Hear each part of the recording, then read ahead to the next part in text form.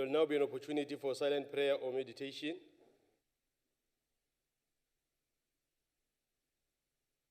Please be seated.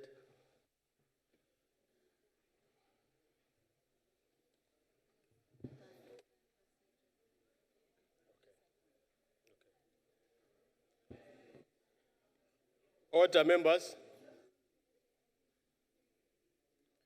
In accordance with Council Rule 247, subsection 1, there will be no notices of motion or motion without notice, except the motions on the order paper. We now come to the first motion on the order paper as printed in the name of Acting Chief Whip. Acting Chief Whip.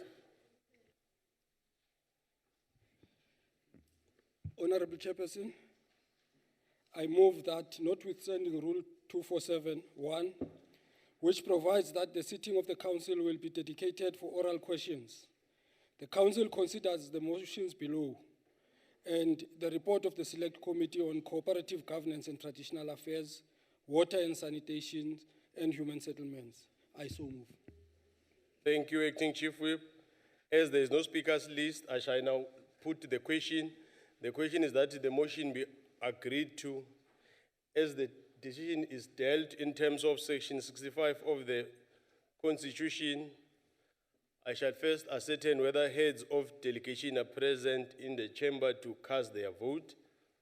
I'm reliably informed that you have been prepared accordingly as of yesterday about the system. In accordance with Rule 7.1, I shall first allow provinces the opportunity to make declaration of vote if they so wish. Before we vote, heads of delegation are present. Have you logged in? Can you please log in so that we can be quick?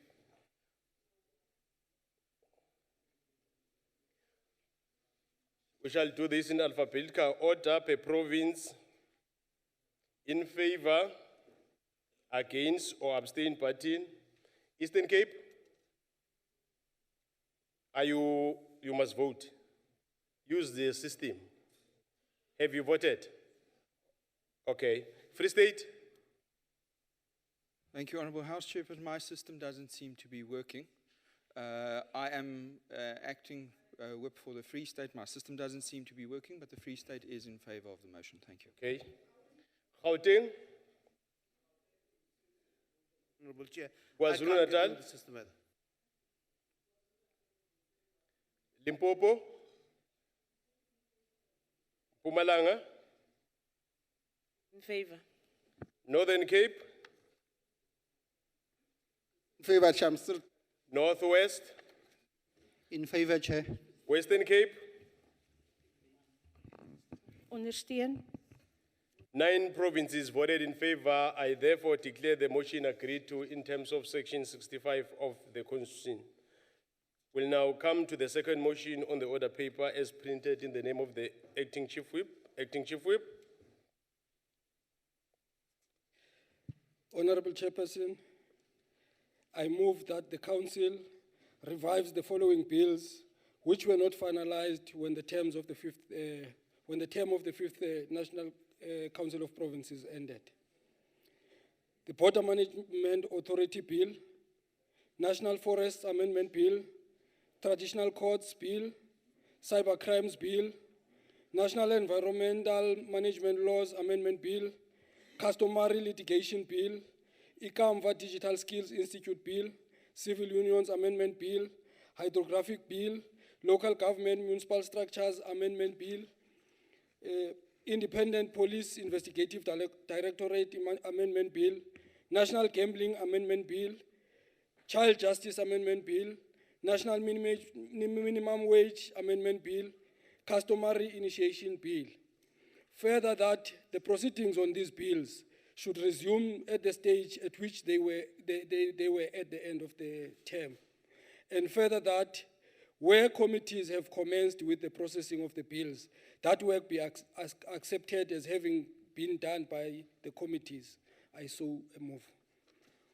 As there is no speakers list, I shall now put the question. The question is that the motion be agreed to In accordance with Rule 7.1, I shall first allow provinces to make their declaration of vote if they so wish. We shall now proceed to voting on the question. I'll do it in alphabetical order. Eastern Cape. Free State. Dankie voorzitter. Die Vrystaat is ten gunste van die motie. Gauteng.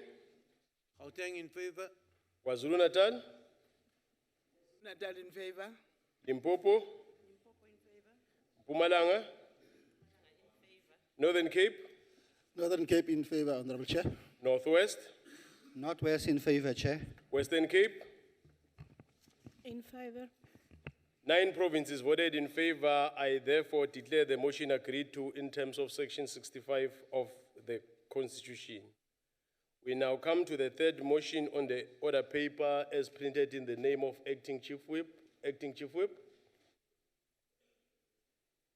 Honorable Chair, I move that the Council, with the concurrence of the National Assembly, notes that during 2016 and 2017, the Executive Authority received a number of allegations, including allegations of financial misconduct, leveled against the Secretary of Parliament, Mr. G.M.E. Mkidlana, who is also the accounting officer.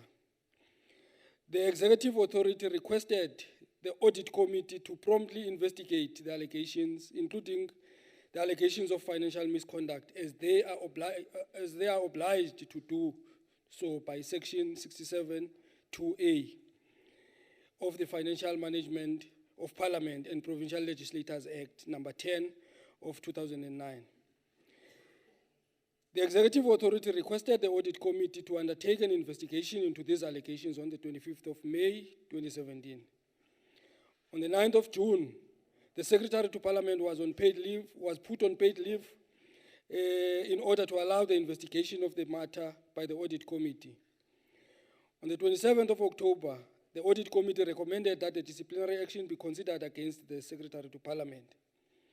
The Executive Authority instituted disciplinary proceedings in accordance with the applicable procedures and as required by Section 67(2)(b) of the FMPPLA. Disciplinary charges were served on the Secretary to Parliament on the 1st of February 2018, and the hearing was scheduled to commence on the 12th of February 2018. The Secretary to Parliament was found guilty on 7 out of 13 charges. Further notes that in the light of the seriousness of the misconduct, the chairperson of the Council of the disciplinary hearing on the 30th of August 2019 recommended summary dismissal of the Secretary to Parliament. Accept the finding of the disciplinary hearing and the recommendations of the chairperson of the disciplinary hearing, and resolve that the Secretary to Parliament be dismissed summarily and his contract of employment be terminated with immediate effect. I so move. As there is no speakers list, I shall now put the question. The question is that the motion be agreed to. In accordance with Rule 71, I shall first allow provinces the opportunity to make declaration of vote if they so wish. We shall now proceed to voting on the question. We'll do it in alphabetical order. Eastern Cape. In favor. Free State. Dankie voorzitter. Die Vrystaat is ten gunste van die motie. Gauteng. Gauteng in favor. KwaZulu-Natal. KwaZulu-Natal in favor. Limpopo. Limpopo in favor. Mpumalanga. Mpumalanga in favor. Northern Cape. Northern Cape in favor, Chair. Northwest. Northwest support. Western Cape. Ten gunste. 9 provinces voted in favor. I therefore declared the motion agreed to in terms of Section 65 of the Constitution. The Secretary will read the first order of the day. Consideration of report of Select Committee on Cooperative Governance and Traditional Affairs, Water and Sanitation, and Human Settlements. Notice of intervention issued in terms of Section 1391C of the Constitution 1996 in Mamusa, local municipality, dated 16 October 2019. Honorable Totovu, Chairperson of the Select Committee of COCTA.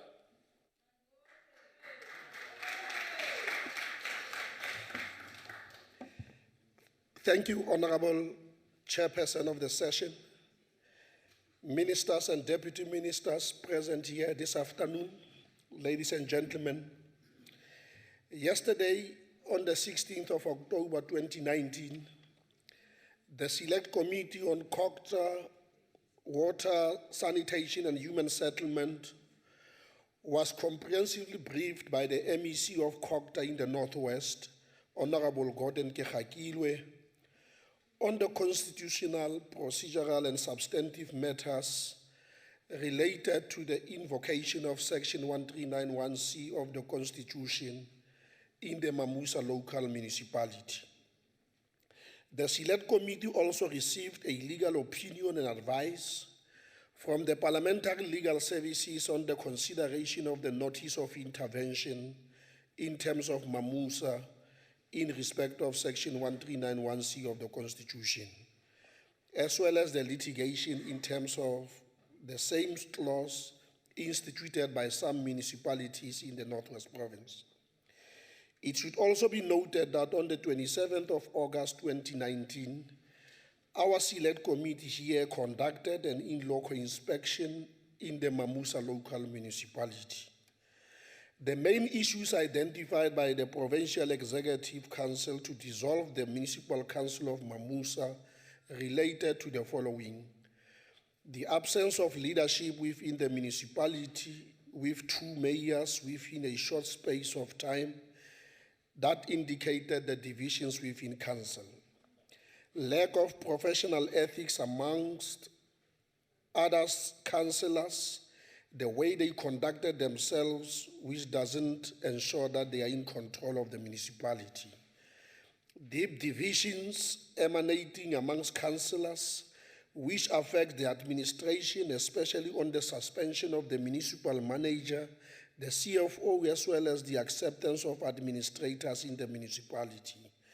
Administration positions are occupied by officials holding political influence in the ruling party, especially, or they were former councillors within the same municipality. Administration taking advantage of the confusion that played itself within the council itself. Forensic investigations needed to be conducted in the municipality, as there were allegations of rampant looting of municipal resources by councillors who connived with some municipal officials. It should also be noted that the above challenges led the Northwest Provincial Executive Council resolving that exceptional circumstances do exist to dissolve the municipality in terms of Section 1391C of the Constitution, and that would happen with an immediate effect.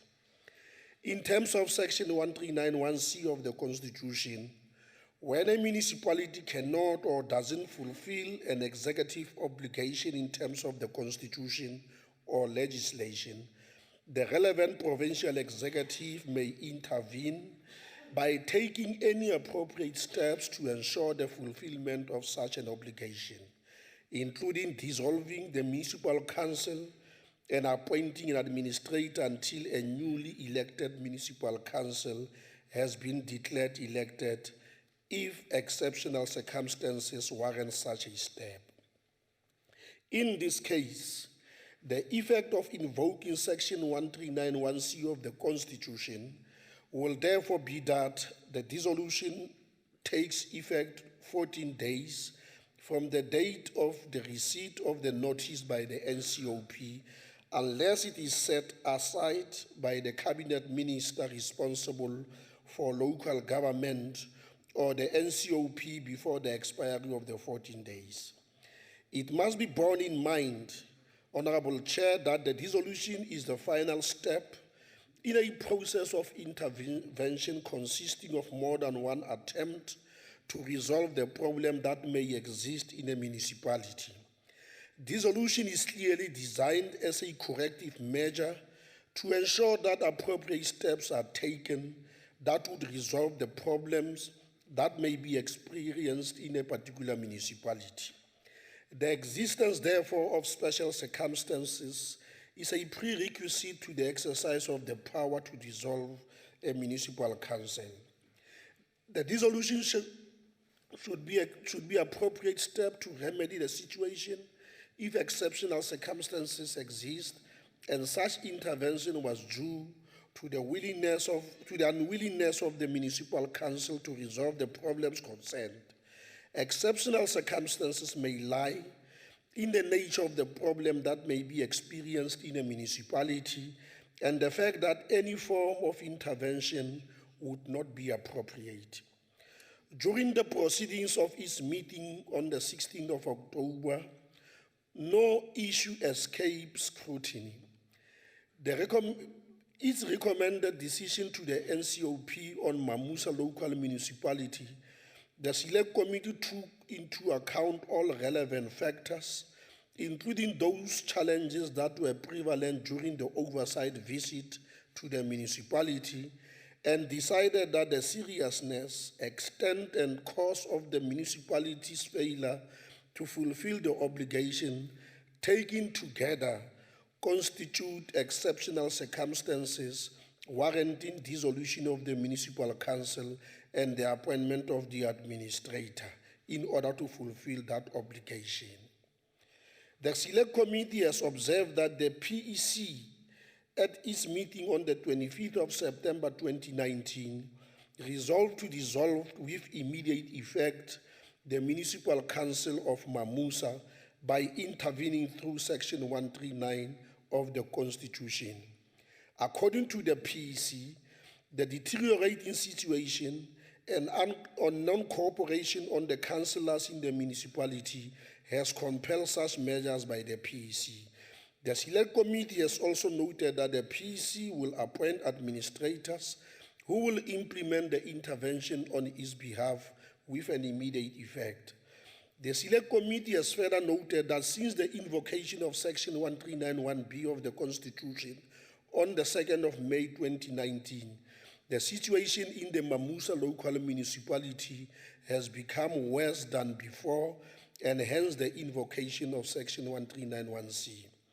The situation referred above include absence of leadership, presence of two mayors within a short period of time, deep divisions, lack of professional ethics, among others.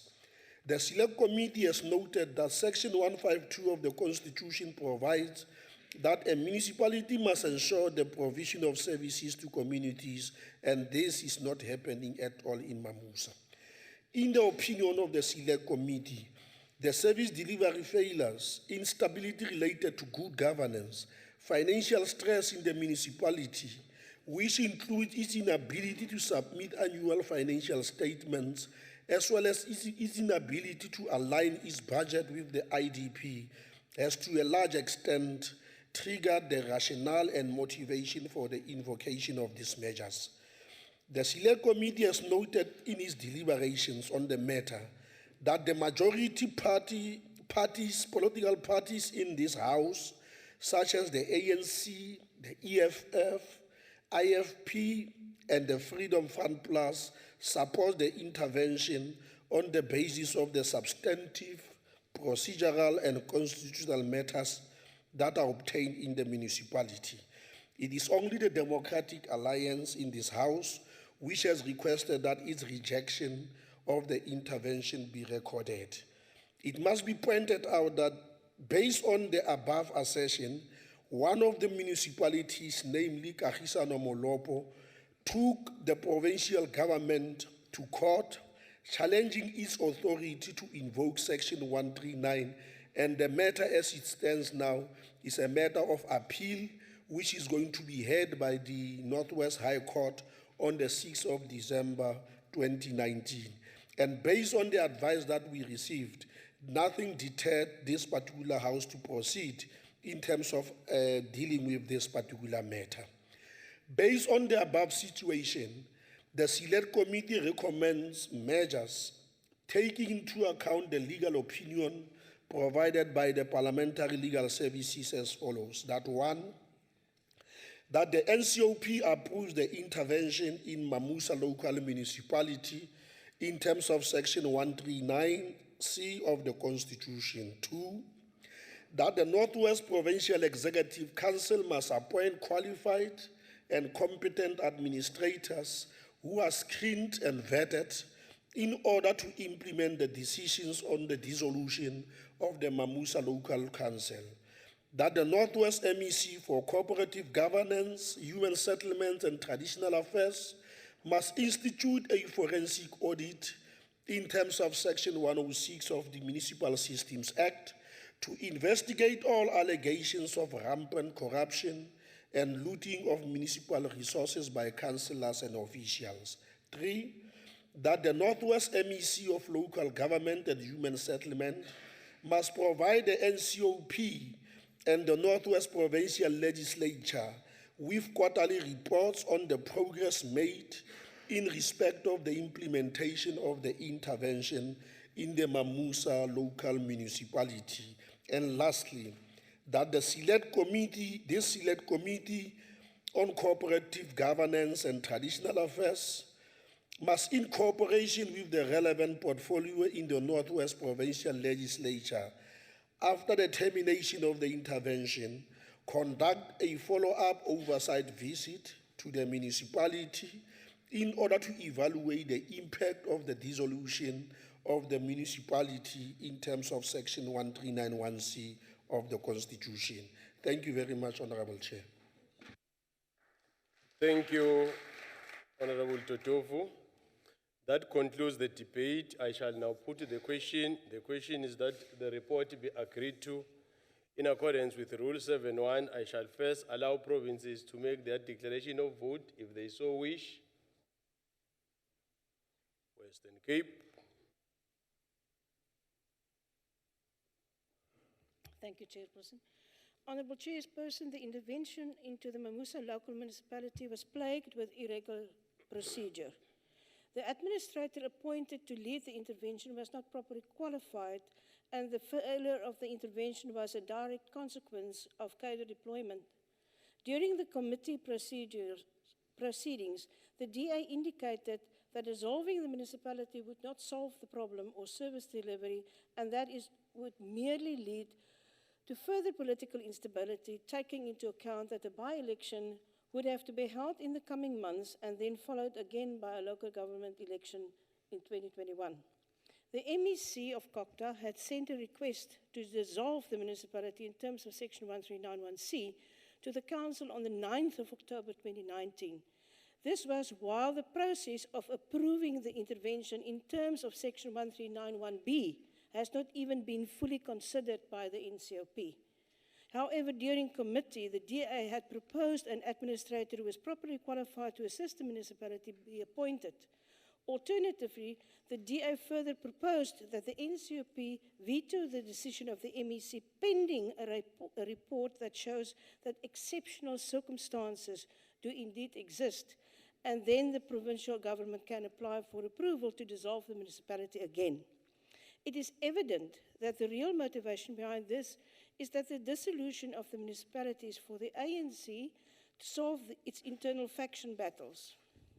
It can never be allowed that internal party issues of the ANC be solved by misusing the Constitution and taxpayers' expense at taxpayers' expense, which will lead to more political instability as opposed to better service delivery.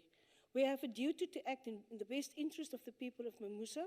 Their best interest will be served by the appointment of a properly qualified persons for their jobs, whether it is an administrator or any other management position in that municipality. We agree that intervention is necessary, but has to be done properly, and that Section 1391C would be unconstitutional and premature if everything possible was not done to ensure that 1391B succeeds. It is with this in mind that the Western Cape cannot support this report. Any other province to do declaration? None. We shall now proceed to the voting on the question. We'll do it in alphabetical order. Eastern Cape. Eastern Cape, report. Free State. Thank you, House Chair. The Free State has a mandate to abstain. Gauteng. Gauteng is in favor, House Chair. KwaZulu-Natal, KwaZulu-Natal is in favor, Chair. Limpopo, Mpumalanga, Pumalanga in favor. Northern Cape, Northern Cape in favor, Chair. Northwest, In support, Chair. Western Cape, Does not support. 1 abstention, 1 does not support, 7 provinces voted in favor. I therefore declare the report agreed to in terms of Section 65 of the Constitution. Order, members, before we proceed to questions, I would like to take this opportunity to welcome Minister, Deputy Ministers, officials from different departments, special delegates to this question session of the governance cluster. Further, I would like to make the following remarks. The time to reply for a reply by a minister to a question is 5 minutes. Only 4 supplementary questions are allowed per question. A member who has asked the initial question will be the first to be afforded an opportunity to ask a supplementary question. The time for asking supplementary question is strictly 2 minutes. The time for reply to a supplementary question is 4 minutes. The supplementary question must emanate from the initial question. The supplementary question must emanate from the initial question. I hope we are on the same page. I now call upon the Deputy Minister of COGTA to respond to question 112 asked by Honorable Mkiva. Honorable TM.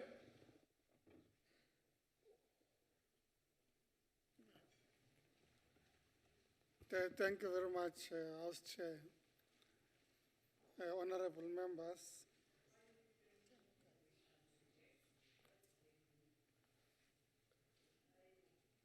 Honorable members, if you don't come to the house for training, you'll be lost about what is happening here.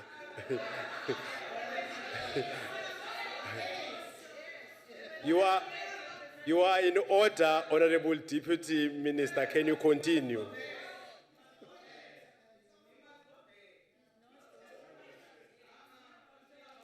Honorable members, there's nothing wrong whether the minister, the DM is there or that side. Even if it is that side, you prefer that side, you can go there. There's no problem. Are you yeah, there's no problem.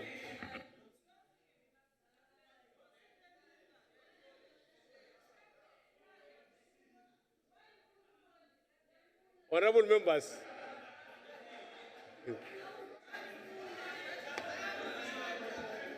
order. The DM is now dealing with question 112 asked by Honorable Mkiva. Honorable DM, order, members. Thank you very much, Honorable Chairperson, Honorable members, now that I'm visible.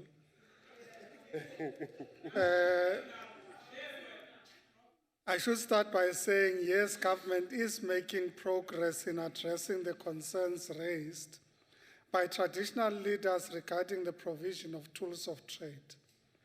The department has undertaken the following activities in this regard. 1, the development of a framework for the provisioning of enabling resources for traditional leaders, which was approved by the Cooperative Governance and Traditional Affairs Ministers and members of the Executive Council, MINMEC, in 2013.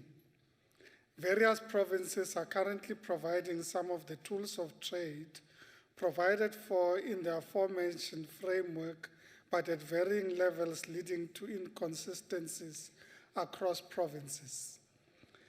Secondly, to address the inconsistencies on the provision of tools of trade across provinces, The department is currently reviewing the 2013 framework and has developed a draft handbook for traditional leaders. Consultation processes on the draft handbook with the Independent Commission for the Remuneration of Public Office Bearers, provinces and other relevant departments are currently underway. The department has planned to finalize these consultation processes before the end of 2019-2020 financial year. Thank you very much. Thank you, Honorable TM. Honorable Mkiva.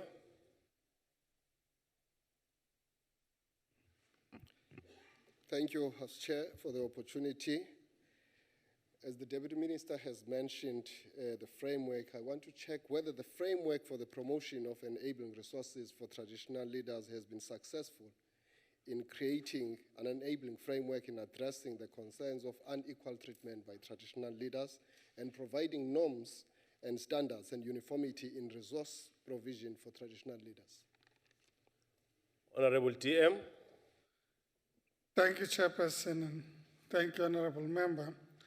I should indicate that the reason that there is an introduction of the handbook for traditional leadership is in response to the concerns that have been raised about the unequal implementation of the framework that was developed in 2013 in terms of how the respective provinces are implementing and responding to the provision of tools of trade. In essence, I am acknowledging that, in fact, implementation has not been uniform throughout the provinces, and through the handbook, we believe we can facilitate equity in the provision of tools of trade for traditional leaders. Thank you very much.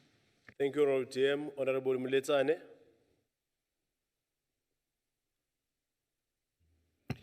Thank you, Chairperson. I just want to find out from the Deputy Minister whether it is all well and good to give the traditional leaders tools of trade. However, is the government working with the traditional leaders to prepare them so that they play a role to ensure good governance, deepening democracy, when we have finalized the amendment of the Section 25 of the Constitution to expropriate land without compensation? Thank you. I'll leave it to the TM. Honorable Chairperson, I'm not sure if it's related to the original question. Yeah, no, that is why I leave it to you. The supplementary question must be linked to the original question. That's a new question. Honorable Nchabeleng. Thanks, Honorable Chair. I just want to check the DM for my own clarity. I'm happy that there is something is on paper that suggests how traditional leaders should be remunerated. I just want to check. Closer to your mic. Closer to your mic for the voice. Okay. Yes. I just want to check for myself. What informed this? Is it informed by the Independent Commission on Remuneration of Office Bearers?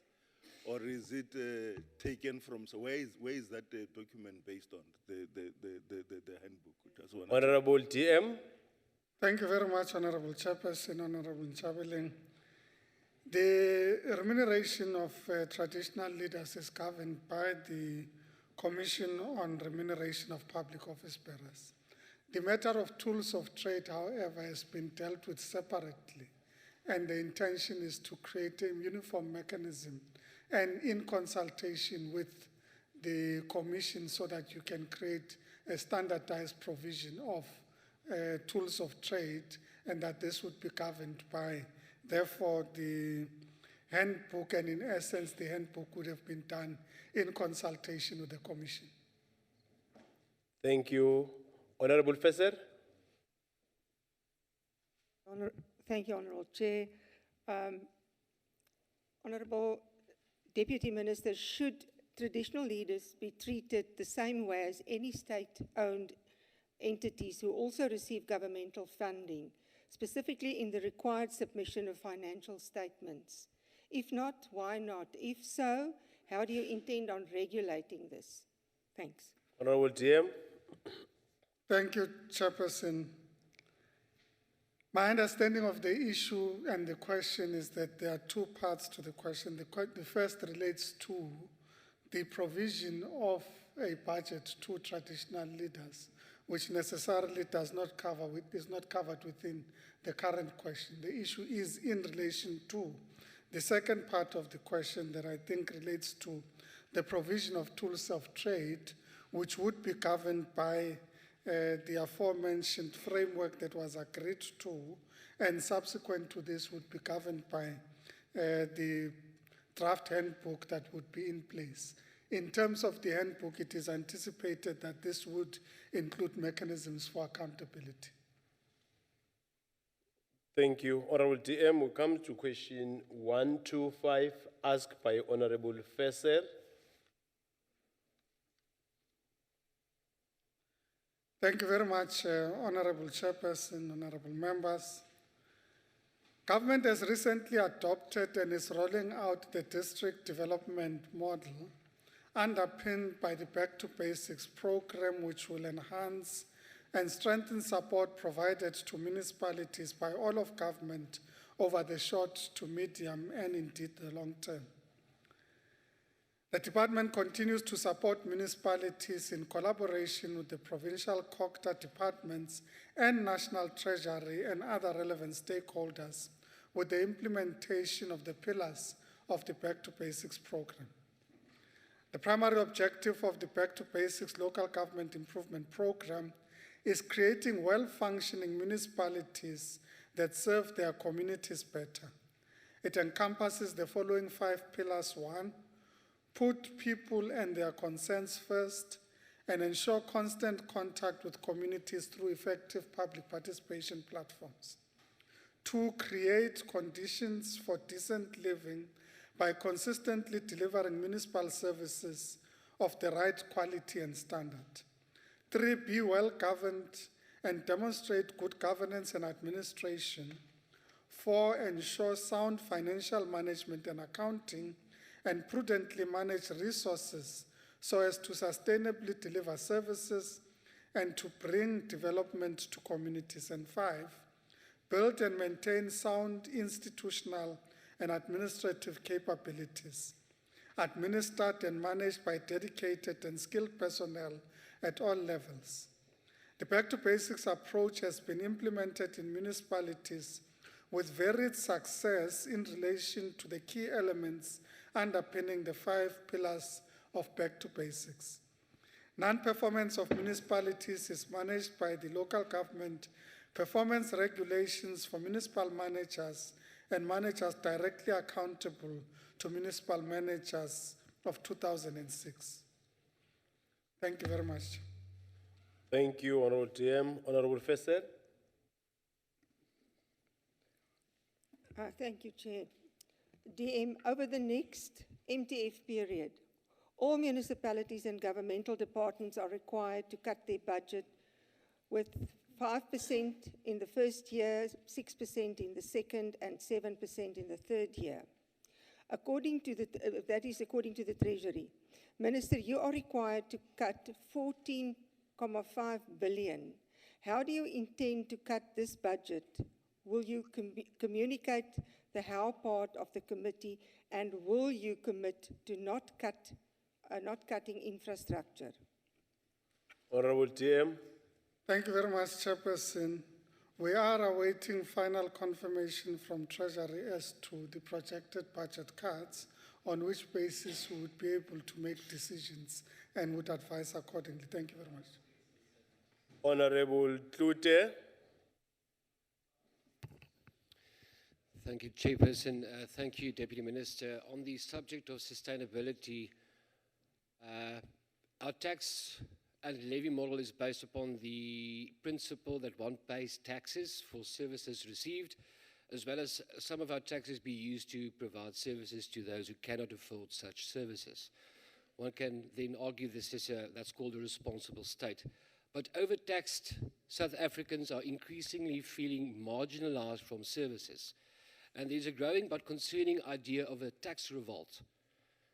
Minister, these are overtaxed residents asking, why should we pay taxes and levies if it does not show any return in the form of services they paid for, and that's being looted by politicians and officials? Minister, these are questions by working class people. They pay their taxes and their levies, but they are effectively overtaxed, and now even more so with new levies and fees suggested by the Financial Fiscal Commission. Minister, considering that paying South Africans are increasingly being alienated from basic services, what is your department doing to ensure that the tax fountain in municipalities maintained by those South Africans do not run dry? Honorable TM. Thank you very much, Honorable Chairperson. I think it is important to indicate that in terms of the local government system, there are different revenue streams, starting with property tax, which is governed by the Municipal Property Rates Act, which indicates that all property shall be valued and rated, and that ratings would be done in an equitable way in terms of the categories that people pay for property tax, and that this would be used for purposes of providing services. The other services, however, are in many ways trading services. The provision of water is on the basis of water supplied, utilized, and therefore billing happens in line with consumption. The same applies to electricity. So in essence, when we deal with traded services in particular, we need to acknowledge that this has to do with the municipality's ability to, one, procure the water from a water board and to be able to on-sell such to the consumer. And therefore, we need to look at it as a trading service, and we can't therefore contend that it constitutes over-taxation, because it is, in essence, a trading service provided by the municipality. That notwithstanding, it's important to indicate that the department is currently working with various municipalities in terms of the simplified revenue plan to ensure that we're able to collect revenue so that there is equity in relation to payment, but also in relation to expenditure by the municipality. Thank you very much. Thank you, Honorable GM. Honorable Zandamela. Thank you, House Chair. Deputy Minister, the back to basics failed based on the wrong assumption. And the assumption that was wrong is that to fix the administration in municipalities and local government will work. And that's a wrong assumption. But the reality is that municipalities are funded along racial lines and apartheid spatial planning with the assumption that they have the ability to collect the revenue. And the 9% that is allocated to municipalities, it's not sufficient for those municipalities. And to fix, to make the back to basics work, the first thing that we need to do is to go to do an assessment on the back to basics, come up with a different initiative. I can't understand why in the local municipalities we still outsource cleaners, security, and all those kind of services that are provided, that are outsourced. Why is the local government... Your question, as your time is about to expire. I'm coming to the question, House Chair. Why all of these above services, why all of these above services are not insourced in the municipalities? We need to start there to fix the back to basics. Secondly, there's an auditor general, and make sure that all these senior managers who were implicated in those things are in jail. We stop corruption. So why are we not doing that as local government to fix these municipalities and go back to basics? Thank you. Thank you, Honorable Zandamela. Honorable TM. Thank you very much, Honorable Chairperson. As indicated in my original reply, I indicated that back to basics is being implemented in all the provinces in our country to ensure that we meet the objectives. And I think it's important to state here that, in fact, the Back to Basics program is premised on the white paper on local government. It says that we must put people first, and it can't be wrong that we continue initiating efforts that ensure that people are put first, that we deliver services that we have good governance and sound financial management, and that we have sound institutional and administrative capability. In that regard, I think that it would be remiss to suggest that, in fact, Back to Basics is not supporting local governments to be able to do the things that I've just raised with regards to what it seeks to achieve. As to the mechanisms of implementation and organizational design, that ultimately remains the prerogative of the individual municipalities as to the institutional mechanisms that they adopt in the implementation of the various services that they provide. Thank you very much. Thank you, Honorable TM. Honorable Totovu. Thank you very much, Deputy Minister. I think I like what you say about back to basics, especially one of its pillars of institutional development. Now, my question is there any program of government to focus specifically at rural municipalities to ensure that we strengthen them and therefore the skills and expertise that are there at municipal level are retained, especially for the rural local municipalities? Honorable TM. Thank you very much, Honorable Chairperson, Honorable Totovu. I prefaced the reply to the question by talking to the district development model, particularly because it is intended through the district development model that we would do two primary things. The first is to create a mechanism of integrated government planning, budgeting, and execution of programs. So we're looking at it within the context of it being delivered within the geographic space that is the district. But the second, which is also a very important issue coming to the point that Honorable Totov is raising, relates in particular to the support being provided to local government.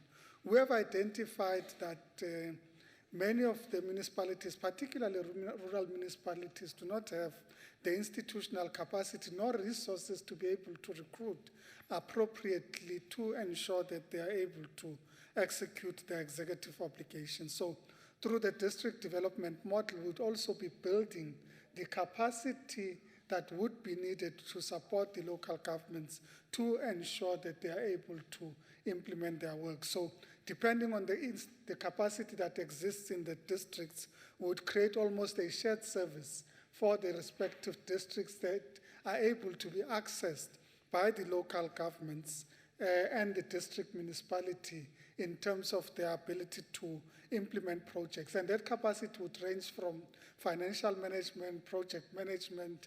It would also include town planning, engineering services, and other services that are so needed, in particular in our poorer district municipal areas. Thank you very much.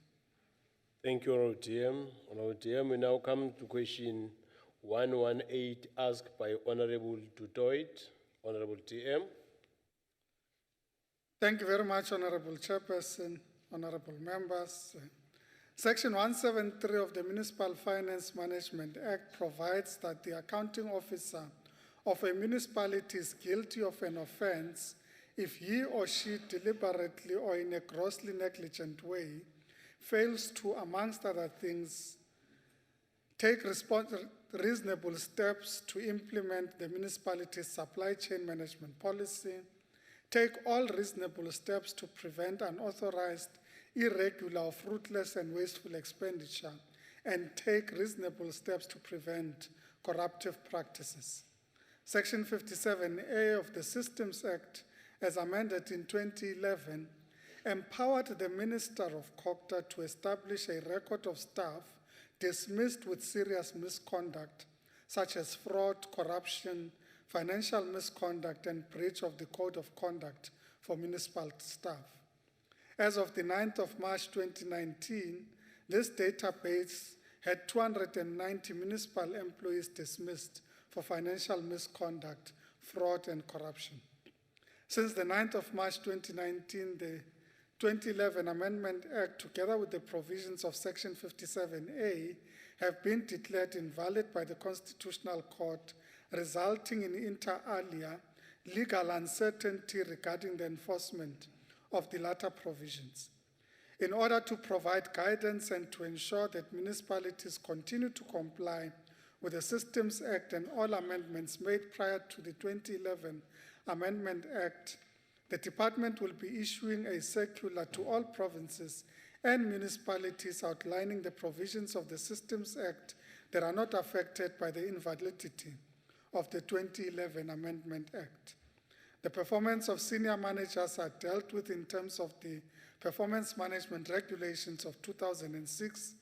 The objectives of these regulations is to ensure that all senior managers of a municipality participate in the overall performance management of the municipality in order to maximize the ability of the municipality as a whole to achieve its objectives and improve the quality of life to its communities. Chapter 3 of the Disciplinary Regulations for Senior Managers provides procedures for dealing with substandard or poor performance by senior managers that may lead to dismissals by the municipality. Thank you very much. Thank you, Honorable DM. Honorable Tutoit. Thank you, Chair. Honorable DM. Minister, I want to know when this database of the blacklisted managers who have been dishonorably discharged will be available, where we can view that. If you can supply it with more information with regards to that, it would be appreciated, please. Honorable DM. Thank you, Honorable Chairperson. As indicated, we will be issuing a circular to indicate how the database would be implemented going forward, and that should indicate how such should be accessible, in particular to the municipalities that would be employing these individuals. But the database is being held. It's just that there's the impasse that's been created by the court and the rulings of the court. Thank you very much. Thank you, Honorable Mahlangu.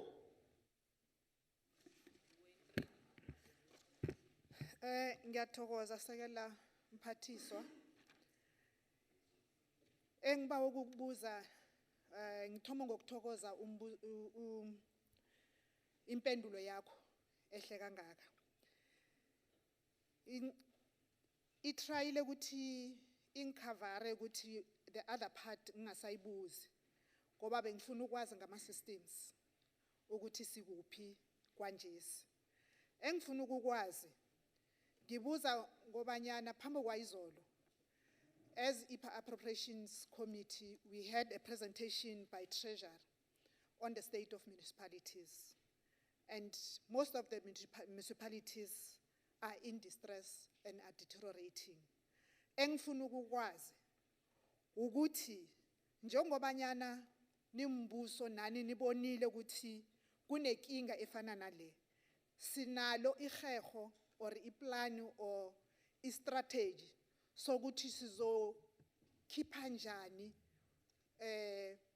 abantu bekhethu, sizokhipha njani umbuso kule simo lesesikhona. Khulukhulu silila ngama MM, municipal managers, ngama CFOs, section 37 57 managers abaphetheko ngibo abasenza laphasi ngathi siphoshikele kwanje. Ngiyathokoza. Honorable DM.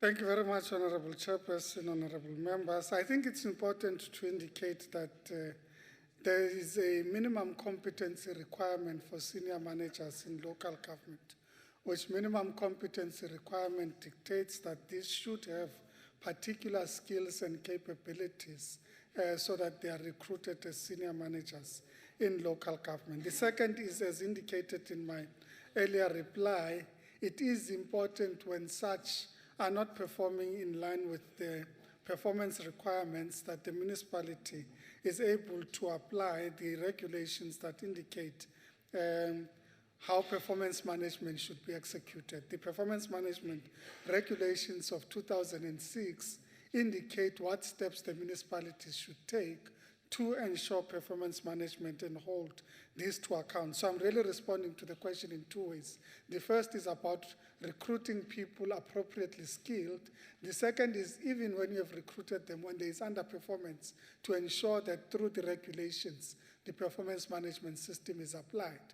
What is important is that we need to continuously monitor how the municipalities are implementing these regulations, which would continue to improving on in line with the back to basics approach. Thank you very much. Thank you, Honorable GM. Honorable Matebula. Nakhensa Chairperson, DM, the masipala hinkwato tele Limpopo ti na swivandla swo pfuleka ka ti key position leswi tsandzekisaka masipala ku perform. So na ta tiva ku i ncini lexi mi tsandzekisaka ku siva swivandla leswi. Nakhensa. Honorable GM.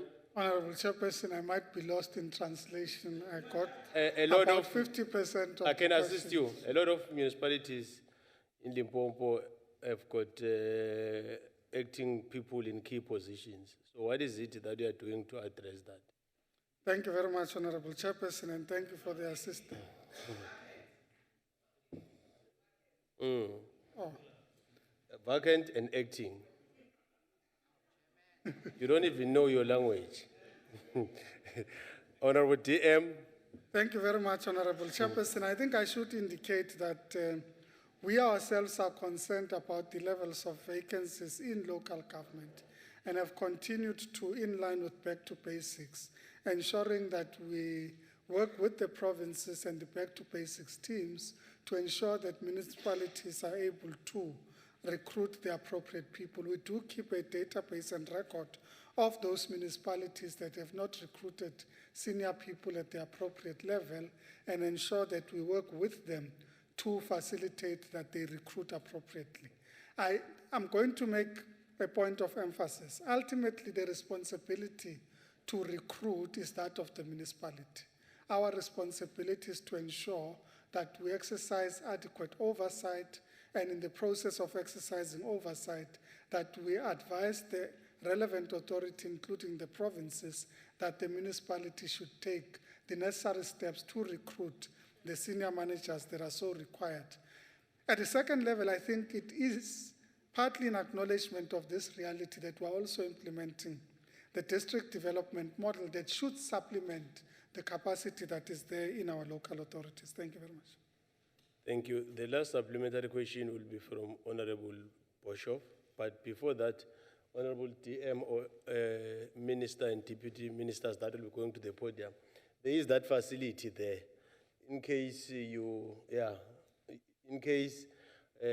Afrikaans is in channel 1, English 2, Xitsonga 3, Ndebele 4, Xhosa 5, Sizulu 6, Sotho 7, Sepedi 8, Setswana 9, Siswati 10, Chivenda 11. So, as we know that we don't have any problem, we promote all the languages. So in case they are going to be using a language that you might not be comfortable, then you have to have that. Honorable Boshoff. Thank you very much, House Chair. Good afternoon to you, DM. Not so long ago, the President stated that all officials that are found to be corrupt must be held to account. What I would like to know from you, Minister, is whether you're going to take this call by the President seriously and whether you today will undertake to table a full, comprehensive report to the Select Committee and the extent of the maladministration, and further, how you're going to hold people accountable or how you will charge them according to or before Chapter 910 institutions. Thank you very much. Honorable TM. Thank you very much, Honorable Chairperson. As indicated, we as a department hold the database of those who are acting in a manner that is in contravention of Supply Chain Management Regulations, act in a manner that's corrupt, or are guilty of financial misconduct, so that these are one, appropriate action is taken against them. But secondly, that these are not recruited into other municipalities. And this database has been kept and has worked to a great deal to assist municipalities to identify those individuals and intervene appropriately. In line with the legal opinion that we have sought with regards to the application of the database, we should be able to indicate to the select committee the process going forward as soon as we have provided clarity in the circular that we project as to how the database would be managed, controlled, and how this information would be shared with relevant stakeholders. Thank you very much. Thank you, Honorable TM. We now come to question 113, asked by Honorable Totovu. Honorable TM. Thank you very much, Honorable Chairperson.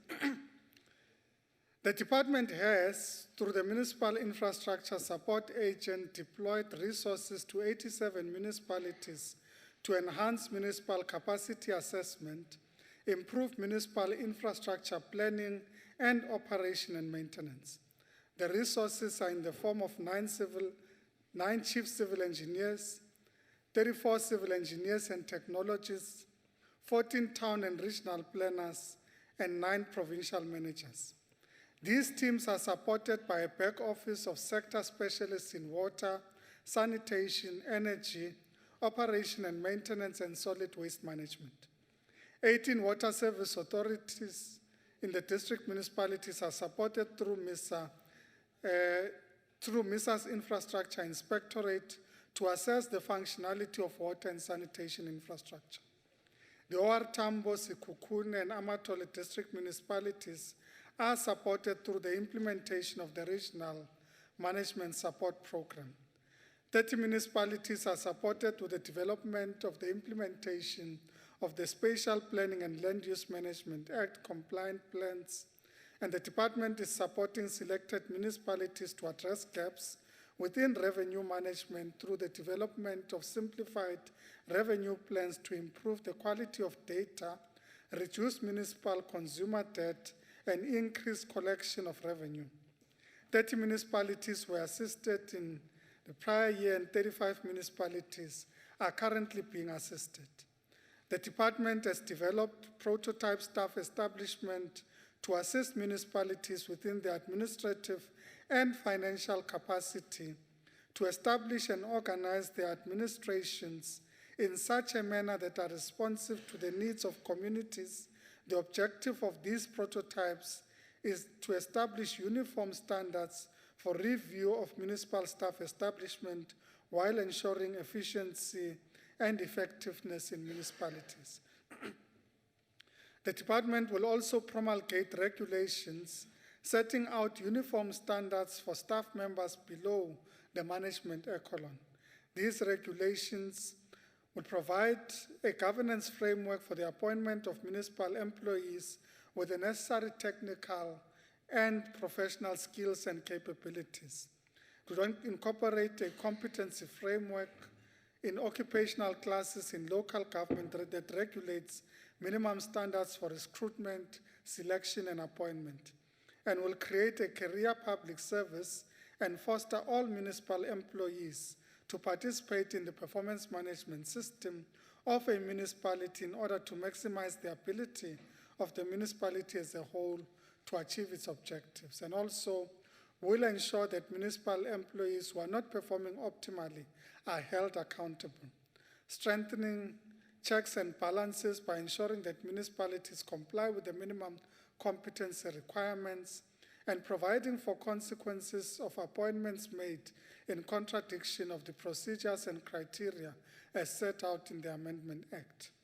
Furthermore, the support is provided through the assessment of audit action plans for adequacy on the implementation of audit action plans through participation in intergovernmental forums.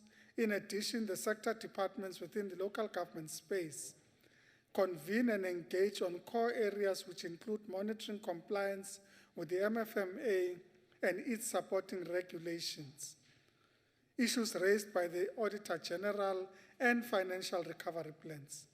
The attendance of municipal audit committees and audit committee meetings where root causes of issues raised by the AG are discussed, and the review of annual financial statements are largely done at a provincial level.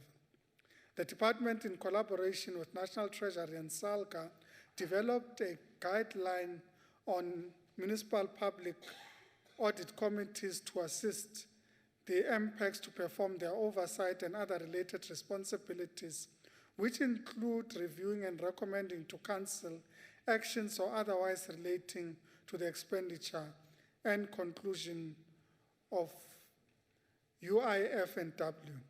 The implementation of the district delivery model, underpinned by Back to Basics program, offers a ready platform to address the systemic challenges, including concerns raised by the Auditor General in relation to municipal performance. Thank you very much. Thank you, Honorable GM. Honorable Totovu. Yeah, thank you very much, Honorable Chair. Honorable Deputy Minister, despite all these concerns by the Auditor General, there seems to be a problem because this UIF, as you call them, are skyrocketing. They go up all the time. Unauthorized expenditure, fruitless expenditure, irregular expenditure, and so on and so forth. It would seem that these officials act with impunity because there is no action that is taken against those who are responsible. And as I said, they style it now. I only knew UIF as the Unemployment Insurance Fund, but now it's unauthorized, irregular, and fruitless expenditure. Now, what are the practical actions that the department is taking to ameliorate the situation? Honorable TM. Thank you very much, Honorable Chairperson.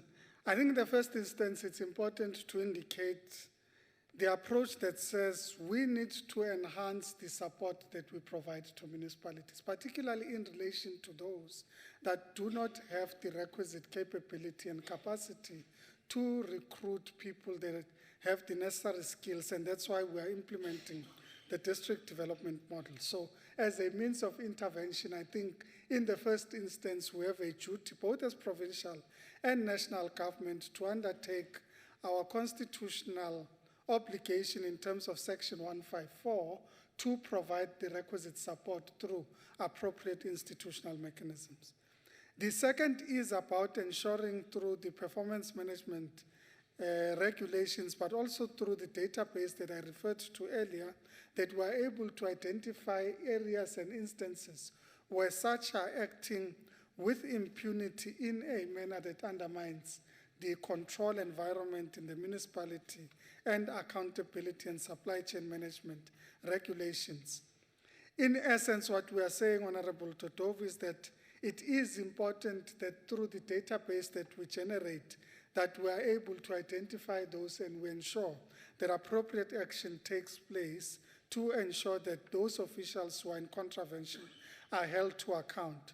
And in instances where municipalities do not take the appropriate action on time, it is also important that we work with our provincial counterparts so that appropriate action is taken in reference to, amongst others, an earlier decision that was made by this House to ensure that we're able to intervene timeously to facilitate that local government does not act in a manner that is in contravention of the regulations. Thank you very much. Thank you. Honorable Fese. Thank you, Chair. DM, despite the recent changes in law, the AG still does not have enough teeth to hold municipalities accountable. Are you going to change legislation to make municipalities accountable to the provincial legislatures? Honorable TM. Thank you, Honorable Chairperson. I think it's important to restate that the new act that applies to the powers of the Auditor General is also applicable to local government. So in instances where the AG needs to facilitate appropriate action, the new act would be put in place. And I know that there are certain departments in national government that have been identified as test sites for the implementation of the act, but that it is also the intention of the AG to also identify municipalities where such action would be taking place. Thank you very much. Thank you. Honorable Klute.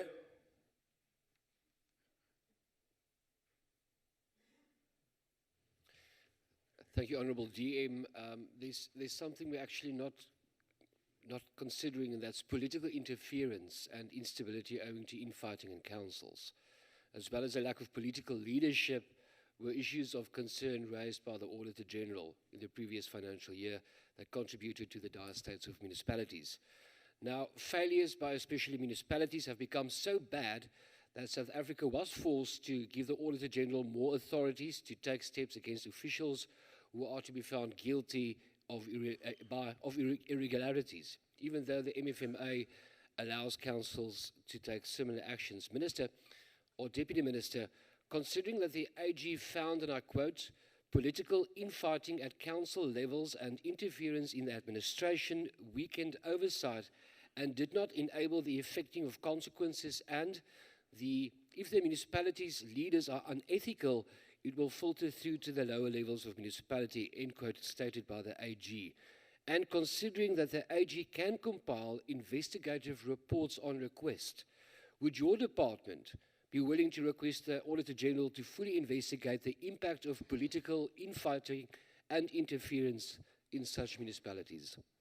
Honorable TM. Thank you very much, Honorable Chairperson. I think, excuse me, I think in the first instance it's important to indicate that the conduct of political office bearers in local government is governed by the Code of Conduct of Councillors.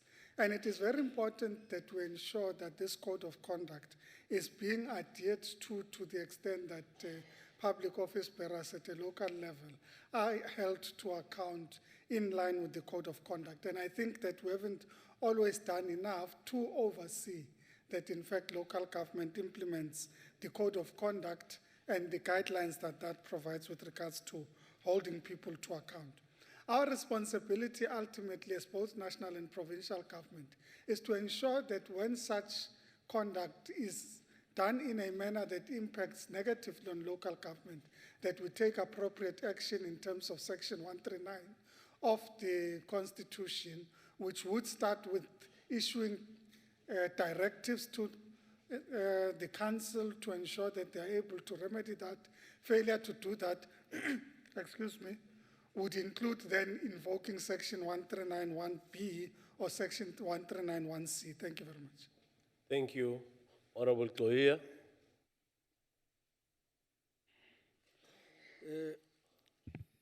Thank you very much, Honorable Chair. Honorable TM, has the Rapid Response Technical Team been able to assist the financially distressed municipalities to develop their financial recovery plans? And to what extent does that include those municipalities that were involved in the VPS scandal, which was, of course, used as an orchestrated plan to fund some politicians and political parties? Honorable TM.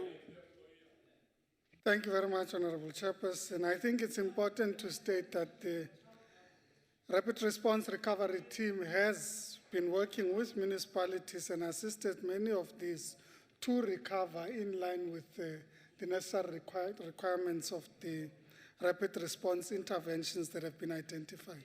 And this would include, amongst others, interventions with regards to improved revenue plans, but also areas of improved performance with regards to the infrastructure interventions that were utilizing MISA as a means through which we are able to intervene in this regard. We are working with the various provincial governments to identify in those municipalities that are impacted by the VPS saga to ensure that we are able to assist this to recover.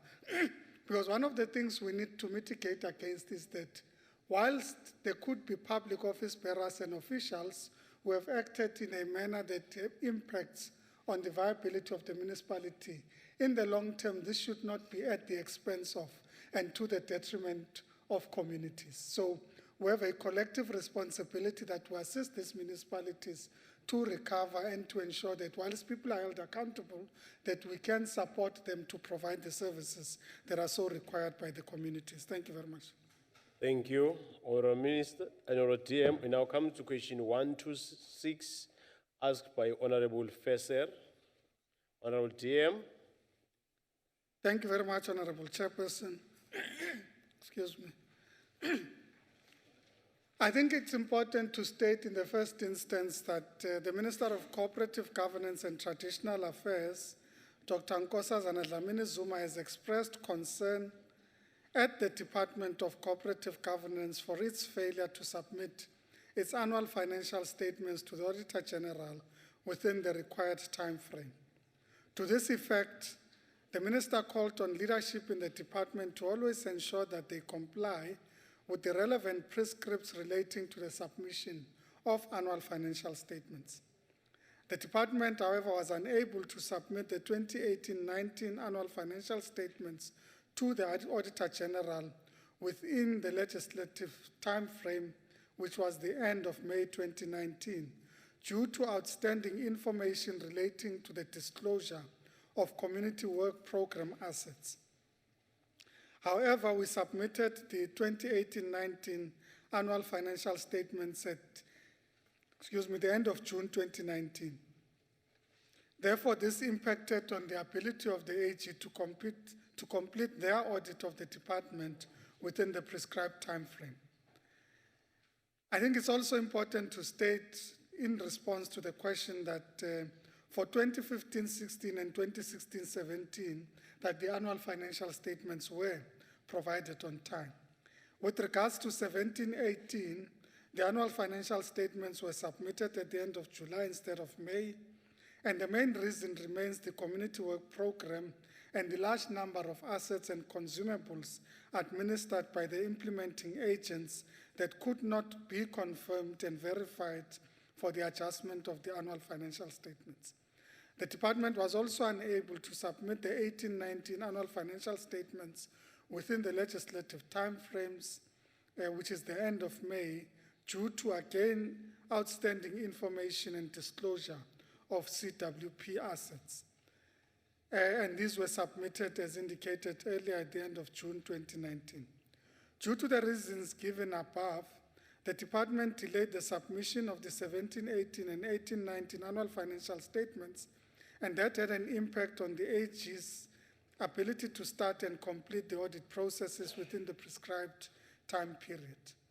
The department is working hand in hand with National Treasury on the following: the review and monitoring of the implementation of audit action plans, technical visits, training, and engagements with municipal officials, internal audit units, promoting e-grab learning, attendance at audit steering committee and audit committees to assist in addressing the root causes of the audit findings, training of the municipal disciplinary board members, councillors serving on municipal finance committees and on MPECs. The department, together with Treasury, also developed the toolkit I referred to earlier to ensure that councillors are able to undertake their responsibilities in MPEC. Furthermore, the department assists the municipalities by institutionalizing B2B program, post-audit action plans, revenue enhancement, and with the introduction of the district development model, we envisage further improvement in this regard. To a large extent, I think it is important to state the point that the impact of the community work program on the department is something that is receiving our collective attention in both the ministry and the department, but it would be somewhat extreme to suggest that the department is dysfunctional as a result of late submission of financial statements, particularly in relation to the community work program. Thank you very much. Thank you, Honorable TM. Honorable Fesser. Thank you, Chair. Honorable DM, what is the content of the institutional initiatives and implementation plan to re-engineer, enhance, and strengthen institutional governance, financial and management functionality, capability and sustainability of the National Department of Co-operative Governance to function as an effective institutional and governance custodian on the Local Government Municipal Systems Act, the LG Structures Act, and the Municipal Property Rights Act over 257 municipalities with local government in South Africa that is collapsing. Thanks. Honorable TM. Thank you very much, Honorable Chairperson. I think I should state that the revised strategic plan of the department and the annual performance plan would indicate what the department's plans are with regards to improving its performance. Thank you very much. Honorable Mokause. Thank you, House Chairperson. Deputy Minister, part of the reasons why Department of COGTA have failed in the past is the use of consultants by Minister Des van Rooyen and Mr. Jamnandas. And some of these consultants were appointed irregularly, and some even appointed to benefit those in power. Since your term as a minister or deputy minister, have you found the department competent enough to do the work, or are you still using these consultants? Honorable TM. Well, government does continue to use consultants where these are required to assist in relation to particular areas of skills and expertise that we might not have at that particular point in time. But with regard to the community work program in particular, I think it is important to indicate that we are talking about implementing agents that are working on behalf of the department as an extension of the department to oversee the implementation of the more than 4,000 sites at which the community work program is being implemented. So you do need some degree of external capacity that you source to implement such a massive program with the number of sites that the program is responsible for. Our view is that the utilization of consultants and external expertise should be done in a judicious manner, cognizant of the need to continuously build the necessary skills and capability in the department. Thank you very much. Thank you. Honorable Modise. Ke a leboga modulasetulo wa ntlo. Motlatsa letona la lefapha la dipusoselegae le merero ya magosi. Jaaka o setse o tlhalositse gore mo nakong e fetileng lo submitile late ko di-auditing tsa lona. Ke batla go itse fa lefapha la gago rra a le na le badiri ba ba nang le bokgoni kgotsa ba ba nang le dithutego tse di maleba tsa go ka kgonsisa gore this audit di fitlhe ka nako go go moruni kakaretso. Ebe gape ba tsaya dikgato after the audit tseo di outcomes tsa teng ba tsaya dikgato ka di outcomes tsa ga moruni kakaretso ka gore bontsi ba nako ga ba tseye dikgato go nna ntse go ntse fela yalo le ha moruni kakaretso a dirile di-recommendation ga lo tseye dikgato. Jaanong ke kopa go itse gore ba na le dithutego tse di maleba motlotlegi. Ke a leboga. Honorable TM. Thank you very much, Honorable Chairperson. I think with regards to the question of capacity, one should respond to the question in two ways. The first relates to the capacity in CWP, particularly when the program was relocated to the department. A lot of this capacity was built through the engagement of the non-profit organizations that are responsible for the implementation of the program. Excuse me, and our responsibility is to hold these to account to their performance. And one of the things that we've raised with the department is the need to ensure that we hold the NPOs to account in a much more stringent way. And I can report that many of the NPOs have in fact found instances where we have either delayed payment and imposed sanctions as a result of non-compliance. Because we think it's an important issue that we impose the necessary sanctions when there's non-compliance. The second part of my response relates to the internal capacity from an audit point of view. And that internal capacity relates to the capacity that we have in the office of the CFO of the department. Now, when the CWP was relocated to COGTA, COGTA did not necessarily at the same time expand the capacity of the office of the CFO. So you're still utilizing the same personnel to manage what is now a much larger program than was initially there. And that is an issue that's receiving our attention to ensure that we can deal with the limitations in now what would have been a much smaller program, having grown significantly in terms of size as a result of the inclusion of CWP. With regards to corrective action, we do believe, and I indicated earlier, that corrective action has been taken against the NPOs that are responsible for the implementation of the program, to the extent that these are not complying to our requirements, and internally that we do hold the officials to account against the performance requirements of the officials in the department. Thank you very much. Thank you. Honorable Gillion.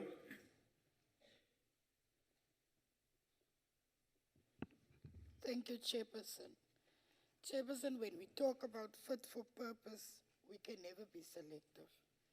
In this Western Cape, under the leadership of the then MEC of Agriculture and now the Premier Alan Wendy, failed to comply with a request from the Auditor General to report according to standard format about transfer payment to Casidra, who is an agency of the department.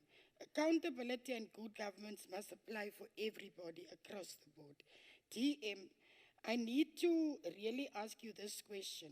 What is the level of improvement that the department has made, ensuring that it improves its financial viability and internal control measures, particularly in addressing previous recommendations that were made by the Auditor General? Thank you.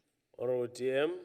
Thank you very much, Honorable Chairperson. I think it's important to indicate that the matter of improvement in performance has been dealt with at two levels. The first is in line with the new tender that was issued to appoint the non-profit organizations. Additional requirements were placed, including the imposition of penalties in instances of non-compliance, and that has enabled the department to then take the corrective action that I referred to earlier.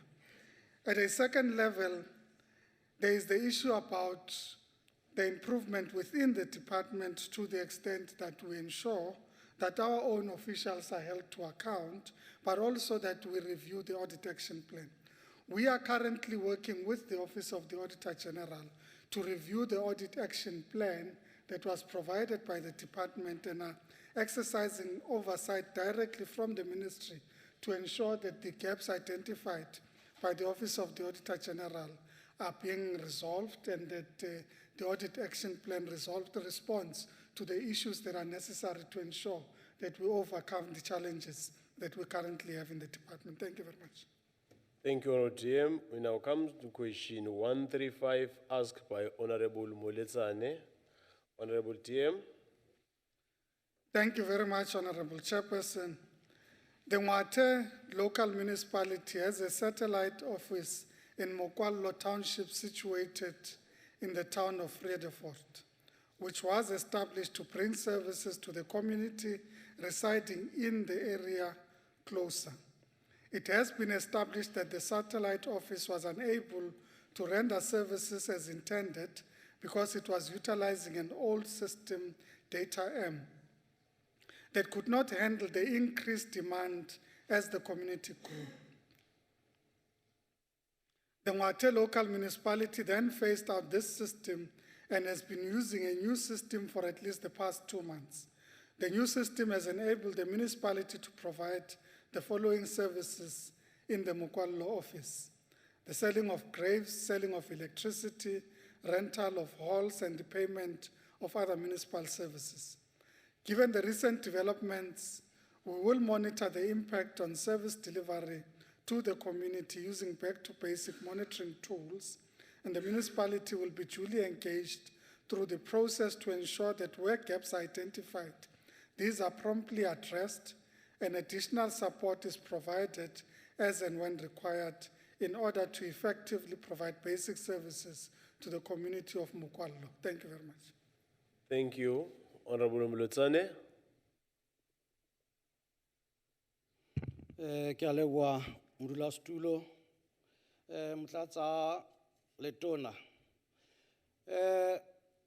bothata bono bo batho ba Freefort ba nang le bona ba hore ebe bana ba sokola ho patala ditshebeletso ofising ya masepala lekeisheneng bo atile haholo metseng ya rona ya batho ba batsho mme ke nahana hore tsela eo ke ho ntshetsa pele leano le neng le sebediswa ke mmuso wa pele wa kgatello e se ka le makeisheneng a mang ho ka ha ba jwalo ditshebeletso di iswe bathong hore batho ba bo rona ba batsho ba tle ba tsebe ho patala ditshebeletso tsa bona.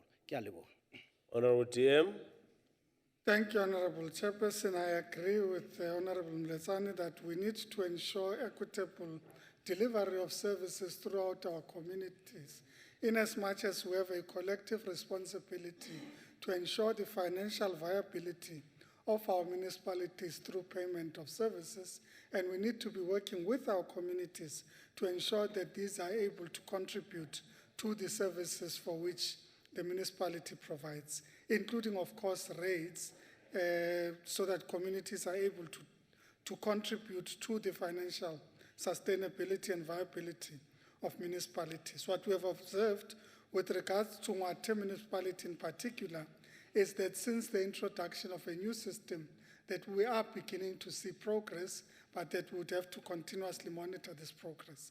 Thank you very much. Thank you. Honorable Okab.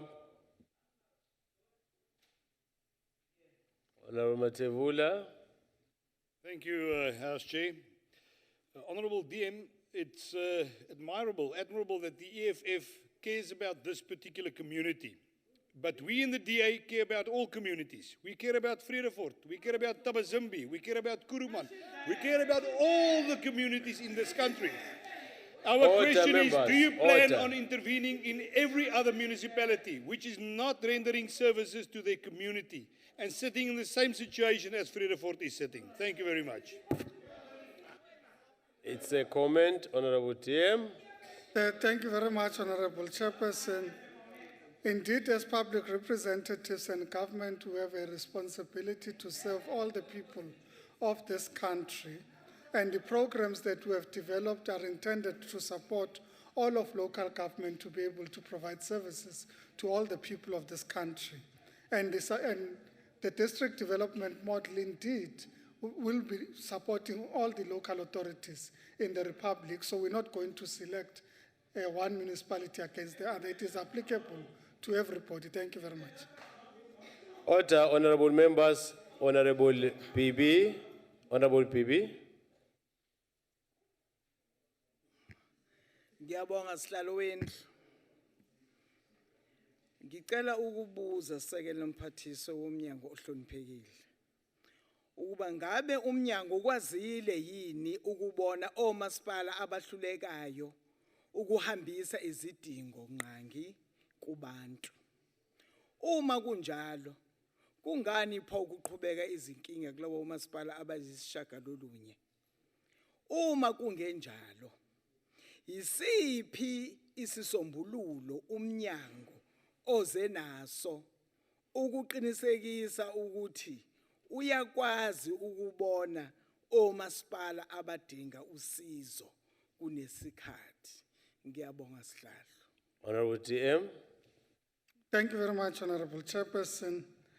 Yes, the department has identified, working together with National Treasury, municipalities that are unable to meet their executive obligations, in particular with regards to the provision of services and their financial sustainability. Part of our intervention through the district development model is intended to provide support to the local governments to ensure that they are able to meet their executive obligations. But also I think it's important to indicate that the Municipal Infrastructure Support Agent has been utilized by the department as its agent to support municipalities that do not have engineers, town planners, and so on, so that there is necessary skills and capability to enable these municipalities to exercise their responsibilities. And in many of these, where we have intervened, we have seen remarkable progress with regards to the implementation, amongst others, of the Municipal Infrastructure Grant. In terms of other interventions that we are looking at, this would include the simplified revenue plans that are being implemented in some of the other municipalities, where we are beginning to see that as a result of the implementation of these simplified revenue plans, that revenue performance is improving in these municipalities. And lastly, that through the district model, we seek to enhance this work and ensure that the work that we do throughout the country makes a direct impact on all the local authorities in the country. Thank you very much. Thank you, honorable members. Allow me to take this opportunity to thank the Deputy Minister of Cooperative Governance and Regional Affairs, Honorable Tau, for availing himself to take questions in the NCOP.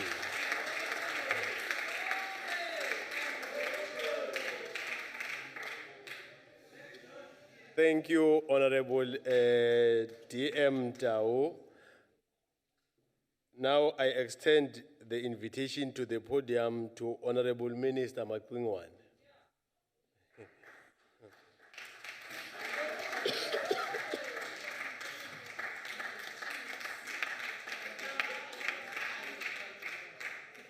Honorable Minister, will be starting with question 104, asked by Honorable Muyemang.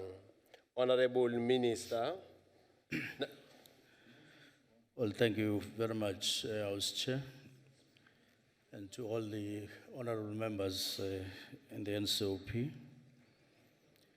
The response to the first question is, or to question 104 is, upon appointment of members of the executive, the Presidency, as a practice, coordinates an induction program that occurs over 2 days for new members of the National Executive. The Department of Public Service and Administration makes presentations at that induction program to clarify the different roles and responsibilities of an executive authority and the head of department, or DG, regarding the powers vested in terms of the Public Service Act 1994, including the recruitment of personnel. A similar presentation is made by the National Treasury to clarify the different roles of the Executive Authority and accounting officers in terms of Public Service Management Act 1999. And these are the things that actually happened after getting appointed. Thank you. Thank you, Honorable Minister. Honorable Mima. Thank you, Chairperson. Also, let me appreciate the response by the Minister that indeed work has started. My follow-up question is as follows. What mechanism has the department put in place, Honorable Minister, to ensure that there is clear guidelines on lines of responsibility, particularly around matters that deals with recruitment of personnel, informed by our commitment as the ruling party that in employing senior managers, merit principle must always apply to senior appointment based on legislated prescript, but also informed by our agenda to transform and modernize the public administration, which obviously at the center of it is aimed at professionalizing the public service administration. Thank you, Honorable Minister. Honorable Minister.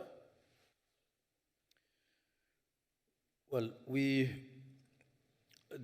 apart from many provisions that guide us on this aspect, the NDP espouses aspirations in respect of delegations, accounting and oversight. And in this regard, Cabinet approved the principles of public administration and financial delegations and minimum levels of delegations on 7 August, as far back as 2013. And in respect of the powers and duties necessary for the recruitment and other HR practices. And the Minister for Public Service and Administration issued a directive on public administration and management delegations on the 4th of August 2014 to provide the head of departments with greater delegations to this, for things they are responsible for. the various delegation that were issued in terms of the directive provided for maximum delegation to DGs and HODs based on the minimum levels that had been approved by Cabinet before. And the Directive of Public Administration and Management Delegations 2014 intends to ensure a close alignment between the powers and duties of HODs and DGs and as accounting officers in terms of the Public Service Act 1994 and the Public Service Management Act 1999. Thank you. Thank you. Honorable Proudhensest.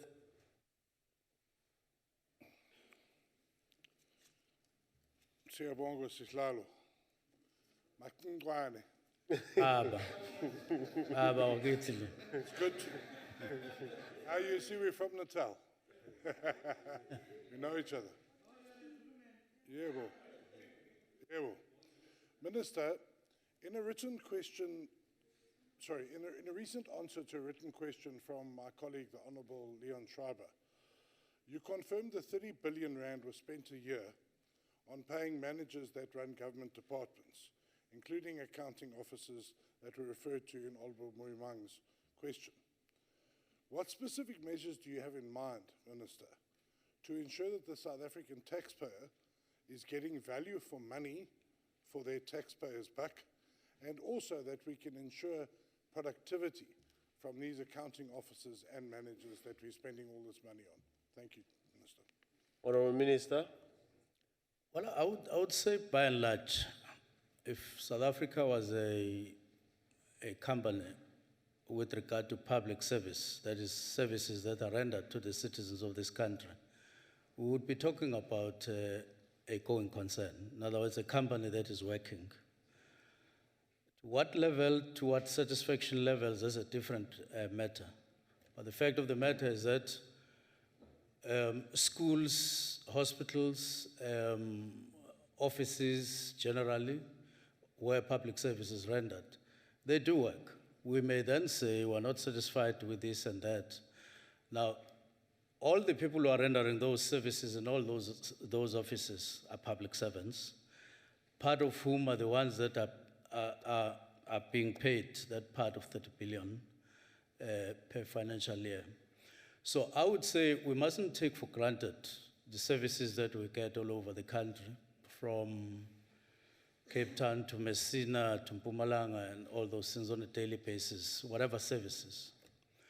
But added to that, we have a challenge, all of us, including us in the public service, to make sure that whatever service is rendered at the moment, in terms of quality, we improve on that, and we undertake and always undertake that we'll do whatever it takes to move things up such that indeed we can confidently stand in front of you and say there is the taxpayers, that the taxpayers are actually getting value for their money.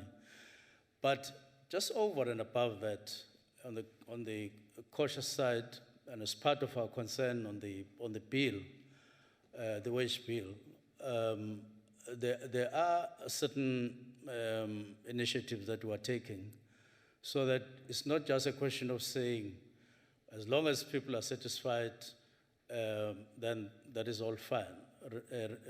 Minding the GDP that we have and the state of economy that we have in the country, I would say so. Thank you very much. Thank you, Honorable Minister. Honorable Mokause. Thank you, House Chairperson. Minister, the reality is that there's no misunderstanding of the law between the executive authority and the accounting officers. The ruling party has over time allowed those who occupy high positions to misuse power and appoint people without skills in top positions, whilst there are people who are paid to do the job within the public sector. And majority of these people who comes as cadre deployment comes with no experience at all.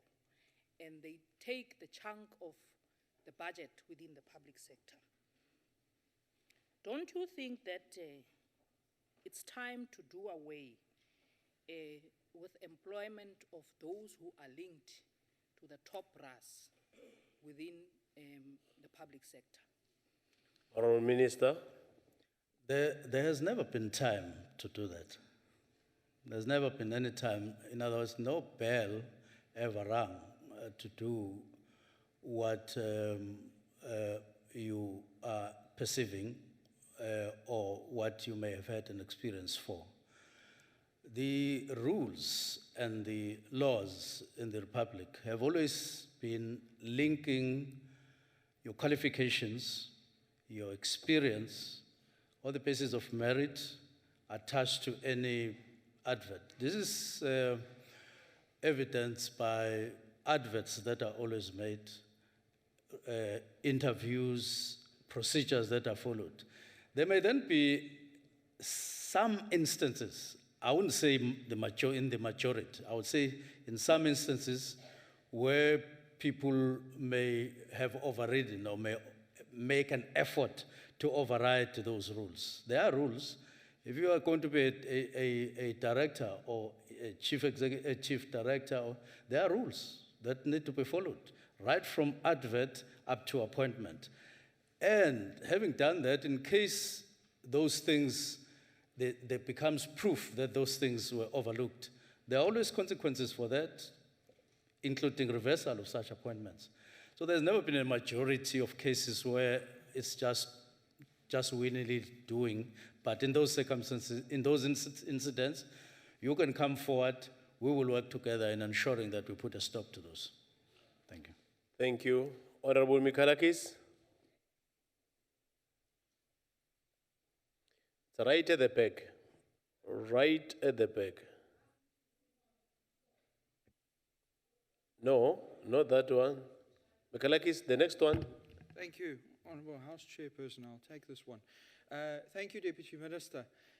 Deputy Minister, how can you ensure that the nepotism or perceived nepotism does not take place in the appointment of office staff?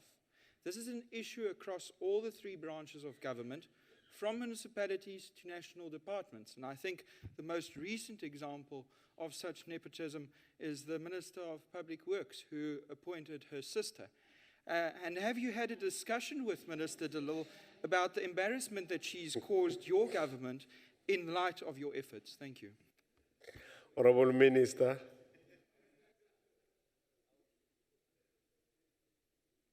I would say that category of incidents, or the example of which you are giving, are the ones that are not desirable, and are the ones that you and I have to fight for. And I think you are quite privileged than more than 58 million South Africans that are out there outside this house, in terms of possibility of you taking charge of that issue together with us. And so the will is there, the rules and regulations are there. All we need to do is to execute on our side. We are saying, if you have an incident like that, let's stop it. Not during the day, not at night, early in the morning. Let's put a stop to it. And you and I have a great privilege in doing so if we work together. Thank you. Thank you. Honourable Minister, we now come to question 119, asked by Honourable Broughton Seth. Thank you very much, Honourable Chair. The Public Administration Management Act 2014, Act number 11 of 2014, as an act, was passed by the National Assembly in March 2014 and assented to by the former president on the 19th of December of the same year. Now, the act was subsequently published in the Government Gazette on the 22nd of the same year. Now, by giving you these dates, I'm making an attempt to clear away from any perception that there was a delay. But despite being assented to in 2014, the act was challenging to implement due to the nature of the provisions and the need for regulations. So on the 1st of April this year, the President, by way of a proclamation, operationalized 13 sections of the Act as a way of implementation, including Section 15, which established the Public Administration Ethics, Integrity, and Disciplinary Technical Assistance Unit, while Sections 5, 6, 7, 9, 12, and 11 and 19 remain operational. Now, the sections that have not been operationalized are due to the fact that they either require regulation for proper implementation or there are factors that indicate that the amendment of the Act is required. Therefore, the delays in the establishment of the Public Administration Ethics, Integrity, Disciplinary Technical Assistance Unit can't be attributed to any perceived delay. But part of the role of the Public Administration Ethics, Integrity, Disciplinary and Technical Assistance Unit is to strengthen government oversight, ethics, integrity, and discipline, and where necessary, in cases where systemic weaknesses are identified, to intervene. This role is expected to build and support systems that already exist within the public administration to deal with corruption. What has become clear, though, the past year, and it's being revealed in the Zondo Commission, is that the systems within government were blatantly disregarded, and persons who were charged with ensuring proper governance failed to discharge those responsibilities in some instances. And therefore, the Public Administration Ethics and Integrity and Disciplinary Technical Assistance Unit on its own will not remove corrupt elements within the public administration, but a combined effort, strong system of governance, and a public service cadre that's dedicated to professionalism and ethical leadership. This unit will ensure the corruption and corrupt persons are sanctioned, and this is a goal which we are committed to. Thank you. Thank you, Honourable Minister. Honourable Presidency. Thank you, Chair. Minister, your response, and I cannot hold you responsible because I know you're the 7th minister, I think, in 5 years in this department. I think you mentioned that to me. But it is a remarkable response. You agree with me that on 19th of December 2014, this act was passed. It was assented to by the President. And you've just advised us now that in April of this year, some 5 years later, the current President has operationalized 13 sections of the report, including the section that I'm talking about in my follow-up, which is the unit that was never established. First of all, Minister, Section 15 at that time read, this unit, which is, as you know, a very long name technical unit, assistance, yeah. No, a very long name unit, is established. That is actually, Chair, a legislative lie. At that time, it was not established. So my question to you, Minister, is what are you going to do to follow up on the person or persons over the last 5 years who went out of their way to make sure that that unit was never set up? Because I think you agree with me that if that unit had been set up, it would have played a huge role in dealing with everything that's at the Zondo Commission at the moment. So what can we do to track those who got in its way, who obstructed it, who made sure that a law which was passed in this country 5 years ago was just not implemented? Colleagues, this is something we all need to be scared about. Minister, what can you do about it? Please, thank you. Honourable Minister. Thank you very much. The difference between the question that you asked and what you're saying now is that there was attribution to former president as having delayed. So I've cleared that it was assented to in the same year that it was passed. Then I articulate that following that that law having been assented to by the president, there were then regulations that needed to be developed, and they took time. In other words, I'm with you on the delay thereof, including on the setting up of the unit. But to respond directly to you now, one, we have taken a thorough audit in terms of where the bottlenecks were in terms of developing these regulations so that we operationalize the law as was passed.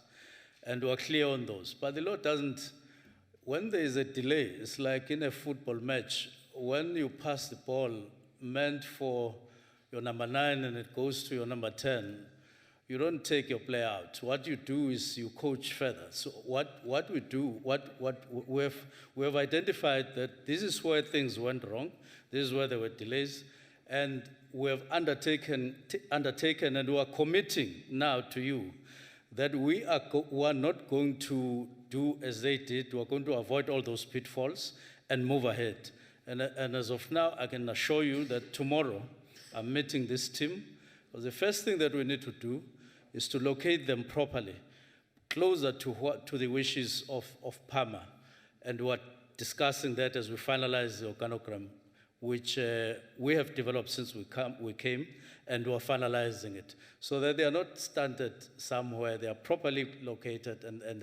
So we will move such that we make up for all the other difficulties that we've come to. It's the same. If you take a plane from Cape Town to Johannesburg, if there's a delay, you don't punish the pilot mid-air because you will all fall. That's what I'm saying. Okay. Honorable Arnott.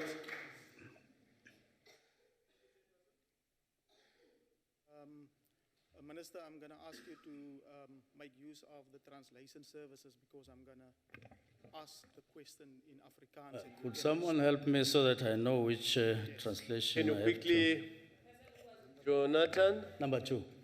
Yeah, Thank you. It's channel number 2, Okay. Honorable Minister. All right. Once you have it ready, then put it on channel number 2. I have number 2. How do I put this thing correctly? I Can don't you want to assist? pretend I know Assist. everything. This side.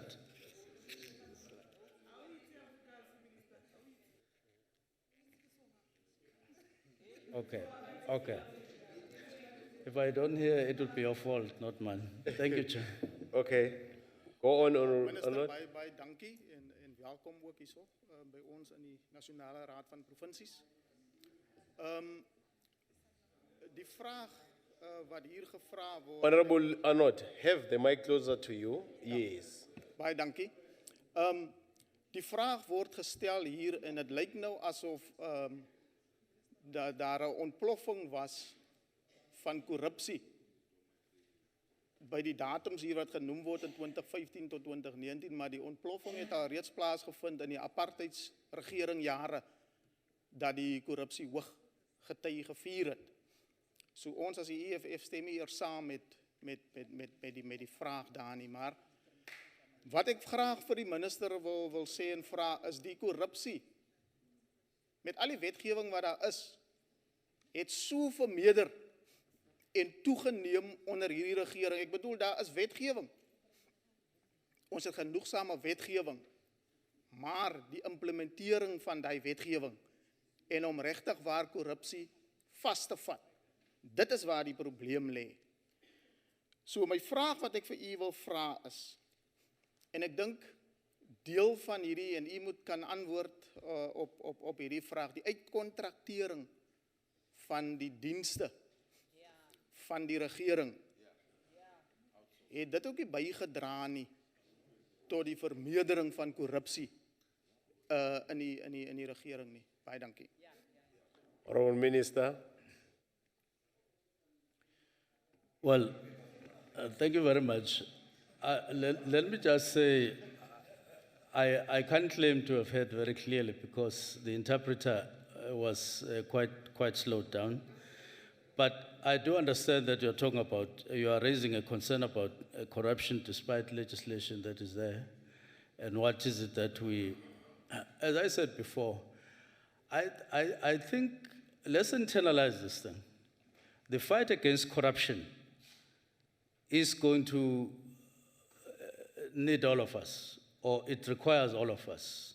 All law enforcement agencies in the country, all lawmakers, the public out there in all spheres of government, and people outside government, we're all required.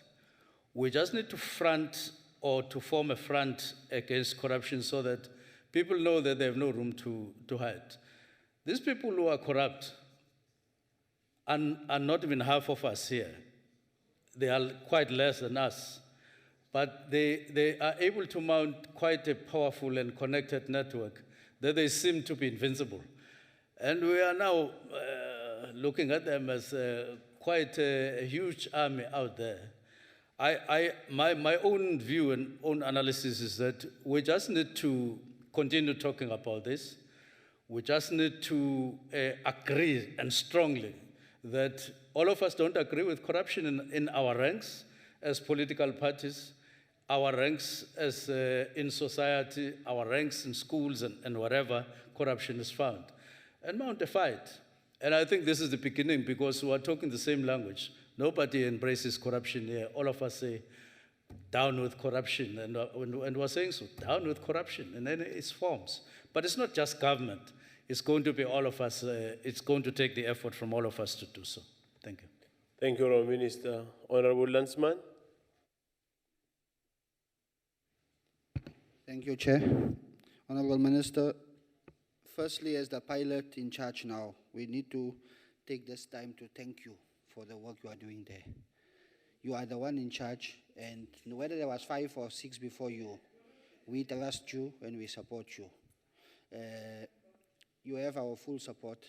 What we want you to just check for us is, have we succeeded in providing a legal framework across the 3 spheres of government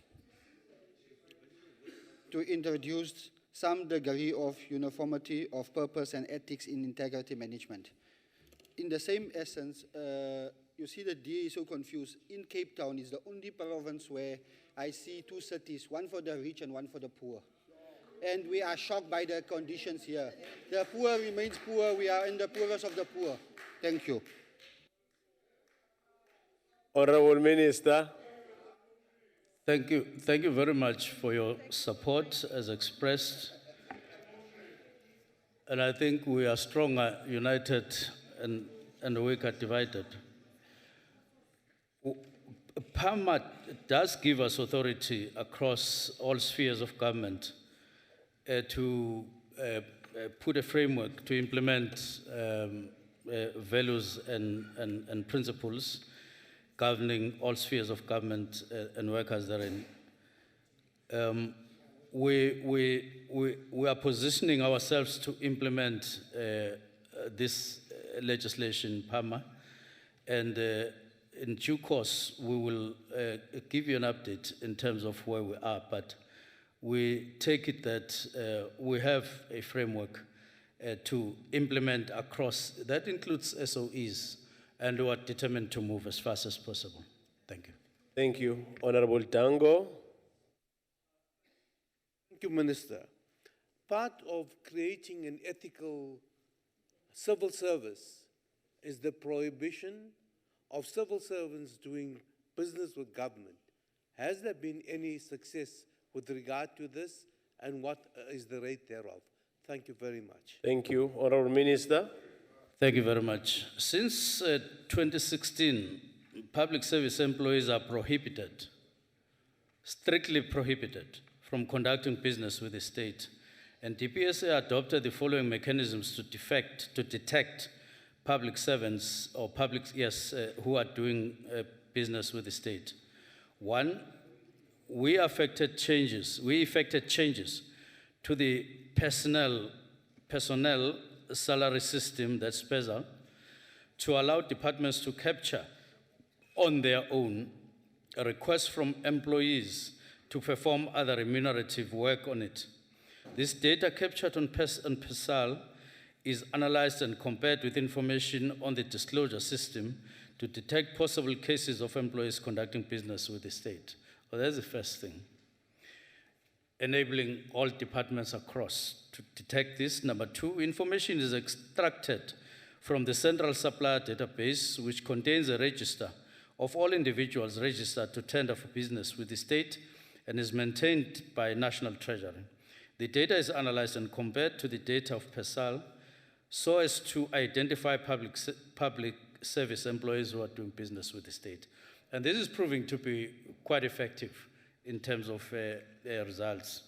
DPSA directed letters to departments identifying names of employees possibly conducting business with the state and encouraging departments to, among other things, confirm that the identified individuals were indeed conducting business with the state, to take action where needed, and to report the steps taken against culprits in the DPSA.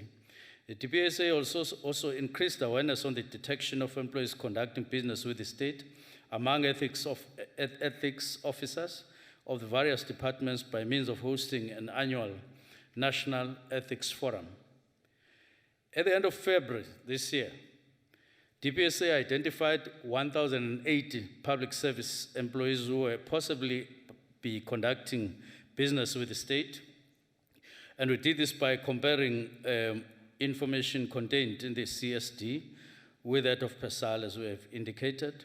DPSA is in the process to scrutinize the name list with assistance of the relevant departments using the same instrument, so as to eliminate names of employees who left the public service, those who were wrongly flagged and those appointed in an official capacity to represent government. From this process, then, the names of 20 employees likely to be conducting business with the state were identified, and on 24 June this year, these names were handed over to the South African Police Services for investigation. And on the 2nd of September 2019, SAPS and the DPSA convened a meeting to discuss progress with the cases, and it was resolved that the NPA will be included in the next meeting to develop prosecution strategies. And DPSA is also in the process to complete another 20 names of employees to be handed over to SAPS. So it is working, and as we experience more of this mechanism, more and more, if there are any out there, will be caught and will be brought to justice. Thank you. Thank you, Honourable Minister. Honourable Minister, we now come to question 131, asked by Honourable Mokause. 131. Thank you very much, House Chair. 131. Yes. The reply is the revised version of the guide for members of the executive, which is, has been completed. That is the review thereof that President Ramaphosa announced at some point after appointing members of the executive. So that revision has taken place. It has been completed, and it has been submitted to the President. Once the President approves this, the guide will be made publicly available, and the President has undertaken that it's not going to take a long time. Because it's on his desk. Honourable Matebula, we are listening to the response from the Minister so that we must not make a mistake and ask a question yet the response has been quite adequate. Continue, Honourable Minister. The first supplementary question is from Honourable Mokause.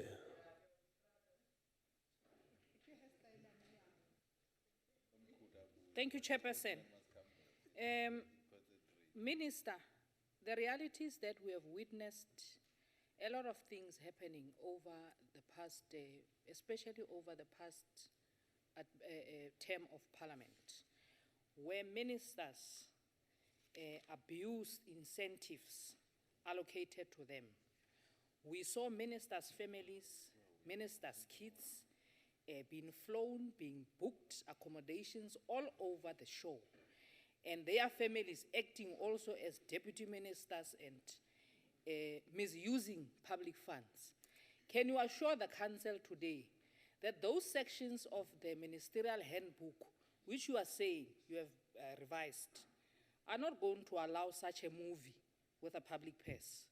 Because in South Africa here, we are witnessing a lot of things with these ministers and deputy ministers. Honourable Minister. I can assure the Council and assure the public out there that even by your own reference, it was in the last term, not this term. This term, we are going to comply. Not only that, we are going to ensure that the prescripts, both in the letter and spirit of the Ministerial handbook, is followed.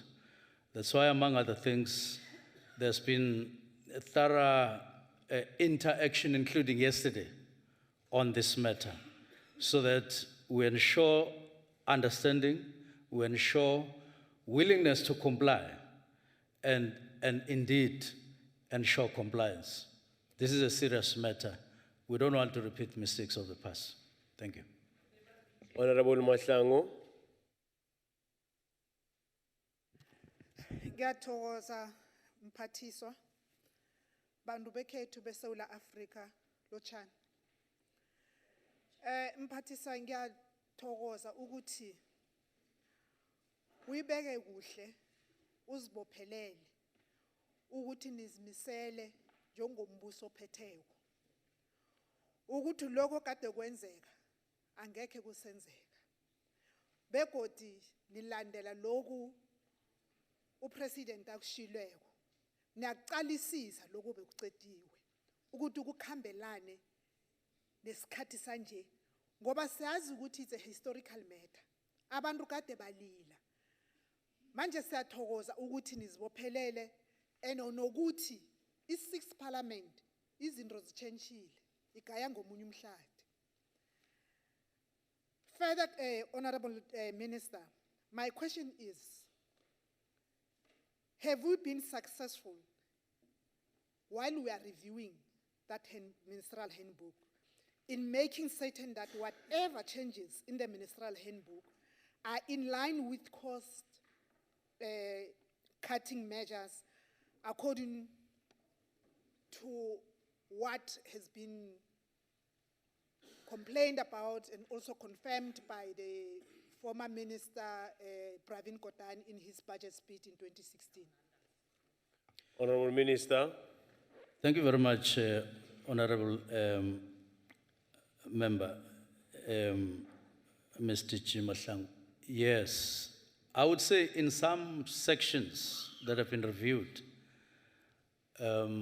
there's been cases where we think we've more than done well in terms of cost cutting. I think I would say more than 80% of the review was geared on this. It was targeting cutting costs because we were quite aware not only that we have a responsibility to cut costs, but we have a responsibility of exercising leadership so that the implications of what we're doing at the moment, when they reverberate down the line, people are not pointing up and say, what about? And so we're taking a lead on these matters and want to assure you, at some point when the president makes some announcements on this, you are likely to be surprised.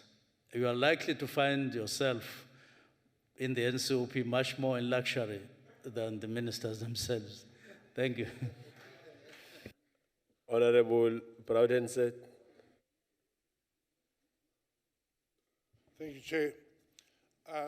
Minister, I'm glad to hear that you are deliberating on the ministerial handbook and that it is coming out shortly after the President has assented to it. I hope it comes out before the next 5 years, unlike the last act we spoke about.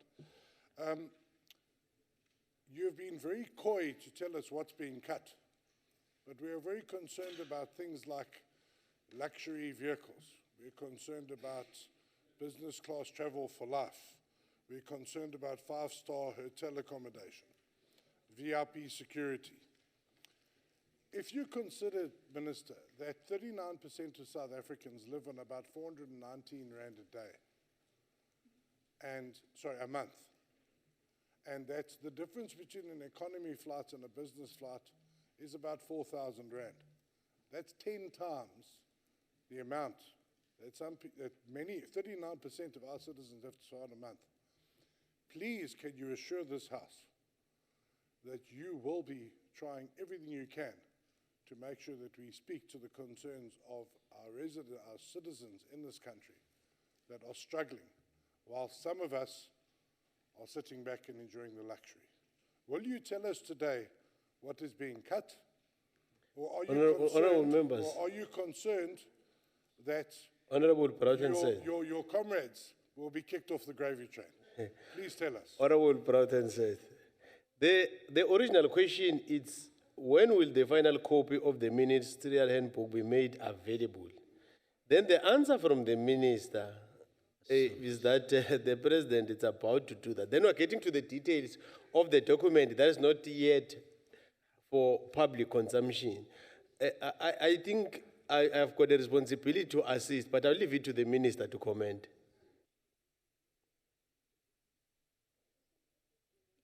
Honourable Minister. Yes, even, I think, Chair, you're quite right. Thanks very much for that explanation. Yes, I can make an undertaking that, as I said before, the President will make an announcement of the ministerial handbook, the arrival of the ministerial handbook very soon.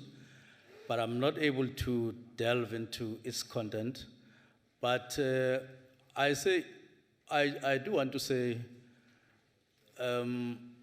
you see, sitting here as members of the NSOP or parliamentarians generally, we enjoy better security than someone who is in coalition. That's a fact. And so it's a question of saying, let us be sensitive, let us be cautious.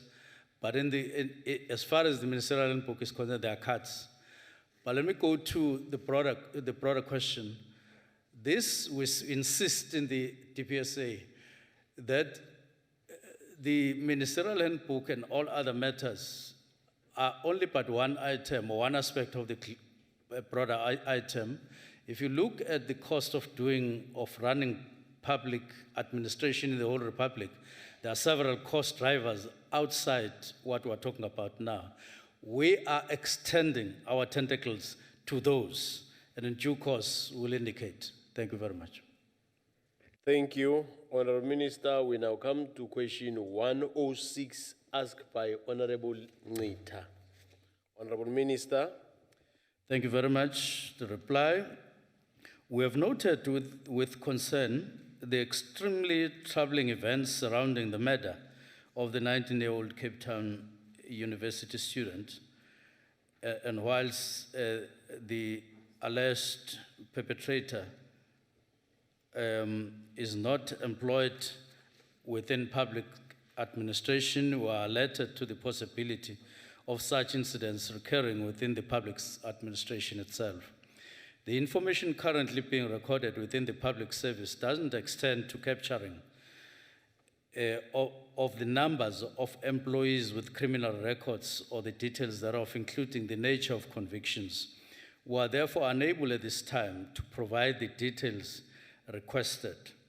We are mindful of the, maybe first to say, there is provision for ZA88, that is the application form when people are applying, those who belong to public administration, to declare and so on this matter. But in terms of tracing and tracking, we want to say the following. The information currently being recorded within the public service doesn't, I've said that, we are mindful of the constitutional provisions which may not permit an outright prohibition on the employment of persons with a criminal record. However, in an effort to ensure the suitable placement of employees with criminal records, as well as to ensure the safety and well-being of other employees in the public generally, it may be necessary for information relating to criminal records of employees to be maintained. The Public Administration Ethics, Integrity and Disciplinary Technical Assistance Unit, established in terms of Public Service Administration Act, support a number of initiatives to address this. It may be necessary that we look at this matter in terms of legislation, but I must say at the moment we haven't started this initiative, but we have discussed it to say there may be a specific need to close this gap, that if somebody has a criminal record, murder or what, it shouldn't be the practice that is in favor of that person in terms of their willingness to rehabilitate. But it must go further to say a record is a record, and therefore it excludes you from enjoying certain rights that other citizens who have made a better effort in terms of remaining free of criminal records that they are enjoying. It can't be comparable. Theoretically, we accept that, but in terms of what we have to do, we have to move on that. And just to complete the response, among these initiatives, the Department of Public Service and Administration will, together with the assistance of other relevant departments, seek to create a database of employees who have criminal records. It is envisaged that the database will, as far as possible, contain details on the nature of the offense and any other relevant detail. And in addition to this, we will ensure that employees who contravene Public Service Management Act conducting business with the state are immediately dealt with, and these matters will be referred to the relevant law enforcement. So there are initiatives that we are taking on criminality of people in the public service. It's not a free-for-all. Thank you. Thank you, Honourable Minister. Honourable Nita. Inkosi sihlalo wendlu. Kumphathiswa ndiyabulela ingcaciso ethe xa kulo mcimbi ubaluleke kangaka. And ndiyayivuyela into yoba kule question bendizawuyenza ye-follow up sihlalo wendlu uthatshile ekubeni ikhona imiba abazayijonga uqinisekisa into yoba ukhona umthetho okhoyo. Ngoba bendizawubuza sihlalo ukuba ingaba ke ngokwemveni kwesi sihlo siyiqonda into yoba akekho phantsi kwesebe likamphathiswa, kodwa ndibuza ngokwe-governance ukuthi isothuse sacinga into yoba cebo lini esinokulenza uqinisekisa into yoba ayiphindi loo nto yenzeke, singenanjongo zokuphinda sibatshutshise ngakumbi abo bafumaneka benechaphaza ngokwasemthethweni. Enkosi. Siyabulela lunga elihloniphekileyo. Honourable Arnott. Voorzitter, baie dankie. You can, I'm gonna... Afrikaans is die taal van die EFF. Ja. Minister, baie dankie. Baie dankie vir die terugvoering wat u gegee het, dat daar van plan is om te begin. En ek dink is belangrik dat daar so 'n opname moet wees, sodat daar ook voorkomend opgetree kan word in die wat staatsamptenare betref. Daar moet voorkomend opgetree word. Die vraag wat ek vir u wil vra is, ek dink dit is altyd goed. Ons weet elke keer net die regering, wanneer daar iets gebeur, dan spring hulle om iets te doen. Hulle moet voorkomend optree. So wat ons vra is, en ons weet die veiligheid van ons kinders, ons vrouens, in staatsfasiliteite, dit is ook die rol van die minister van polisie en die polisie. Maar het u ook al met die minister gekommunikeer in terme van 'n strategie om seker te maak dat staatsamptenare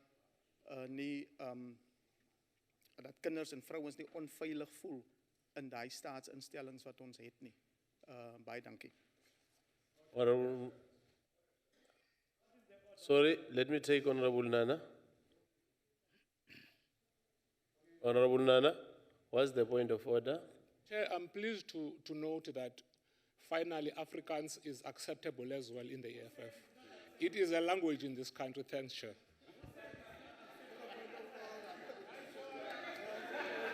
Honourable, order.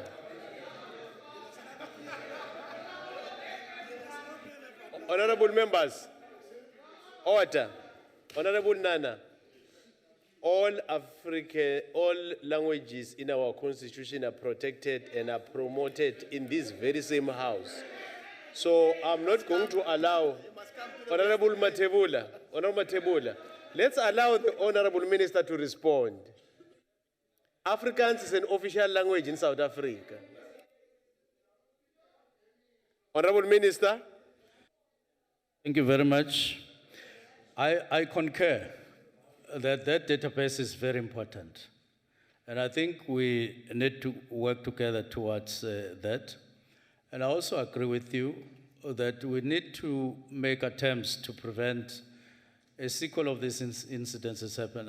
I can actually say that we got into quite an important conversation with the Minister of Posts and Telecommunications after the incident, and she kept on updating us on actions that have, among other things, ended up with the suspension of the 2 senior officials concerned in that incident that is in question.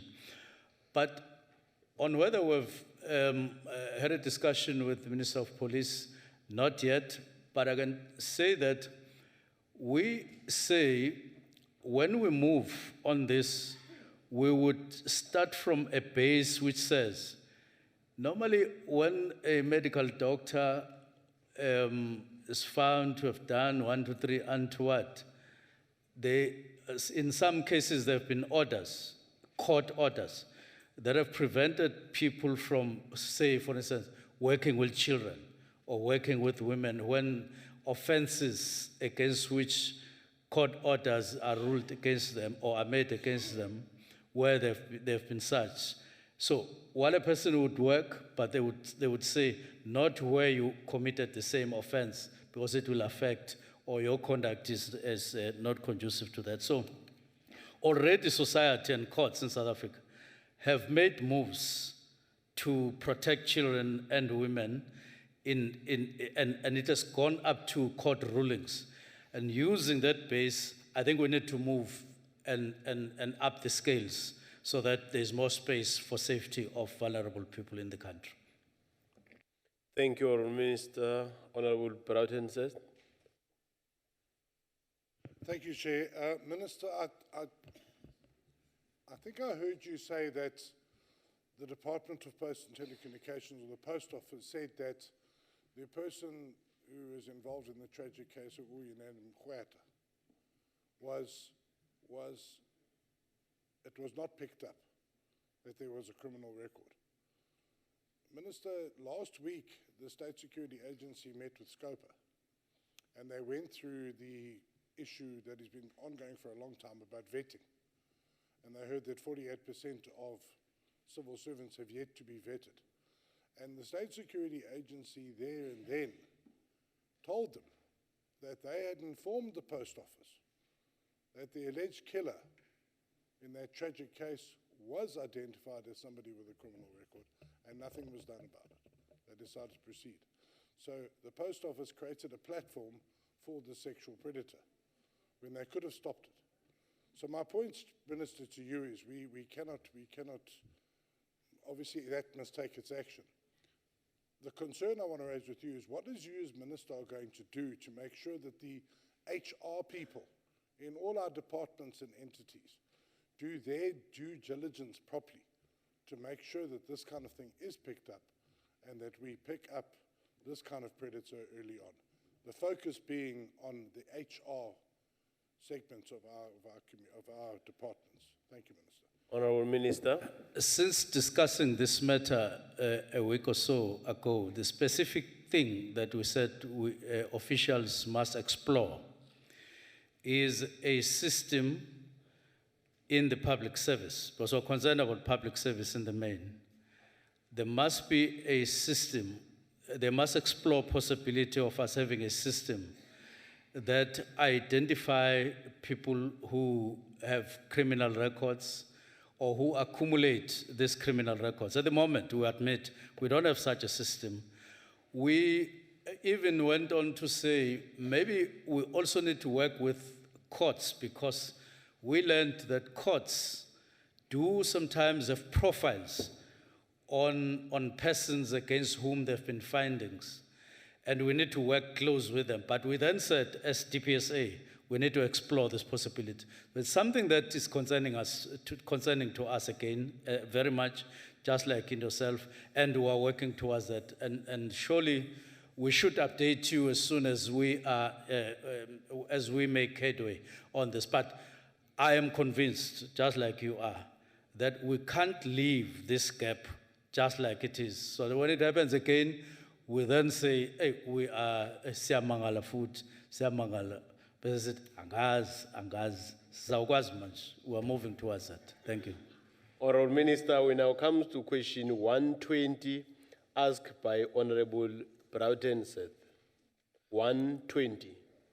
Thank you very much, House Chair. Following the President's call for lifestyle audits to be conducted for public officials in the public service and administration, the department is in the process of finalizing legislative framework which will enable all departments in the public administration, including local government, to conduct lifestyle audits of its employees. Draft regulations have been prepared for public comment. The Public Administration Management Act established the Public Administration Ethics and Disciplinary Technical Assistance Unit. It is the function of this unit to assist departments where requested to conduct such lifestyle audits and refer matters where necessary to the relevant law enforcement authority. The Department of Public Service and Administration is reconfiguring its organizational structure to locate position the unit to provide such required assistance. And I may say that there is a probability that this lifestyle audit will extend beyond just members of the public service. As I say already, in local government, who are going there, it will go to SOEs, that is public entities, but it will also go to elected members, possibly starting with the members of the cabinet. Discussions have been there, but we haven't begun to systematize it. But it is coming, and it's desirable. Thank you. Thank you, Honourable Minister. Honourable Presidency. Today. Minister, thank you for your answer. Minister, the reality though is the question that was sent to you said, because you indicated to my colleague, the Honourable Schreiber in National Assembly, that they would start on the 1st of September. So the question was, how many have been done since the 1st of September till now, and how many, and what was the outcome? So, Minister, once again we have this problem. We discussed earlier, an act passed in 2014 was only operationalized in 2019. You've already given undertaking in the National Assembly about when these are going to start, and now you've just told us that you're finalizing the legislative framework to get it done.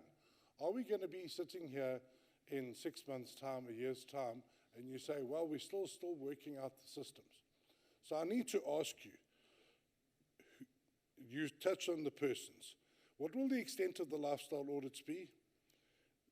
Will independent bodies be used for those lifestyle audits? Can you give us a definite time frame? Can you say to us, it will be done by the end of 2020, for instance? It'll all be done. And if you fail with that designated time, Minister, will you resign and usher in the eighth minister to look after this department in 5 years? Thank you. Is a supplementary question, not supplementary questions. Honourable Minister. Thank you very much. I think we were one. I was wanting to hear when would you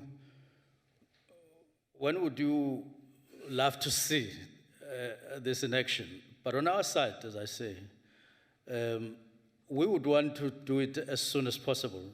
Now, that means in far less than 6 months, far less than 6 months from where I sit to begin with this, because I don't see any difficulty in our way now after we adopt the organogram, which I'm saying we're finalizing in a week's time. And this should enable this unit to really now focus and begin to, that doesn't mean that we're not doing anything on various issues that have to do with ethics and integrity. But to be specific to you so that you hold me responsible, in less than 6 months, we will be up and running with this matter. Thank you. Thank you, Honorable Minister. Honorable Mtetwa.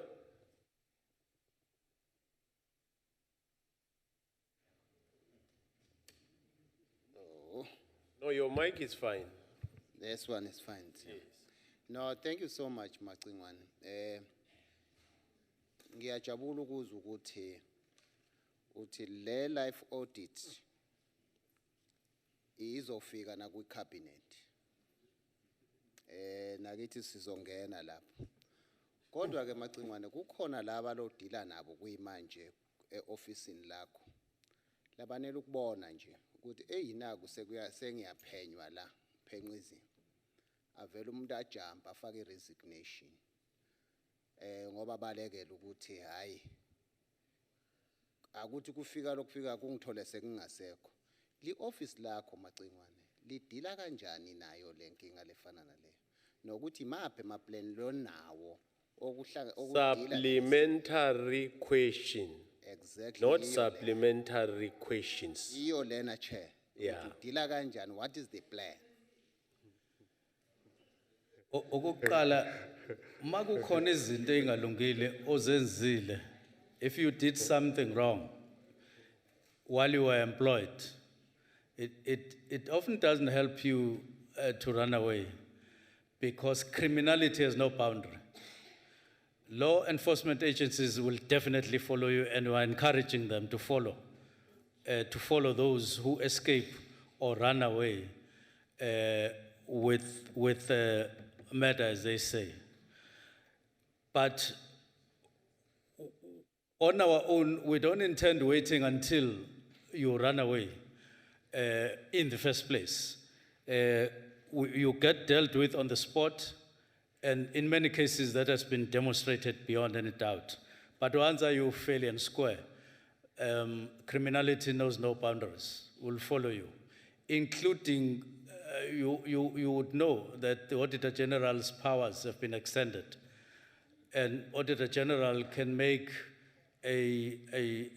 issue a directive to say you are an accounting officer, I find wasteful expenditure, you are liable, issue a certificate of liability, and then whether you are out or in, it doesn't matter, you'll have to pay your dues as far as that debt is concerned via that certificate. So all in all, I'm saying we are out up and down and making sure that we close all avenues for criminality. Thank you, Honourable Minister. Honourable Pibi.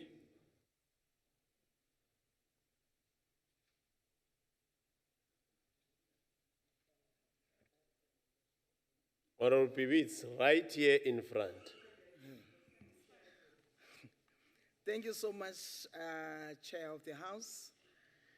Honorable Minister, has government considered stretching the scope of these lifestyle audits to include universities and also SOEs?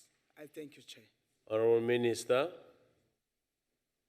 Not that I know of as far as universities are concerned, but it is desirable. It's a matter that can be looked at because they are part of public servants. But as far as the other category of workers in the public entities, what you're saying, we are getting there. This is what we were saying. We are developing the whole framework to cover them as well, because clear local government is inside. Thank you. Thank you. Honourable Minister, we now come to question 110 asked by Honourable Muemang. Thank you very much. A lot of hands, as long as I reach the threshold. Honourable Minister. Honourable Minister.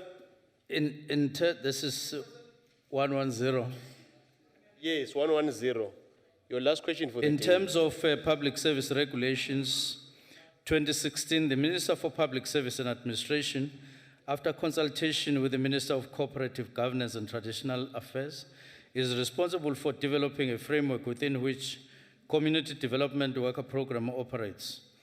To maximize its efficiency, intend engaging with the Minister of Cooperative Governance and Traditional Affairs to ensure that the responsibility of this program is located within one minister, and in this instance it will be cooperative government, that being Minister of Cooperative Governance and Traditional Leaders, who is also currently managing the implementation of the program. Based on case studies and reports received from CDW coordinators, this program is making progress in supporting government in resolving service delivery deficiencies in communities.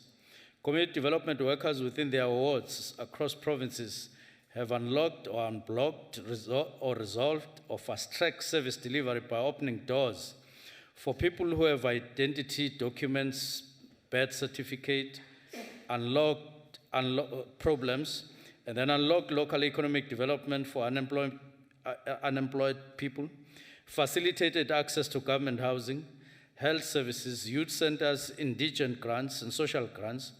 They advocate for fixing poorly built RDP houses, disaster management, bridges that can connect communities, food security, facilitating and registration of early childhood centers in poor communities.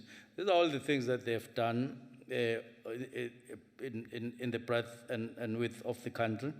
Evidence of this is captured in different case studies of the CTW develop and submit that are collated, showcased in different communication media for sharing and best practices.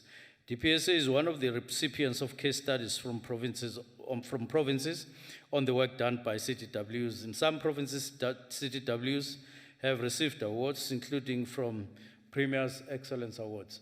So this is our case as far as CTWs are concerned. Thank you. Thank you, Honourable Minister. Honourable Mima. Thank you, Chairperson. Again, let me express gratitude to the Minister for appreciating the good work that is done by these community development workers. Indeed, how it was conceptualized, Honourable Minister, was to have these mobile information officers who are word-based to be able to ensure that they bridge the gap between the people's government and the communities. Has the intervention, or will the framework also be geared towards addressing the questions around the tools of trade, the lack of infrastructure, resources, more particularly the inadequate budget provision to make this mobile information officer more effective and more efficient, Honourable Minister? Thank you. Honourable Minister. To an extent, yes, but sufficient or high levels of satisfaction, maybe cases differ from one point to the other. That's why we're saying we need to engage local government so that all CTWs are located in that department, so that there are no different conditions of work and different standards. Even in terms of salaries, they are paid differently, depending on who employs them. Others are employed by the Department of Health, others DSD, others local government. And we now say, let's drive this, let's give it to one department, and at which point we will withdraw, but they will remain as part of public service, and therefore we will be seeking to make sure that standards and all prescripts are applied and are the same, and that's when we'll be able to address some of those issues like the tools of trade. In some cases, they really assist them, but in some, they are left exposed, which is a concern. Thank you, Honourable Minister. Honourable Matebula.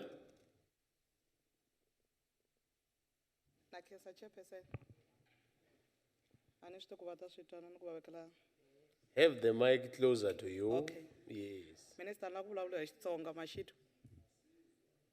Oh, vekelang trans. You can use the language that we are using now, and we close the case. Xitsonga. Yeah, the one that you have just used. I don't know English. You didn't know that you know it. You know it, I can tell you.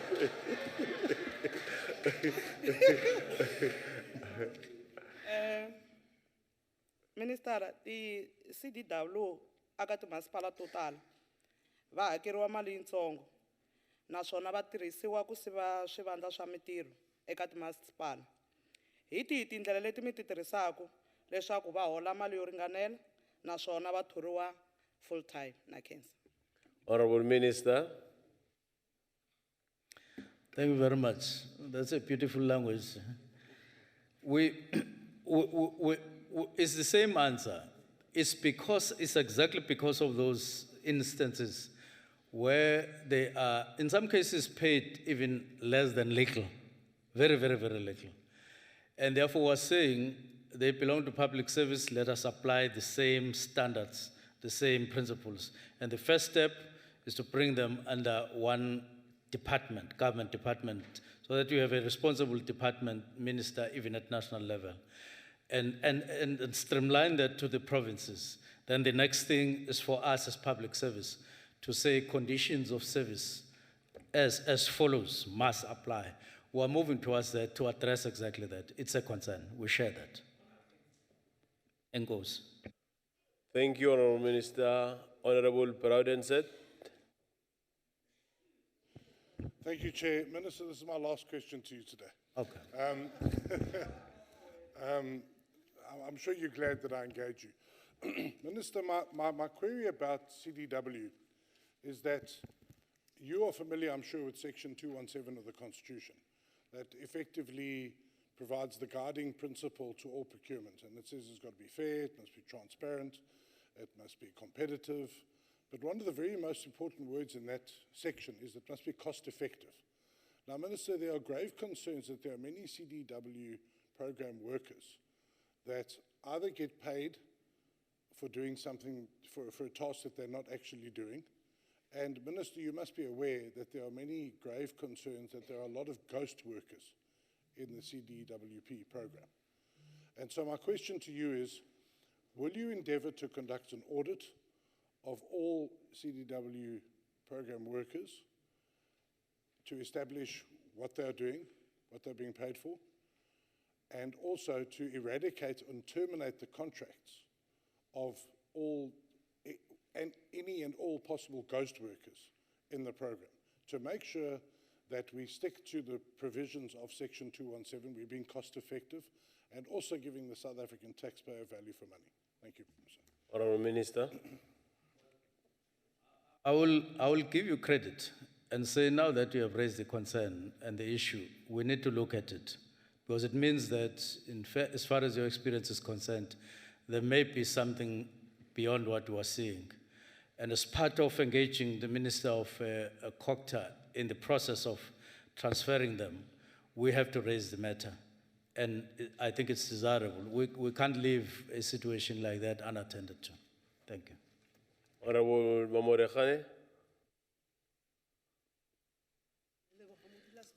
The mic. All I want to ask the minister, does the department have plans to further train CDWs in order to maximize their efficiency and influenceness? That's what I want to know. Honorable Minister. Yes, I think it's regarded in some circles, the CGWs, as some entry to public service. And I think if the day we are able to conclude on the allocation in terms of the department and the application of values and standards and norms to them, I think they will be able to see their way. I would say there are incidents or in cases where they really have moved up. So I think we have to encourage them and create an environment that is encouraging them. I think thanks to PAMA is going to allow movement up and down within the public service. And therefore, and not so you employ them and they don't get locked there on a permanent basis because they are human beings. Others are young. Others, because of unemployment, would have a degree, but still work there and as CGWs. And therefore, I think what you're saying is quite correct. We have to encourage them to move up. Thank you. Honorable members, allow me to take this opportunity to thank the Minister of Public Service and Administration, Honorable Makingwane, for availing himself to take questions. Thank you, Makingwane. I now invite the Deputy Minister in the Presidency, DM Honorable Siweya.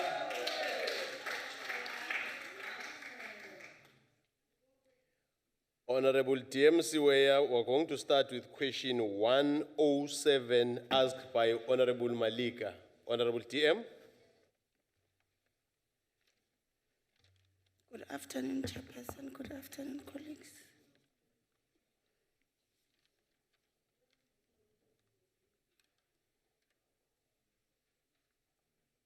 We are starting with 107 from Honorable Malika. Honorable DM. The question says whether the department has measured the progress that South Africa is making in advancing the objective goals and targets of the NDP. If not, why not? If so, how much progress? Honorable DM, you can just get to your answer. Okay, how much progress and what are the further relevant details? The second one says whether any progress has been made to ensure that no person lives in poverty, no one goes hungry, there is work for all. If not, why not? If so, and what progress, what challenges are facing the country in advancing the set goals of the NDP? Yes, the department has measured progress of the country against the targets of the NDP. The Department of Planning, Monitoring and Evaluation, through its sector monitoring, has conducted monitoring of performance against the NDP targets. Consequently, a midterm review report was produced in 2017. Furthermore, the DPME has conducted a 25-year review which emanates from 1994 and is inclusive of the NDP period of 2012 to 2019. This review goes into details about the implemented solutions as we have seen as proposed by the NDP. Through these assessments and reports, it can be concluded that we have not done well in reducing income inequality and building human capabilities. Unemployment, especially amongst women and youth, remains high. Education and skills outcomes need further improvements. The current fiscal constraints pose an immediate limitation to sustaining the progress that has been made in implementing the NDP. To sustain the achievements, we need higher and inclusive economic growth and a more responsive quality of education and skills. We need to build on the gains made by mobilizing strategic partnerships with private sector and other social partners to play a meaningful role in sustaining and advancing the several developmental goals. Furthermore, the three apex priorities of the NDP are to grow and transform the economy, build human capabilities, and build a capable state. Below is the progress report, the progress made to date on poverty and employment. On poverty rates fell substantially after the year 2000. There was a significant improvement by 2011, with poverty rate falling to 22%, but bouncing back to 26.5% in 2015. The current employment rate of 29% of the labor force, as per Statistics South Africa, show us that over the period of 2015 to 2017, only 364,000 jobs of an average of 182,000 per annum were created, which is only 41% of the annual target. The last one, there are several objectives and subjective factors that can explain the weaknesses in achieving some of the goals and targets of the NDP. Some of these are slow contribution by social partners into the implementation of the NDP, particularly in the areas of job creation. Slow pace of transformation in the financial sector, leading to barriers to entry by African majority. Slow progress in skills developmental initiatives that are linked to employment creation. Income inequalities, comprehensive and integrated planning between spheres of government, shrinking of the public purse. Thank you.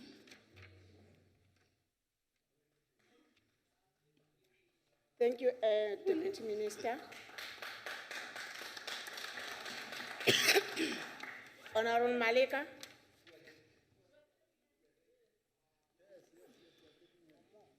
Thank you, Deputy Minister, for your response. I want to make a follow-up whether government has looked at making industrialization central pillar of advancing the objectives of the National Development Plan, especially the manufacturing sector, to ensure that the South African economy generates the right mix of the decent jobs in the economy and complement in the services sectors. Thank you. Based on the 25-year review and the medium-term strategic framework, 2014 to 2019 reports, one of the challenges raised for the economy was the need for industrialization.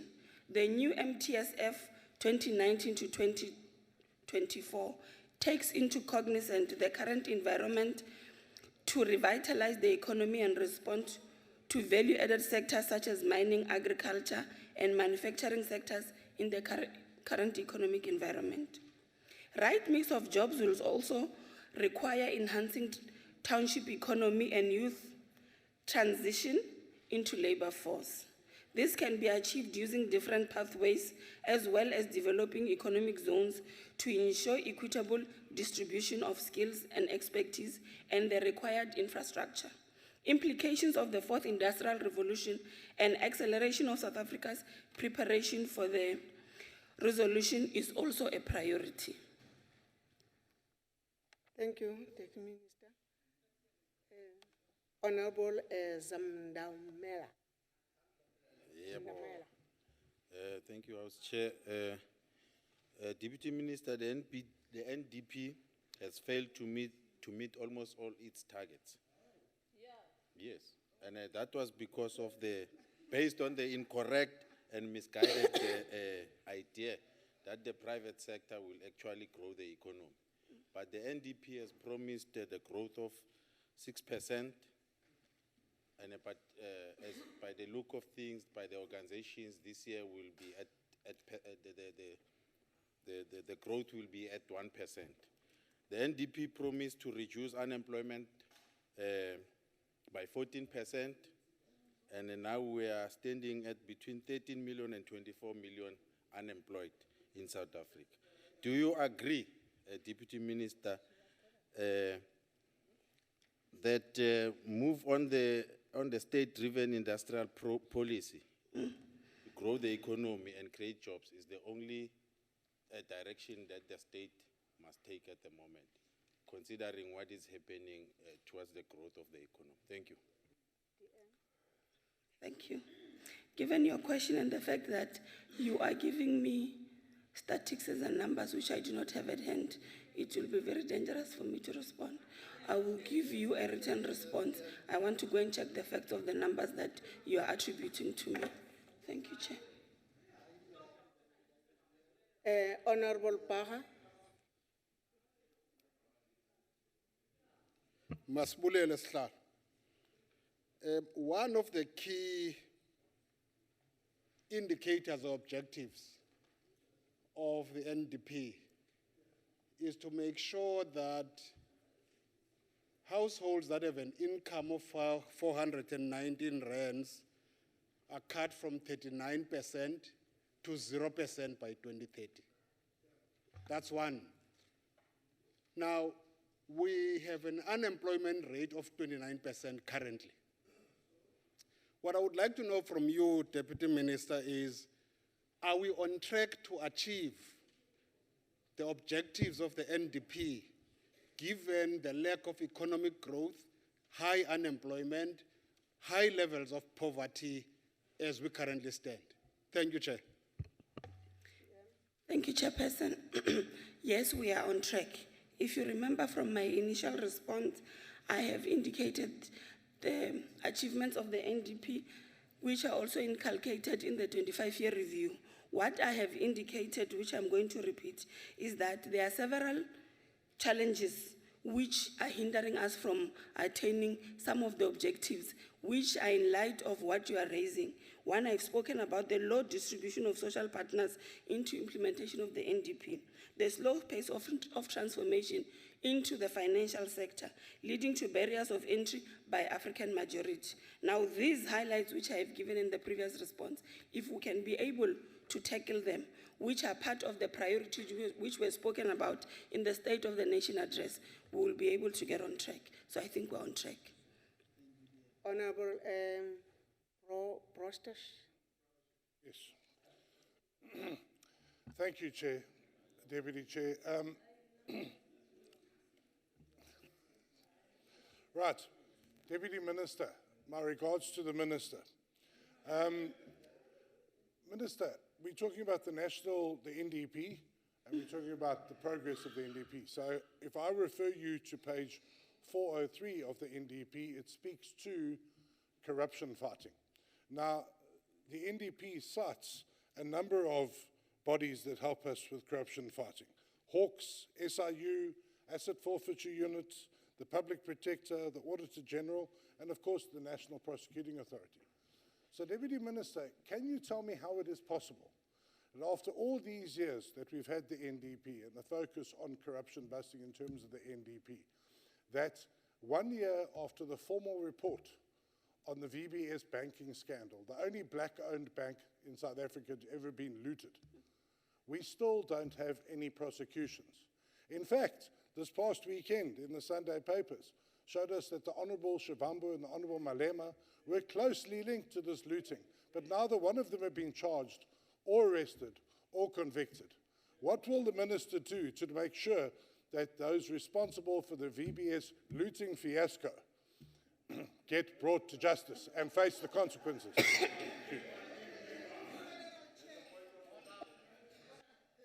Let's hear the point of order. Order, Chairperson. This member is very much out of order. We said many times, wait, Wenama.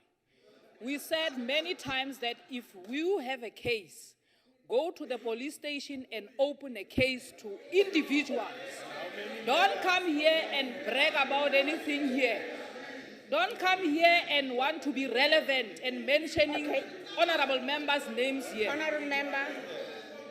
This is very much out of order, Chairperson.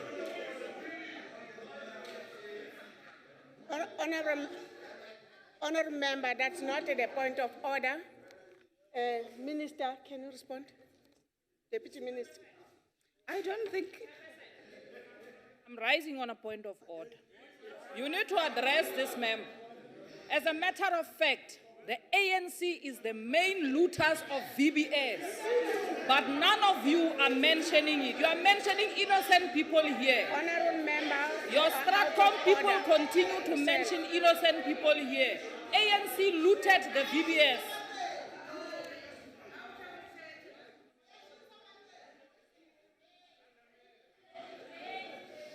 Order, members. Order. I should... Order. Ufuna ukuva kuba out of order yakho ithini but still ukhuluma nalo mntu.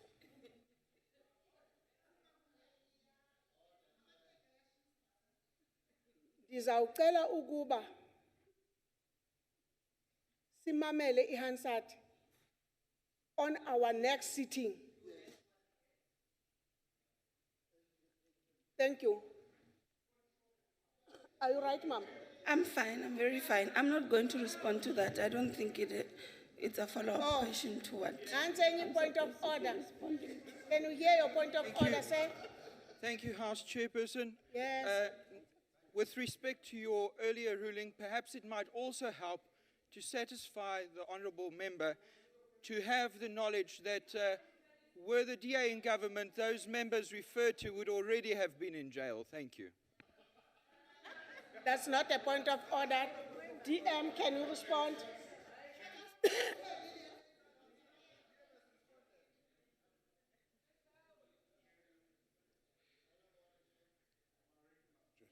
for a point of Yeah, order. I hope now DM doesn't know what to answer the way you are doing. It's a point of order, Chair. It's a point of order. You are asking the question to DM. I want her to answer you. Yes, Chair, it's just a point of order. Can you please sit down because you did ask your question? DM, can you answer your question? Which answer, Chair? Please guide me.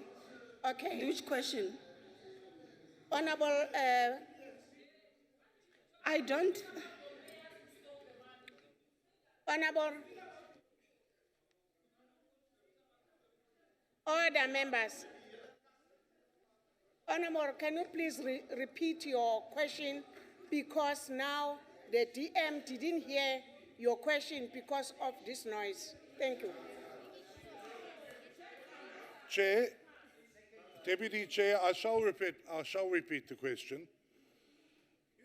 The simple question to the Deputy Minister was, I sketched the background, but the simple question is how can we say the NDP is progressing if all the plethora of investigative agencies we have not made any headway so far, 1 year after the VBS looting saga was reported on? Where are we going? And will you, in your job as the Presidency, make sure that everyone involved in the VBS looting fiasco, whether directly connected or indirectly connected, like my friends over here, are face the consequences? Will you make sure of that they face the consequences? Thank you. Okay. I don't think the question is a follow-up to what I've been raising. And I'm going to request that he sends it in another platform, and then we'll be able to engage and respond.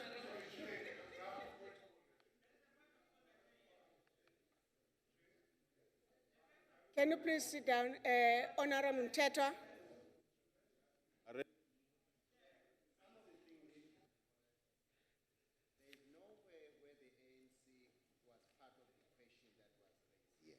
The issue of naming the ANC as corrupt and people that... No. I just want to say, Chair, in the question that was raised by the colleagues next to me, there was nowhere where the ANC was mentioned. And the ANC chair, in terms of that VBS, has dismissed his mayors. So it must not be attributed to this question. So that's where my point of order is, Chair.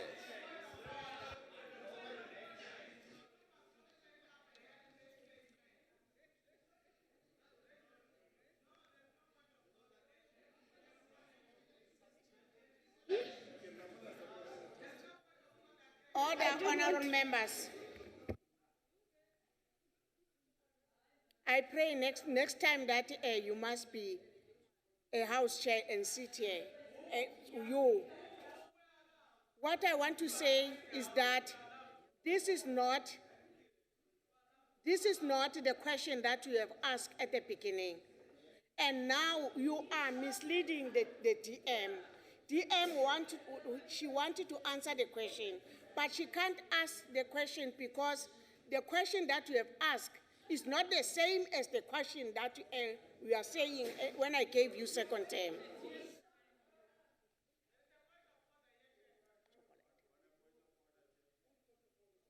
Honorable Tojovu. Chair, you see, the problem that you made, it was from the beginning with this honorable member here. Because he asked the question to the Deputy Minister, then he diverted. He mentioned a lot of things and he didn't rule on that. Can you please rule on that and ask him that he must stick to his question? Thank you.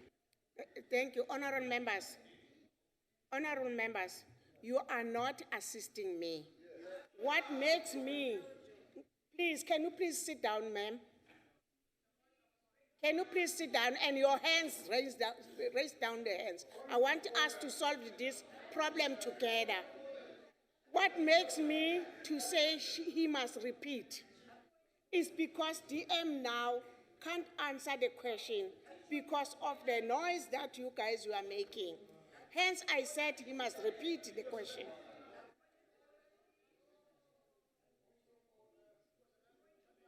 And Funge Makaya.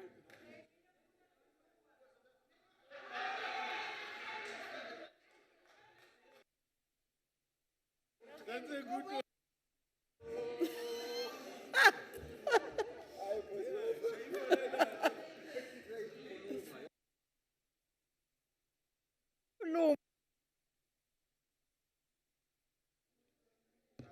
Honorable members, on what now? On what we are discussing. Chair, you asked Honorable Bartoseth to please repeat what he asked initially. To make it easier for the Deputy Minister, he summed it up, he summarized it. It has exactly the same contents, just shorter. So the crux of the matter was still discussed. You even said that you're going to refer something to Hansard. Please tell us what you are referring and give the member the opportunity again to repeat the question in full then. If she cannot answer a summary, ask him to speak and give the whole question again. Let's hear the point of order. Point of order is that this honorable member cannot be a spokesperson of another member. She can't do that. She can't do that. The point is, Honorable Chair, the question is very much clear. The Deputy Minister will answer to that particular question. Give her the space. These frivolous point of orders are just wasting time and diverting us, and I want you to rule on that. Okay. She's here, she's fit, she's capable, who can respond to the question. Order, members. What's your problem? Order. Order. I would like now to take a ruling on this matter. Animamelias. Can I take a ruling on this order? And go back on what I said at the beginning, to say I'm going to look at the Hansard. And I'll ask the deputy not to answer this question because she didn't hear what he was saying. I'm continuing with my list. I'm continuing with another list.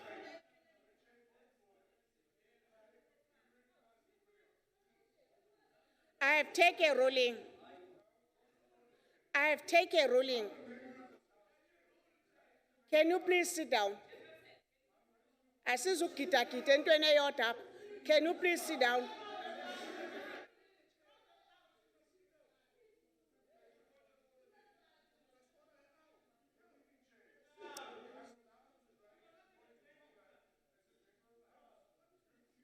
Chief Whip, can you please assist?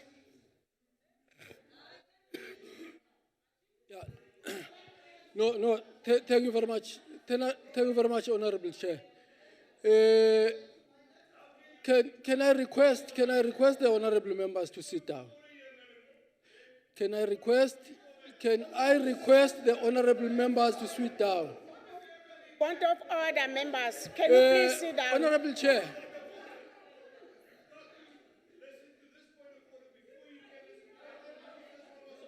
Honorable Chair. Can you please sit down? I want to make an appeal. I've pointed at the chief whip. Please, can you please sit down? I want to make an appeal to the honorable members to act in an honorable way and respect the chairperson of the session. The chairperson of the session has got powers that are vested in her. And she has exercised those powers and ruled on that point of order. Now, why must the members continue to want to dictate to the chairperson how to run the meeting? If you have issues, you know what to do. You've got avenues to explore. For now, your point of order has been ruled on. So the chairperson has ruled on a point of order, and she is ordering the meeting to proceed.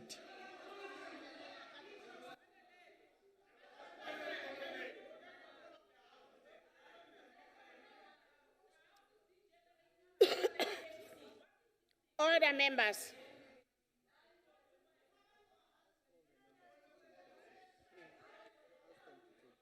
Okay. Order, members. Can all of you take your seat and sit down? Ngicela nihlaleni phansi nonke.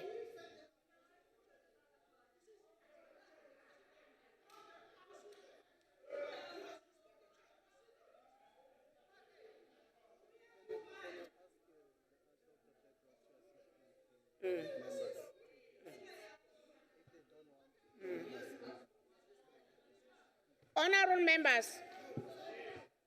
members, I'm asking you to sit down. Can you please sit down, ma'am?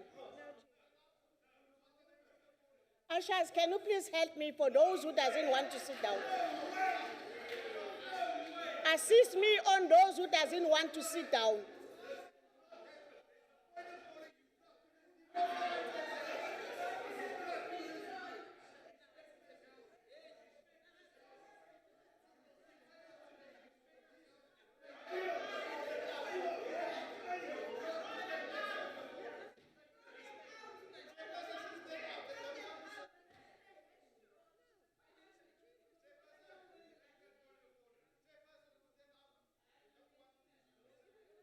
If you don't want to sit down,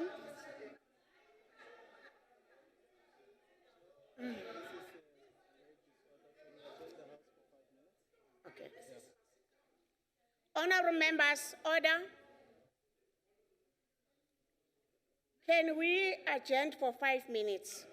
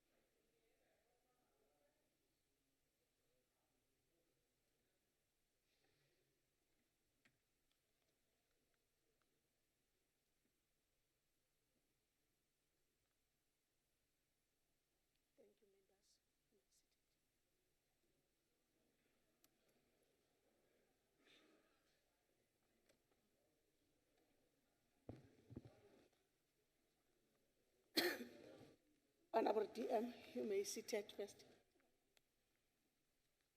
Honorable members, kule 5 minutes esiphumile ngayo. If there's anyone who doesn't hear what I'm saying, because if manglesi messaging ngifuna ukukhuluma ilimi lami, I will ask everybody to put it there.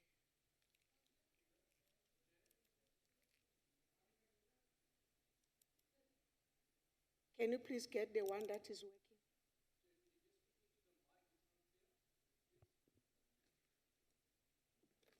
I'll ask everybody to take the ear hearing, please.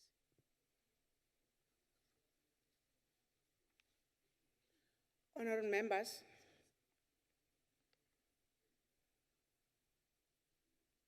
we have disturbed when I asked the 5 minutes to go out. So now we are going to continue with the sitting, but I want to name the members that have made us to break on the 5 minutes, but not now, because I want us to continue this meeting. I will name them after the sitting. And the ruling that I've taken, I'm still standing on that ruling. Honorable Deputy Minister, you are going now to ask the question on the question number 108. Again, I would like you to explain. This question was supposed to be asked by ML Mushodi, but on her behalf, Honorable Tondovu, he's the one that is going to make a question.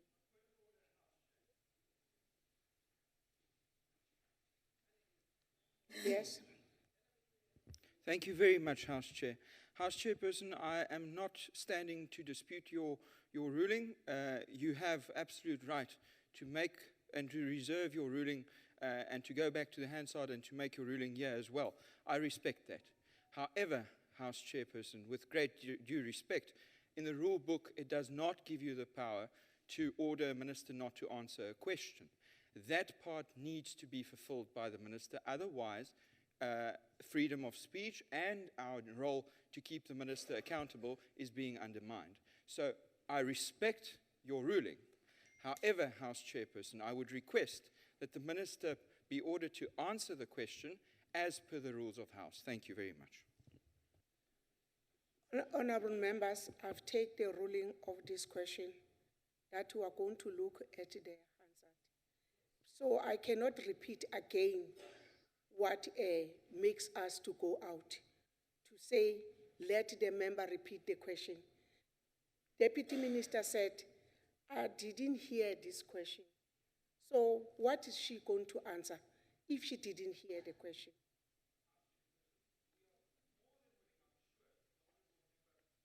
More than willing to repeat the question, because we are here to hold the executive to account. So if the minister did not hear, I'm sure the honourable member, I can't speak on his behalf, can actually repeat the question slowly so that the minister can hear. But we have Honourable to member, get an can you answer please from... sit down, because you are taking us back I have on to what we are insist that the coming minister answers the question, Chairperson. I respect your ruling, but I have to insist, as a member who represents the public and holds the executive to account, that the minister must be afforded the opportunity to answer the question. I have to insist on that. I respect your ruling, but I have to insist, representing the public, that the minister must be given the chance to answer our question. That is what we are here for, and I'm sure my honourable colleague will repeat the question if the minister did not hear.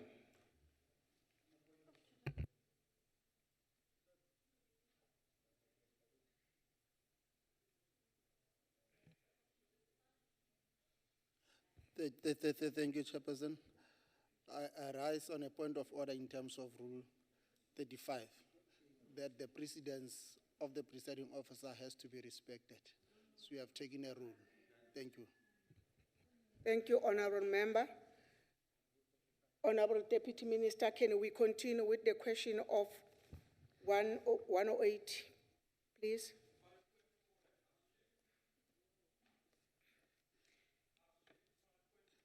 whether the integrated monitoring framework has shown any improvements in monitoring of performance of different government departments. If not, what is the position in this regard?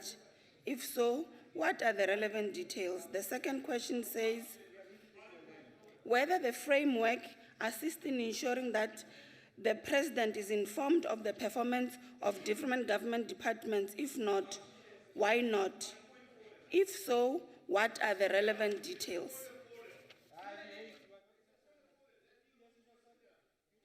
And the answer is no. The integrated monitoring framework has not yet been implemented. It is work in progress. It will be implemented as part of the new MTSF. This tool will be utilized as part of the measurement tools for the performance of different departments. The second one,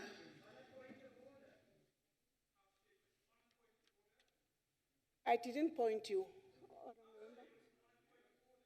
I didn't point you. Can you please sit down? Yes, House Chair, ma'am. on a point of order, 2 points of order. First point of order, the member, honourable member next to me, used unparliamentary language and telling a member that they must go to hell. I would like him to withdraw that. The second one. You have not called your member to order. Tell your member to respect the chair. And you can remember to respect people in general. And then on the second point, I would like to know if you are going to call and name all the people that is behaving the way they are behaving at this moment. Because, Honourable Chair, with all due respect, you are Can you please closing sit down down, the ma'am? You have raised democratic your point space of order. for questions, and we will follow this up in writing, and I will not leave this, that this question was not, that the minister was protected by the chair not to answer a question. Yes, ma'am.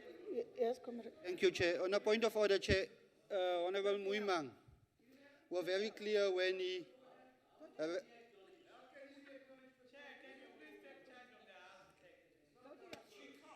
Don't touch me, man. Please don't do that. Don't touch me in the media. I will deal with you, say it when you speak. Honourable member. She's hitting me, so I can't talk. But it's fine, I'm covered, Chair. Honourable members, I've taken the ruling.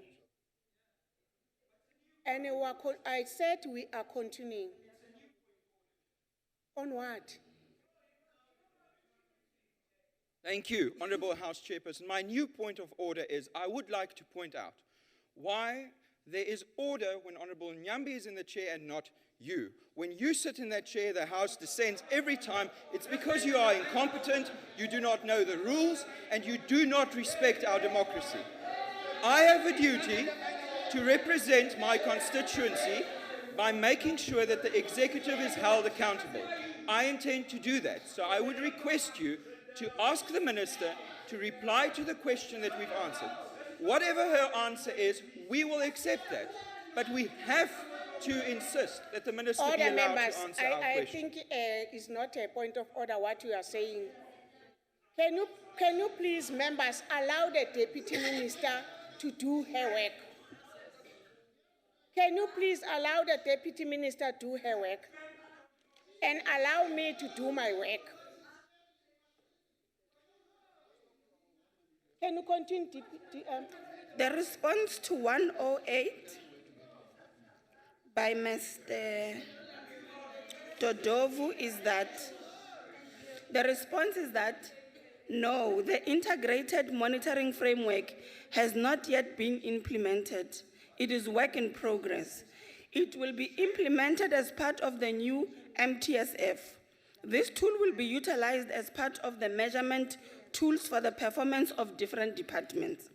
The President will sign performance agreements with ministers. The integrated monitoring framework will be used to measure the implementation of these new performance agreements.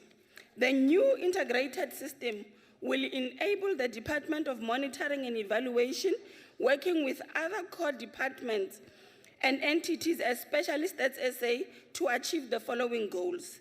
Track the development impacts of government policies, plans and programs at population level nationally, primarily through evaluation studies, but informed by monitoring data. Track whether the National Development Plan is translated into effective service delivery programs at sub-national level, provincial and district levels. Track progress at the call phase of service delivery to assist real change and improvement on the lives of citizens. Develop policy frameworks for monitoring women, people with disabilities, and youth developmental sectors to ensure mainstreaming and tracking implementation thereof. Enable the Department of Planning, Monitoring and Evaluation to triangulate data from different monitoring and evaluation systems, as well as external M&E systems, to provide a holistic picture of the performance of government and the impact on citizens. Thank you, Chair. Honorable Toto. Yeah, thank you very much, Honorable Chair. I want to ask the Deputy Minister if she's quite satisfied that this integrated monitoring system framework indeed helps the entirety of the government to be better coordinated and to help government to immediately address the problems as and when they arise. Thank you very much. Thank you. If you'll remember, the old monitoring framework was disjointed. For example, there was no tool to monitor financial and non-financial performance in an interlinked way. There was no system to monitor government and direct impact on government programs to the people. This new system integrates all this into one. Government will no longer be focusing on POA monitoring, but rather on a holistic integrated system. So the answer is yes. The purpose of monitoring is the routine check of information so as to confirm that progress is occurring against the defined direction in the 5-year MTSF.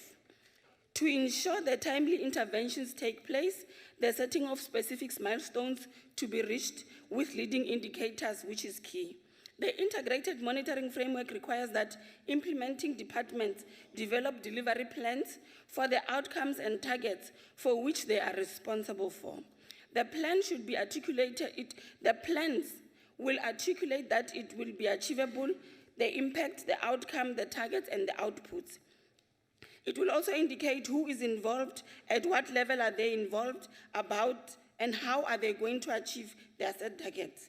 These outcomes and targets, which will be set online, will be properly planned for, and they will be resourced. Quarterly performance assessment by the Department of Planning, Monitoring and Evaluation will check if delivery is on track.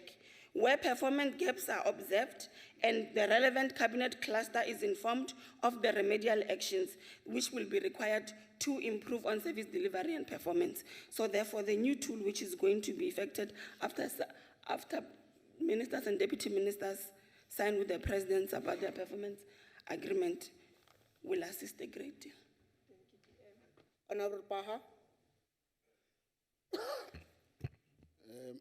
Enkosi Sihlalo.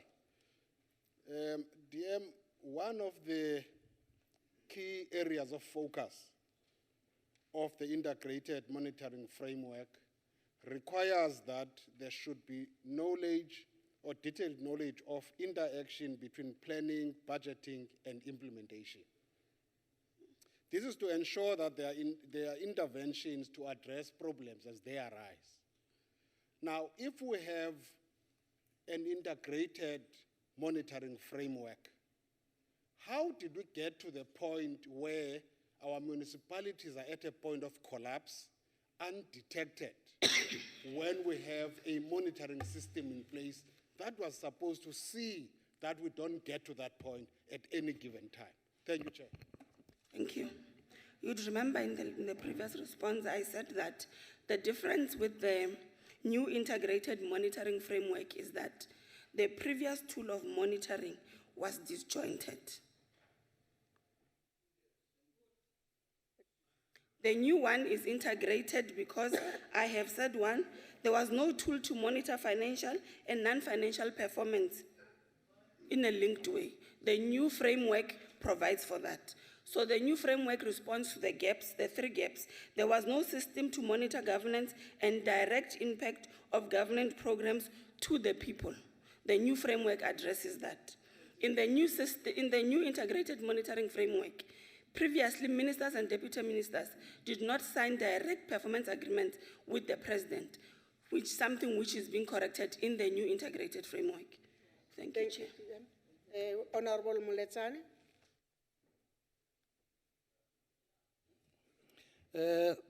Thank you, Chair.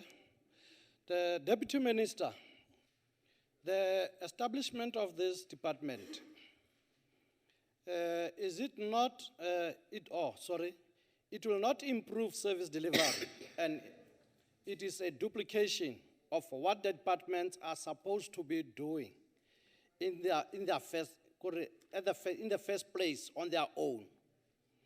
Is it correct assessment to say that this ministry was not supposed to be created in the first place, and we must do away with it? Thank you. Which ministry? I'm a deputy minister in the presidency. We're responsible for 5 entities. Which one? All right. Okay, I can answer, Chair.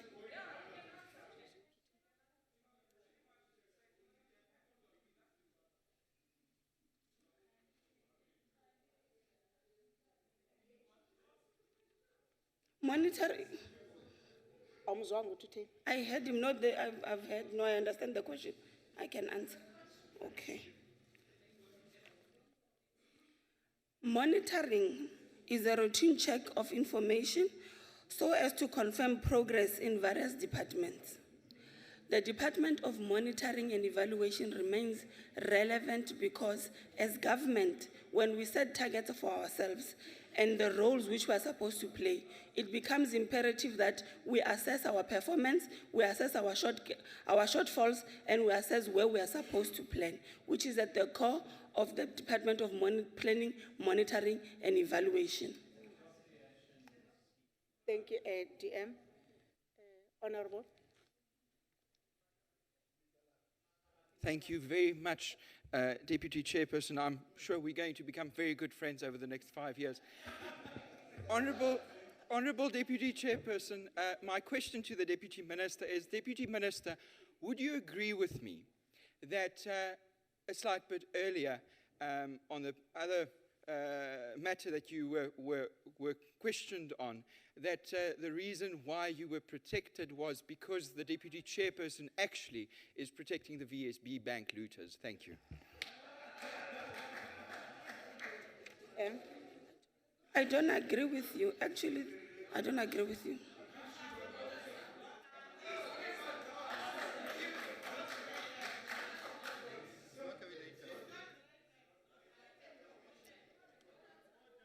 DM, I'm going to proceed. Okay, I proceed to the next question. Did you hear the question? I've answered. Can we proceed next? Yes, we can proceed, We Chair. are proceeding to question number 129. 129. Yes. Okay, Chair. Thank you. 129, Ms. M.O. Mukause, Northern Cape. Whether the actions and approach on issues by the Premier of the Northern Cape amount to corruption and hypocrisy. If not, what is the position in this regard? If so, what are the relevant details? The question concerned is defective and based on misinformation. The company concerned was appointed on the 22nd of January 2019, and the elections were on the 18th of May 2019. At the time of appointment of that company, the Premier of the Northern Cape was not in government. The creation of work is the anchor point of the 6th administration. So any government program that seeks to create decent work and thereby take our people out of poverty is welcome. However, because in the question there is notions of corruption and hypocrisy, our view is that if there is allegations and evidence that there is corruption, it must be taken up with the proper agencies which deal with corruption. Honorable Mkausi.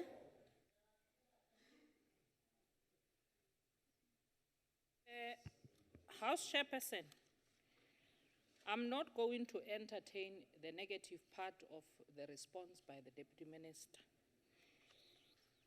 I'm going to ask you a follow-up question which I believe you are going to answer properly in this council. Deputy Minister, we've listened to the Premier of the Northern Cape when he spoke about detenderization of the state. We were quite excited that somewhere, somehow, one of your deployees is speaking sense. Don't you think that it's time, or it's a chance of your government in the Northern Cape to have a state-owned contract company that will actually minimize tenders and corruption within the ANC government? Thank you. There is nothing wrong with the declaration by the Premier of the Northern Cape to build a capacity of the state through insourcing and create decent work and fighting the triple challenges of unemployment, inequality, and poverty. It is also important that even beyond the decision to insource services, government will still continue to procure services from private services providers until capacity is built. We therefore expect government to continue with outsourcing, and that does not imply hypocrisy or populism. Thank you, DM. We continue to question 109.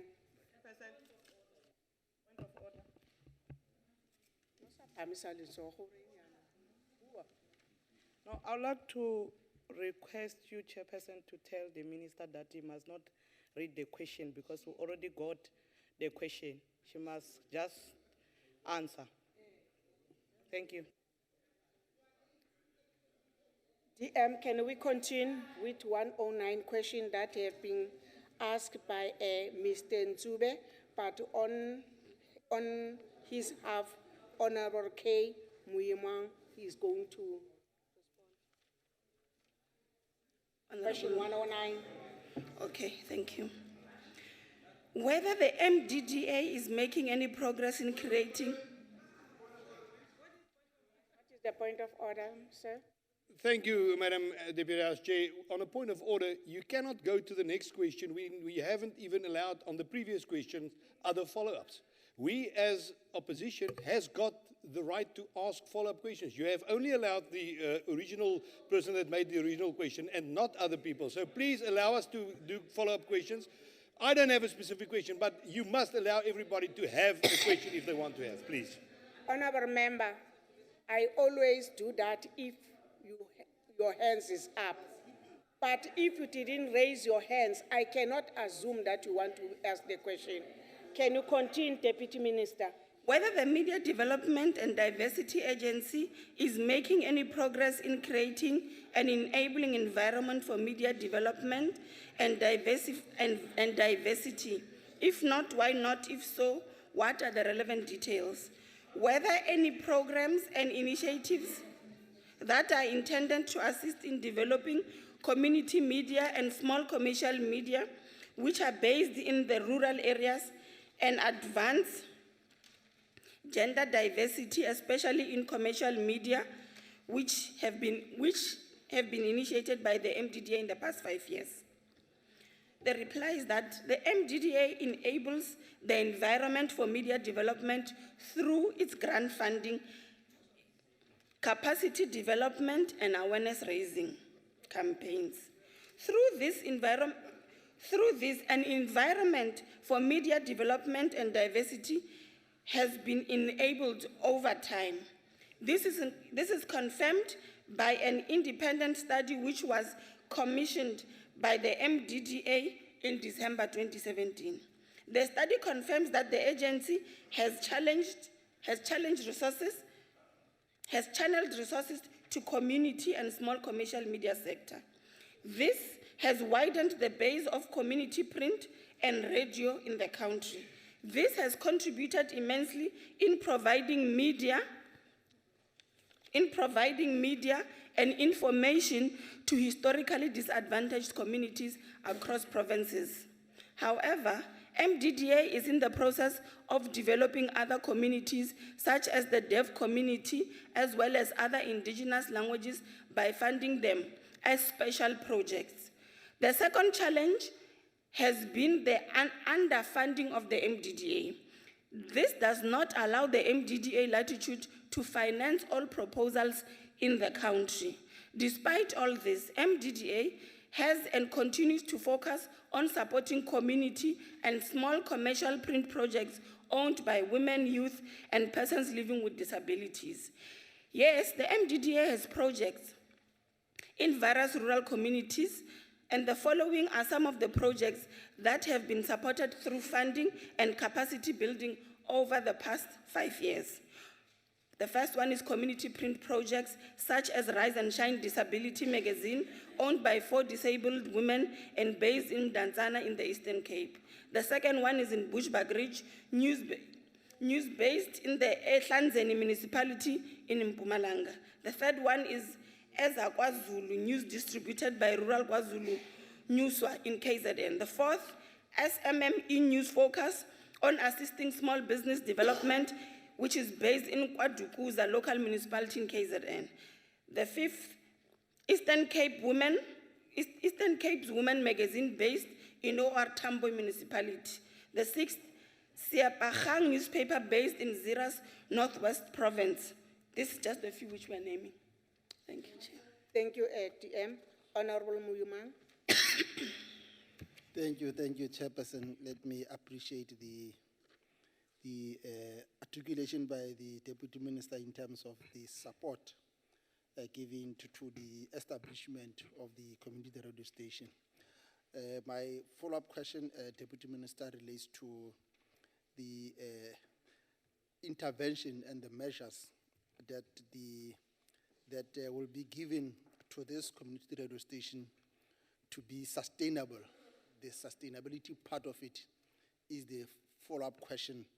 And my reason for that is the resolution that we have taken as the ANC in NASRAC that we need to support community broadcasting so that we are able to improve and strengthen and address the signal distribution and other challenges in both radio and television services. Thank you, Deputy Minister. The government of South Africa is one of the major funders of the MDDA.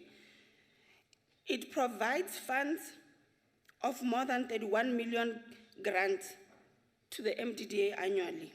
In return, the MDDA, through a well-managed grant management process, distributes or funds this amount to various quality community radio and print projects. Government and the MDDA are also creating strategic partnerships with the public and the private sector on training, which would include equipping them with marketing, advertising, and corporate governance skills in order to allow them to be able to generate their own revenue. Some of these partnerships will support them with media bulk buying or financial assistance where possible.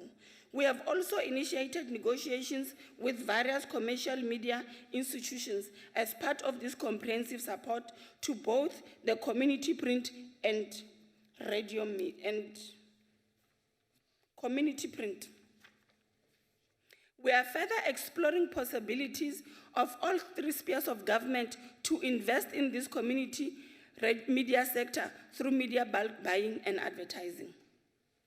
Thank you, Chair. Thank you, TM. Honorable Paha. Thank you, Chairperson.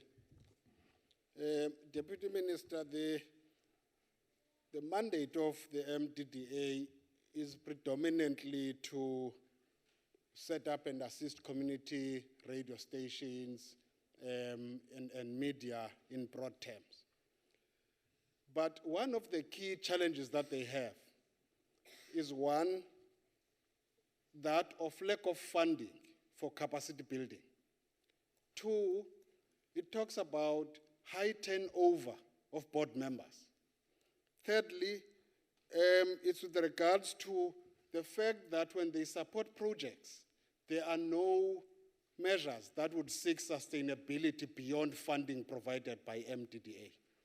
But the last one, without crying about budgets, is that in 2018-19, they incurred irregular expenditure of 39.1 million rands. Now, I want you to balance me on this one. You cry about lack of funding, you have an irregular expenditure at the same time. How do you balance the two? But secondly, how do you envisage that this matter will be addressed in order for MDDA to be able to meet its mandate that it was meant for? Thank you, Chair.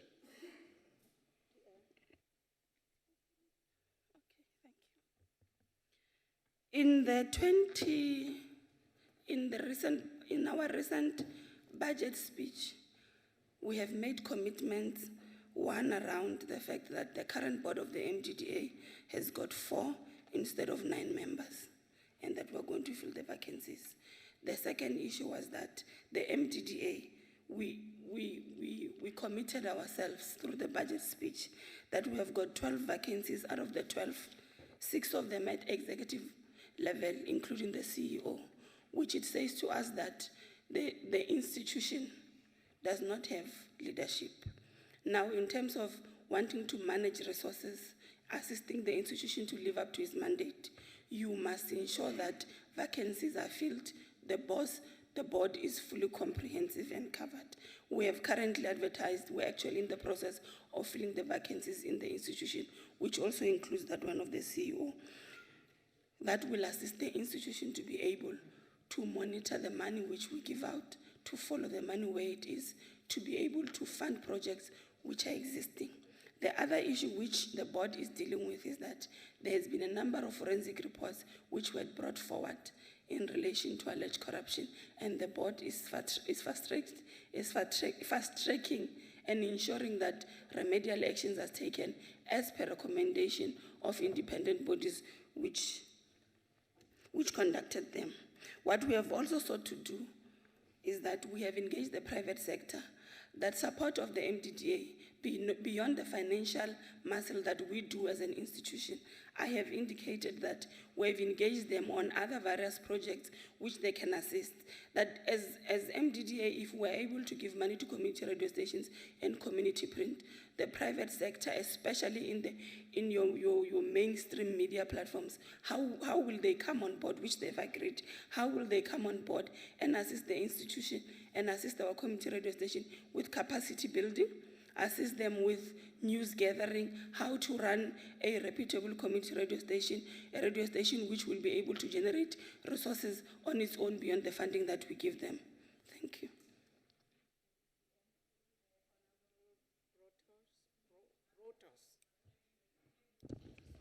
Thank you, Chair, Deputy Chair.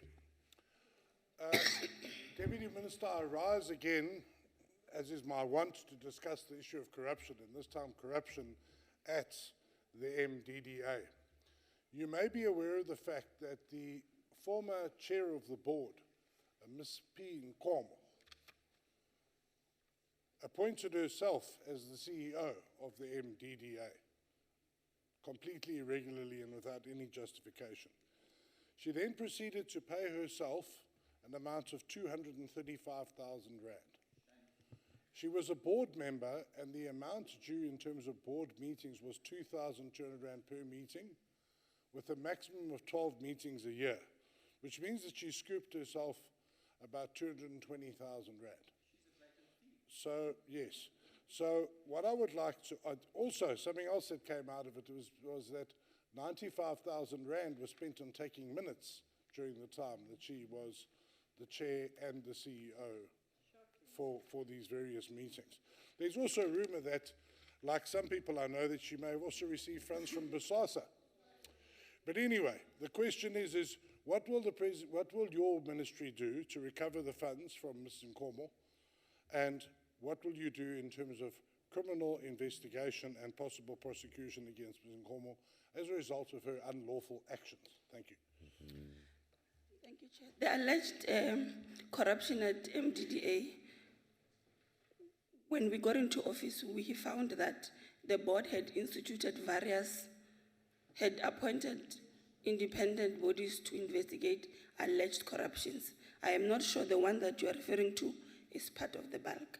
What I can safely say to you is that the board is currently busy addressing findings and implementing findings of these independent bodies. What I can go and do is to go and find out about this one that you are speaking about. I am not sure it's part of the pile that is there. Then maybe I can write you a written response, or you can bring it back as a question for the next time and I can give you in detail. But the board is busy dealing with corruption which is at their table. Thank you, TM.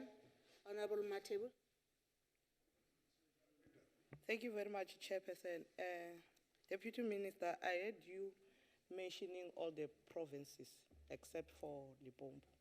I just like to know, when are you going to escalate it to Limpopo province? Thank you very much. I gave some. In Limpopo, for example, we are busy running a project with the Balubedu to see the possibility of creating a community radio station. In the Northern Cape, we have sent a team. We are looking into the possibility of a Koi community radio station. The ones that I mentioned are just flagship. It's not that they're the only ones. Thank you, TM. Allow me to take this opportunity to thank you, TM, in the Presidency, TM Siweya. Thank you for availing yourself to answer questions in the NCOP.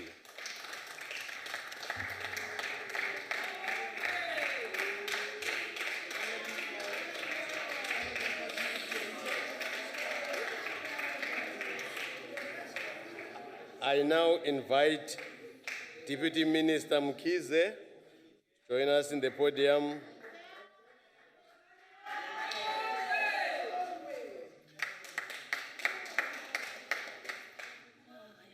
Sorry, DM, let me take, Honorable Mkalakis, why are you standing? Thank you very much, Honourable House Chairperson. It's on a point of order.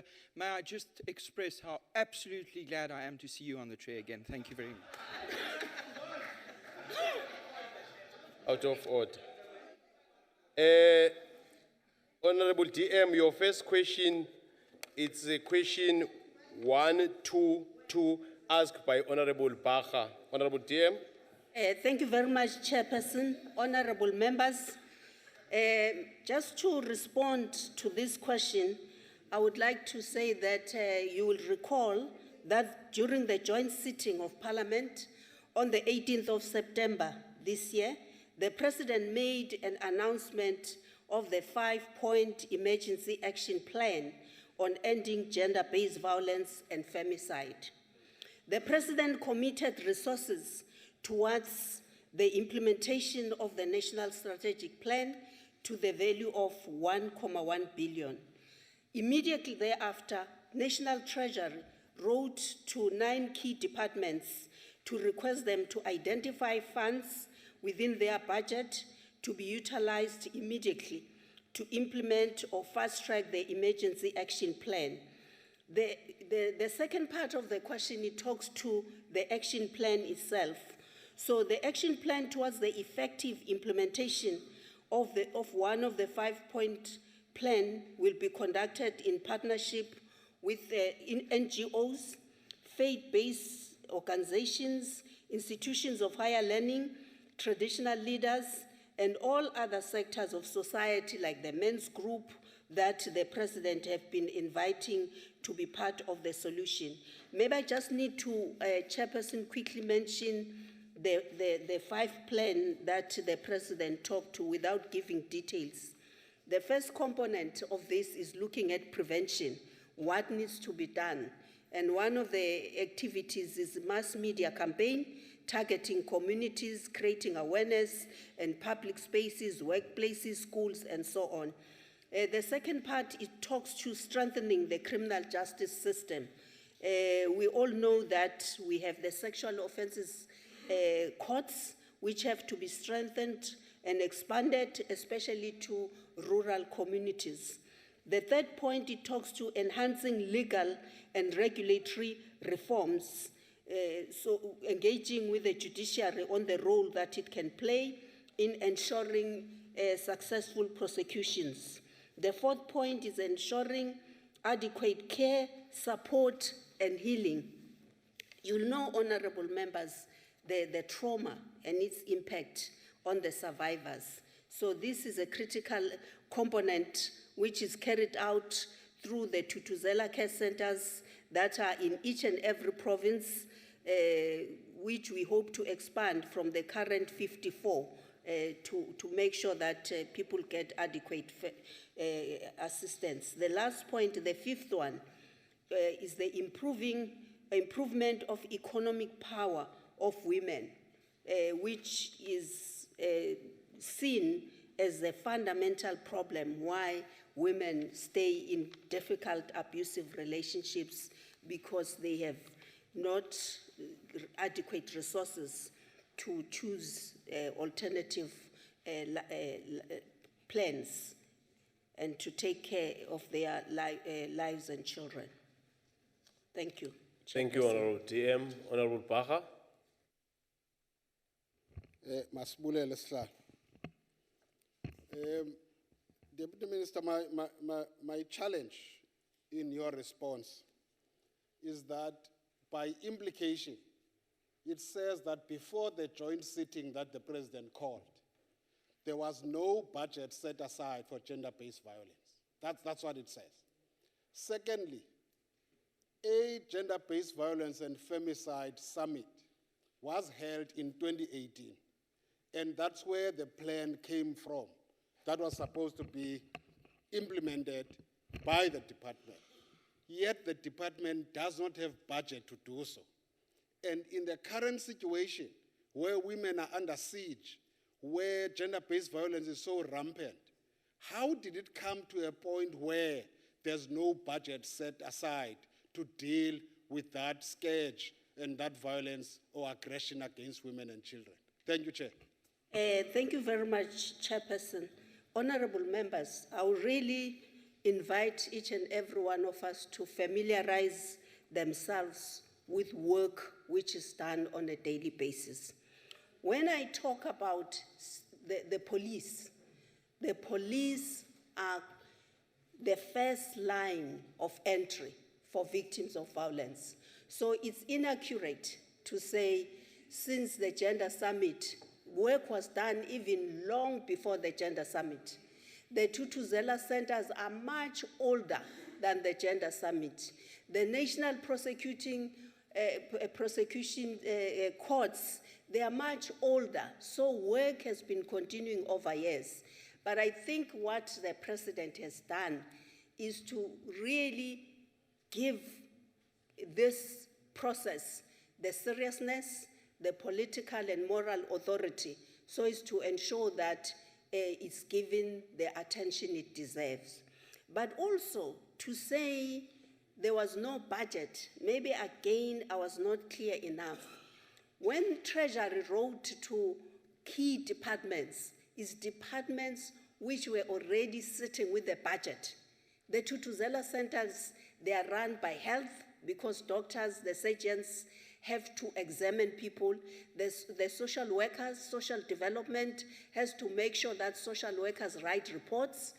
Trauma counseling is done also under those departments. Some are employed by the police. So these departments have been having this budget. That's what is called, you cut the fat, where you think, is there any more money that we can take from you and put it to the kitty for what the President has referred to as a national crisis?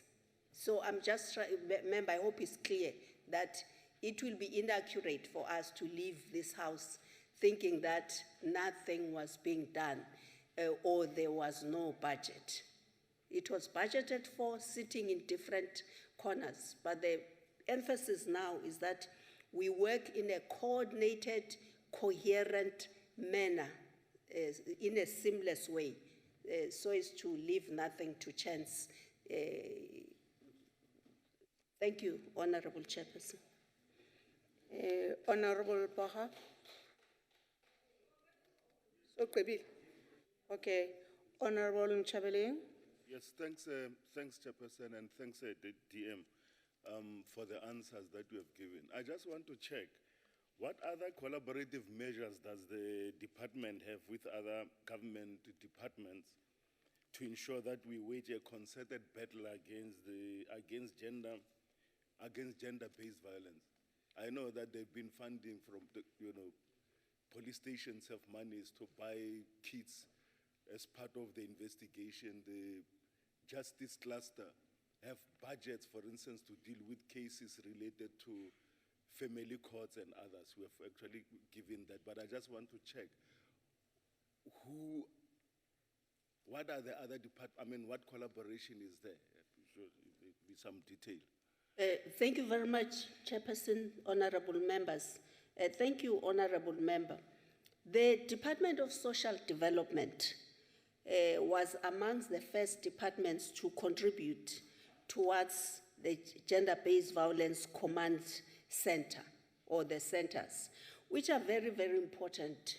They also now collaborate with the telecoms, where they have a 24-hour hotline with an emergency tactical response team.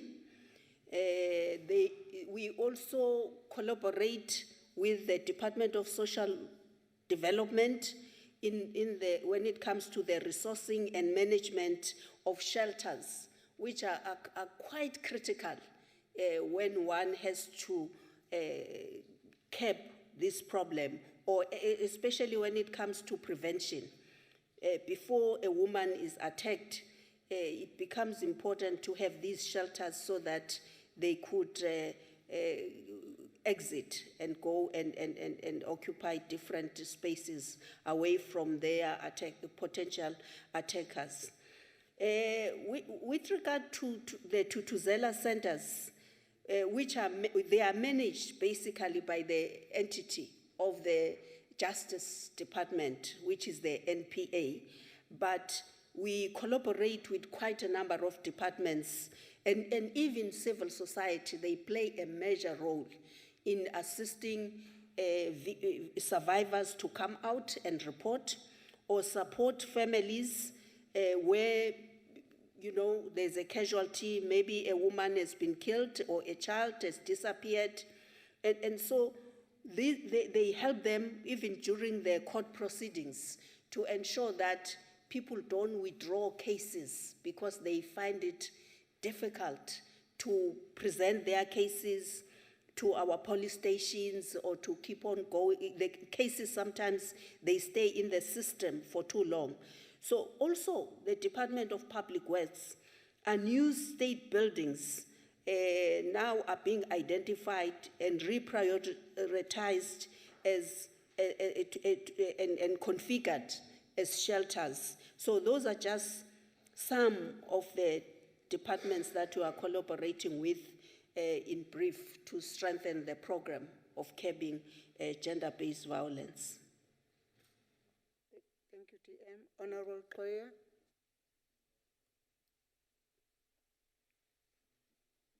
Thank you very much, Honorable Chair.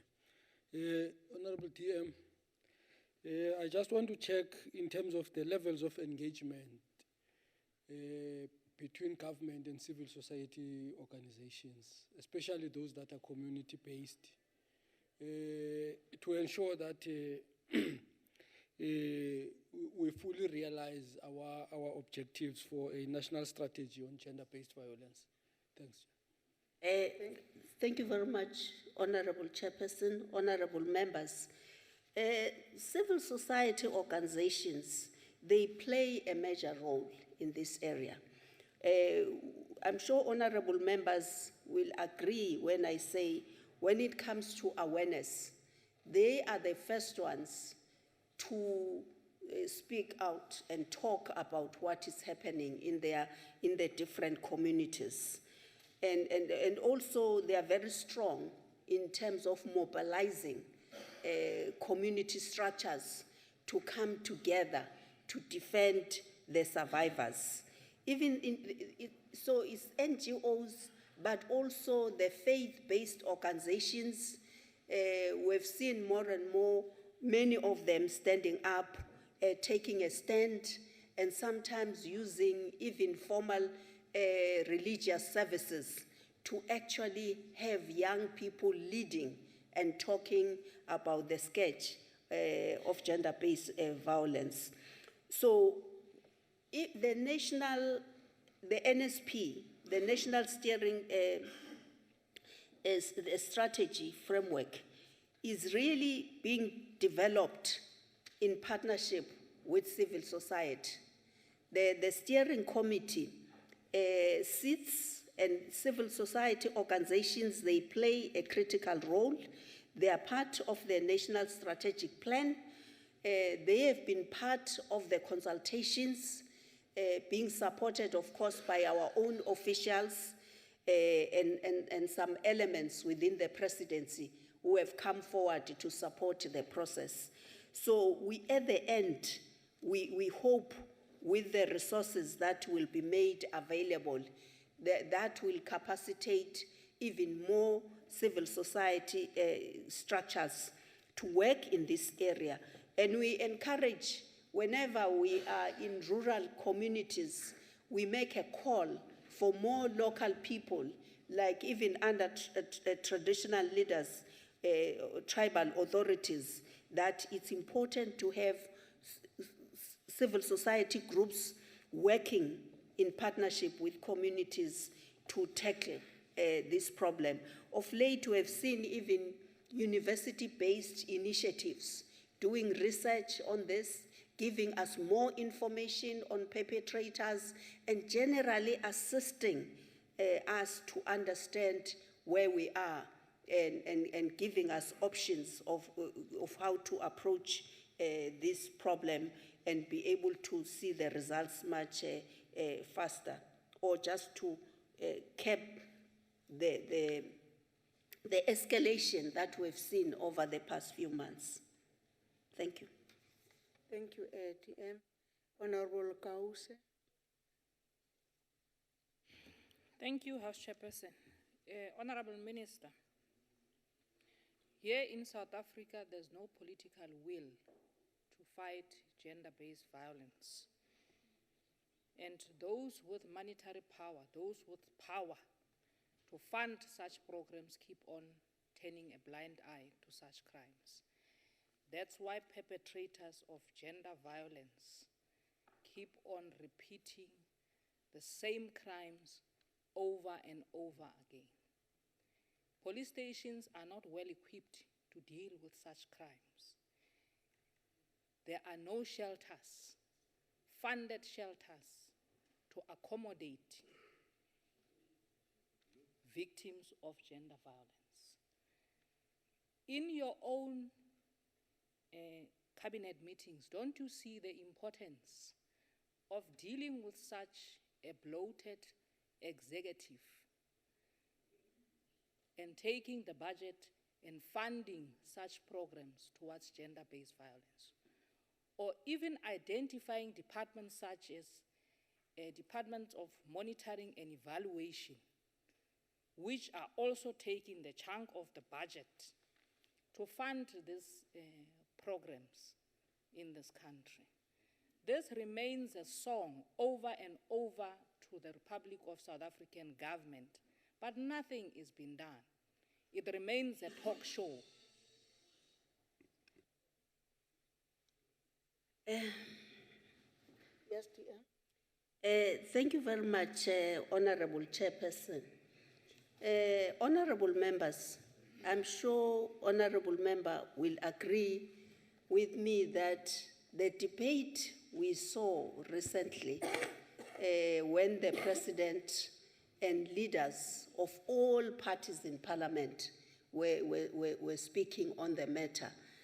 I came out convinced that if we work together, we can overcome the scourge that we are facing.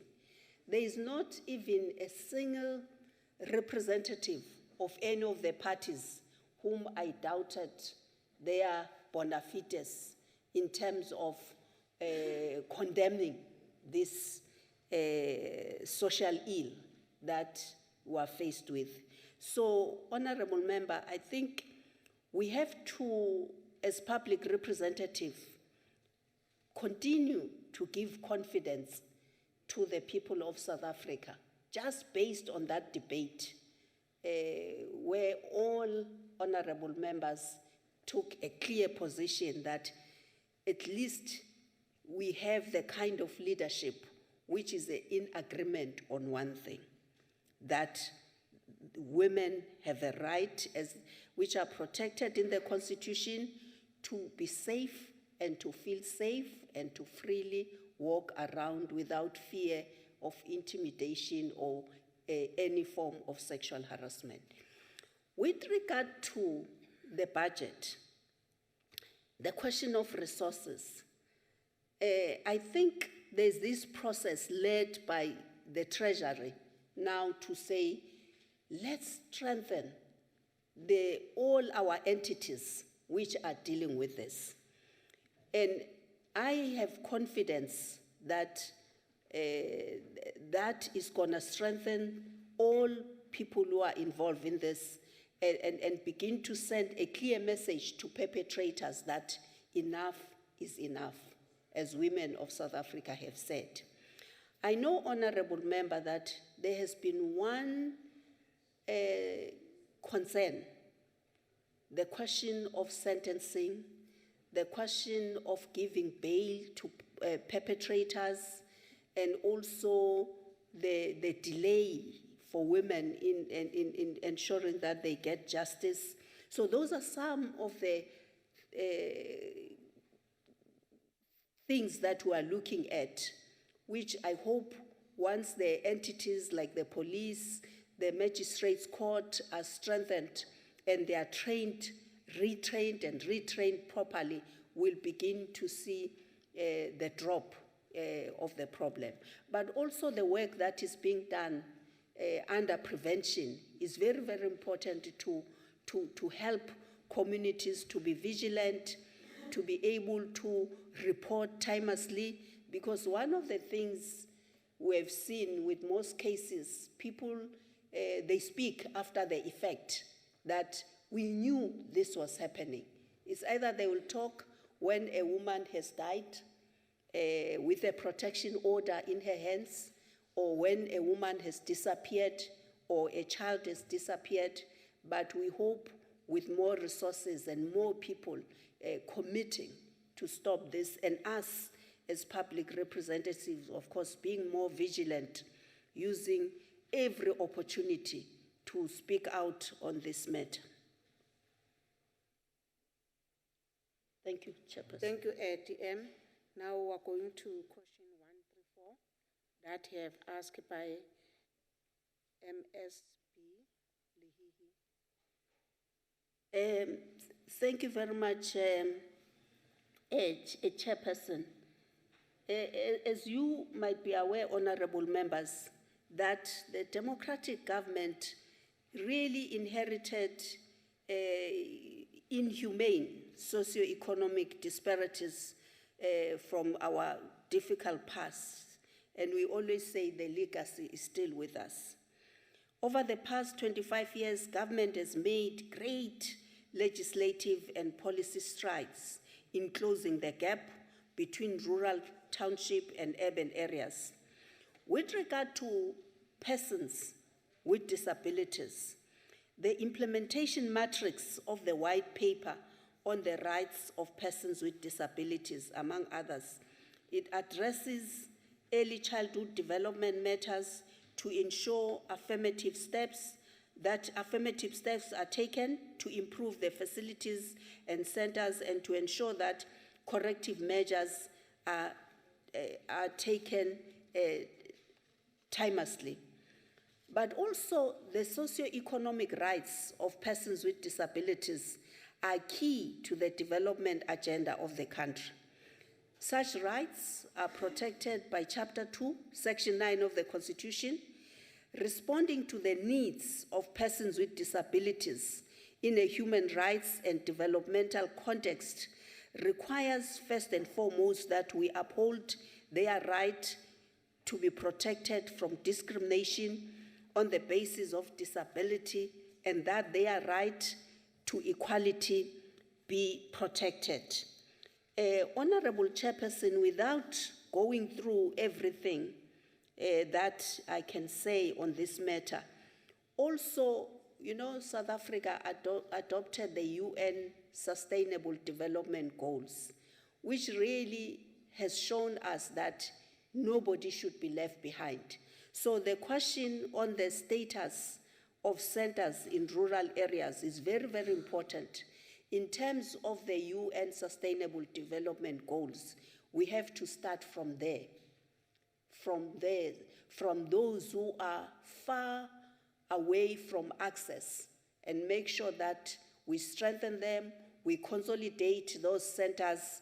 We know that they don't have even access to economic employment opportunities, but I fully accept the issue that Honorable Member is raising.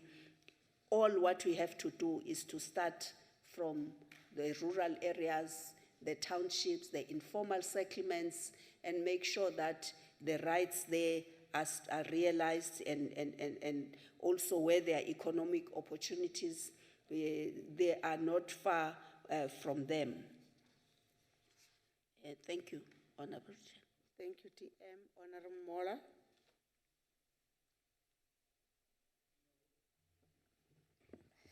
Thank you, Chairperson, and thank you, DM, for your response. Has the ministry engaged with the various government departments, especially the Department of Social Development, to ensure that they prioritize the upgrade of the facilities, disability centers in the rural areas and the townships? I thank you.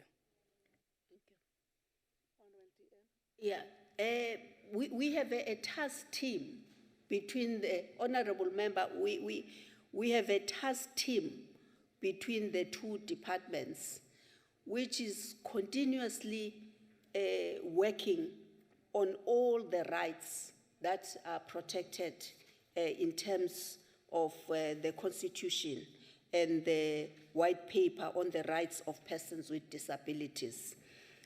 But of course, as I've said, as I've responded to the previous question, all what we have to do in all the deliberations is to pay particular attention to those who are not in our golden cities, where everybody walks around and talk to them on a daily basis, but especially people who have not had access. Honorable members, we are fully aware that we have serious challenges in rural communities when it comes to disabilities, because even our education system, by the time they get to universities where there are special gadgets that helps them with whatever aids they require, in rural communities, people with disabilities would have dropped out of the system. And so those are some of the challenges we are grappling with. The campaigns we want our mass media to help with, to encourage people to take children to school. As I've said, that now that early child development is compulsory, so that they are identified quite early, they are screened during the first 3 years, and also that then those who need, maybe who can be assisted with minimal remedial measures to be able to hear, to see, to walk around, or to exercise their communication abilities. So there's a lot more which we need to do in partnership, of course, with our tribal authorities to deal with this problem of, so as not to be seen to be neglecting our care centers in rural areas. Thank you, TM. Firstly, I would like to apologize to Honorable Lily because there was a note that was sending to me. So, and the 32, 31, 34, there are two. So I was thinking that that note is the one that is going to ask the question. So, can I finish?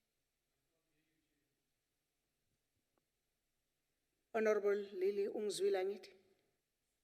Ngicela uxolo ngesizathu sokuthi kube nenote ezile ama 134 there are two, then I was thinking ukuthi bakhuluma ngaleyo kanti bakhuluma ngenye. There was a note that was putting on the table. Can you ask the Deputy Minister a question, please? Follow-up question, darling. Nya se le tona e se buang se bapane le nnete ke boithamokanyi fela bo nnete ke go batho ba rona ko ntle kwa ba tshela boima mo go maswe mo khuduthamaga bokone bophirima e na le disability center di le dintsi se se kgathalelweng ke lefapha la gago mme ke tla dira sekai ka tse di latelang Ratlegile Disability Center, Sedimosetso Disability Center, Rulaganyang Disability Center. Mokhuduthamaga a o ka netefatsa ntlo e gore pele ga ngwaga wa 2019 o fela o tlile go etela mafelo a ke a o makileng le go netefatsa gore ditirelo di fitlhelela mafelo a gore a kgone go direla batho ba rona go ya ka tshwanelo. Ke a leboga modulasetilo. Thank you very much, Honorable Chairperson, honorable members. I would just like to assure the honorable member that what I'm presenting before this august House is a real serious commitment. I represent the government department. It's not a talk show. So with regard to the centers that the honorable member has referred to, we have officials who are spread all over there. They noted the names. We will definitely visit them.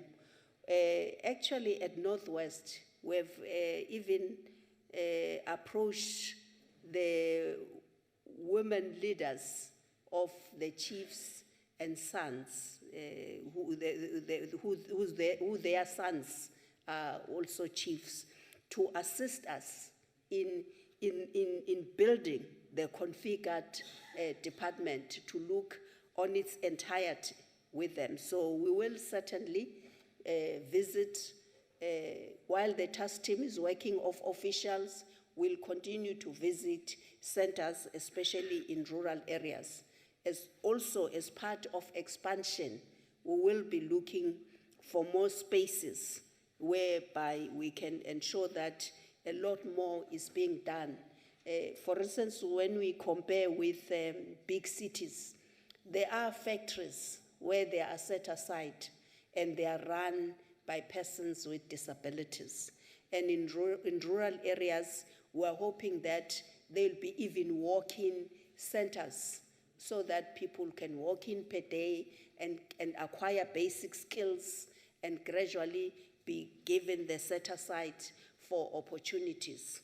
And also through this district development model, which has been launched by COGTA, we are hoping that it will help us even more to scan what exists from these disability centers to the Tutuzela centers, and virtually all the key factors that we require for us to realize the rights of persons with disabilities. Thank you, TM. Honorable Nana.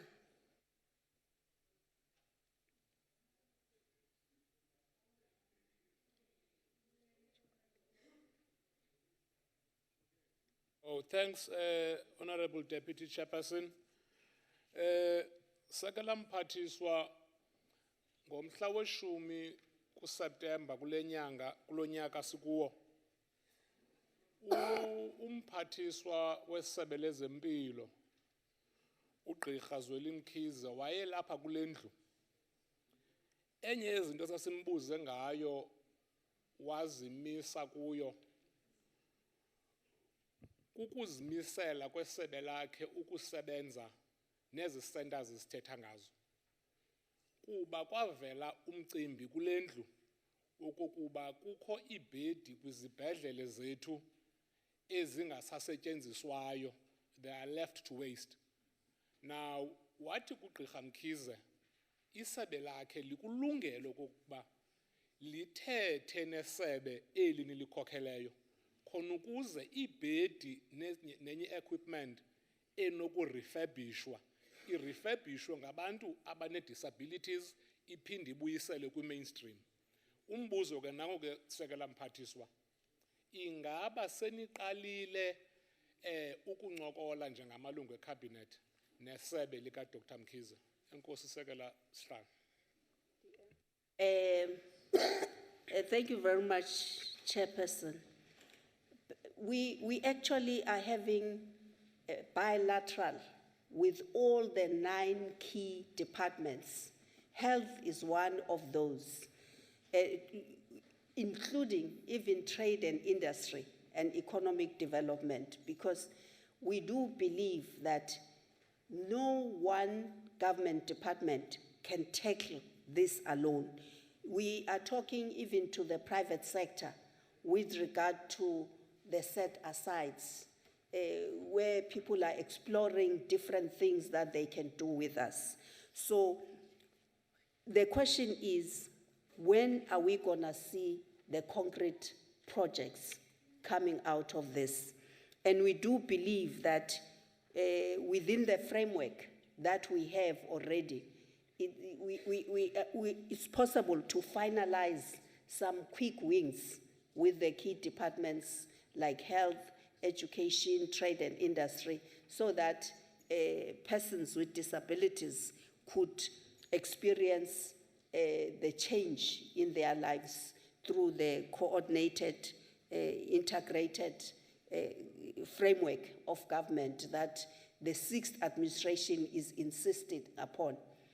We know we come from a history where each department could make a contribution even on issues of disabilities.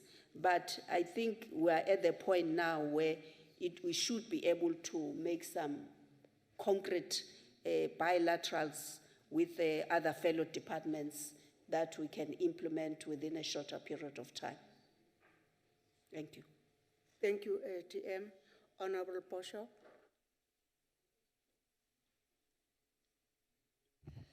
Thank you very much, Chair. Deputy Minister, as you've alluded to the wonderful programs that you are wanting to run out or roll out with regard to people with disabilities, I commend you on that, and we'll be watching with great interest. But your department already has centers, and there are very many other centers like the SEEs, which are also doing commendable work in regard to people with disabilities in sheltered environments. What I would like to know from you is, on the 10th of September, the Minister of Health was here answering oral questions, and a question was posed to him in regard to obsolete beds that hospitals are throwing out, etc. You know about the incident at the Baragwanath Hospital.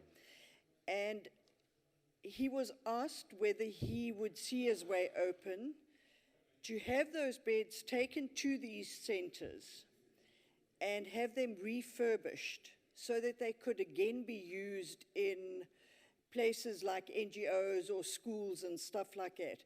I just want to know, has the Minister of Health engaged with you in this regard? If so, what was the outcome? If he has not engaged with you yet, Sorry, member. are you... Sorry, there's a point of order.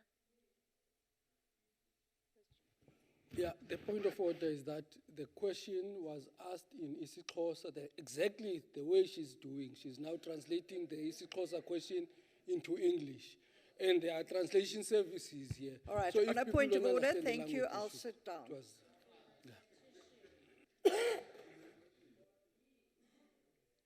House Chairperson. Thank you, House Chairperson. Just on that point of order, the Honourable Member indicated now that there are translation services available. I didn't want to get up on this point of order earlier on, but since that was raised, the translation services stopped working after 5 o'clock. I've been checking it, except for Afrikaans every half an hour. I don't know whether it is because Parliament doesn't have enough translators after 5. I actually think perhaps just to take us forward, House Chairperson, that this matter be taken up on a higher level, that Parliament starts actually investing in multilingualism in ons tolkdienste, dat ons minder geld spandeer aan etes en meer geld spandeer aan veeltaligheid. Dankie.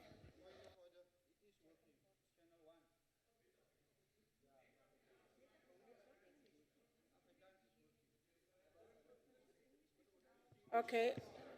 Order. Honourable member, the point has been taken. We will do the follow-up. Thanks. Continue, ma'am. You have disturbed by the point of order. Are you done? You are done?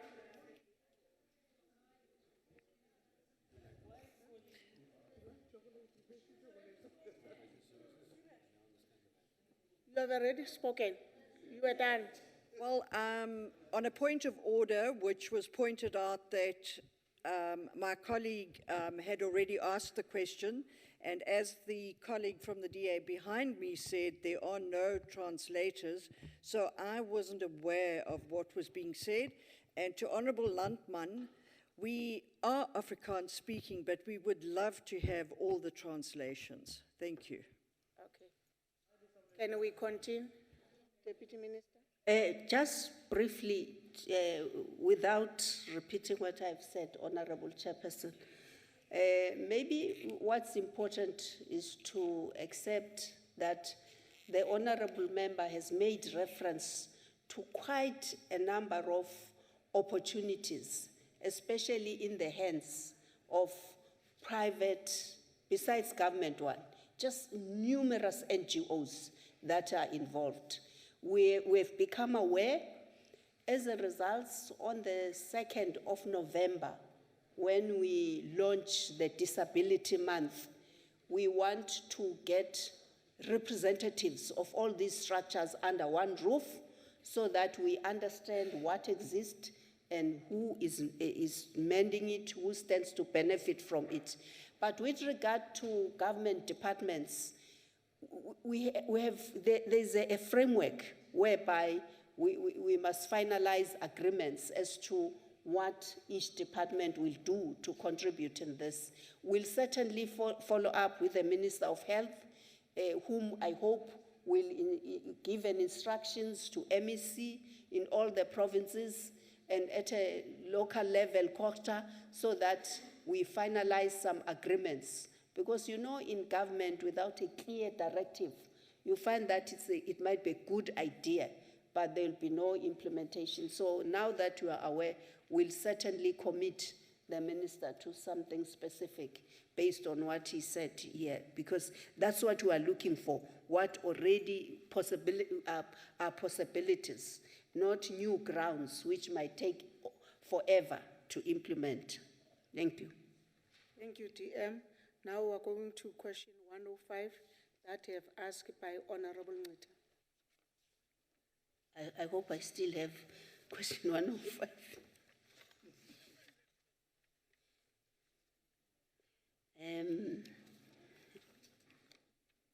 I'm sure the officials are panicking that now she has lost 105. Thank you very much, Honorable Chairperson. The timeline for the finalization of the National Strategic Plan on Gender-Based Violence and Femicides, initially it was set as the end of September. because the task team was hard at work and many more groupings wanting to engage, to make a contribution in the National Strategic Plan on Gender-Based Violence, we then got an extension till the 30th of October. So that is the deadline that has been set. But the task team continues to engage, and any grouping which would like to contribute, and they have an opportunity till the 30th of October this year.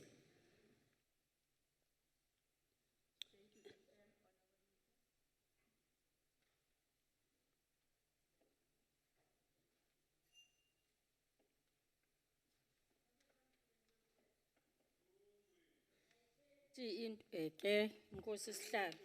Manibulele sihlalo wendlu. Umbuzo ndifuna ubuza mphathiswa. Umalunga nesicwangciso nkqubo esi sikazwelonke.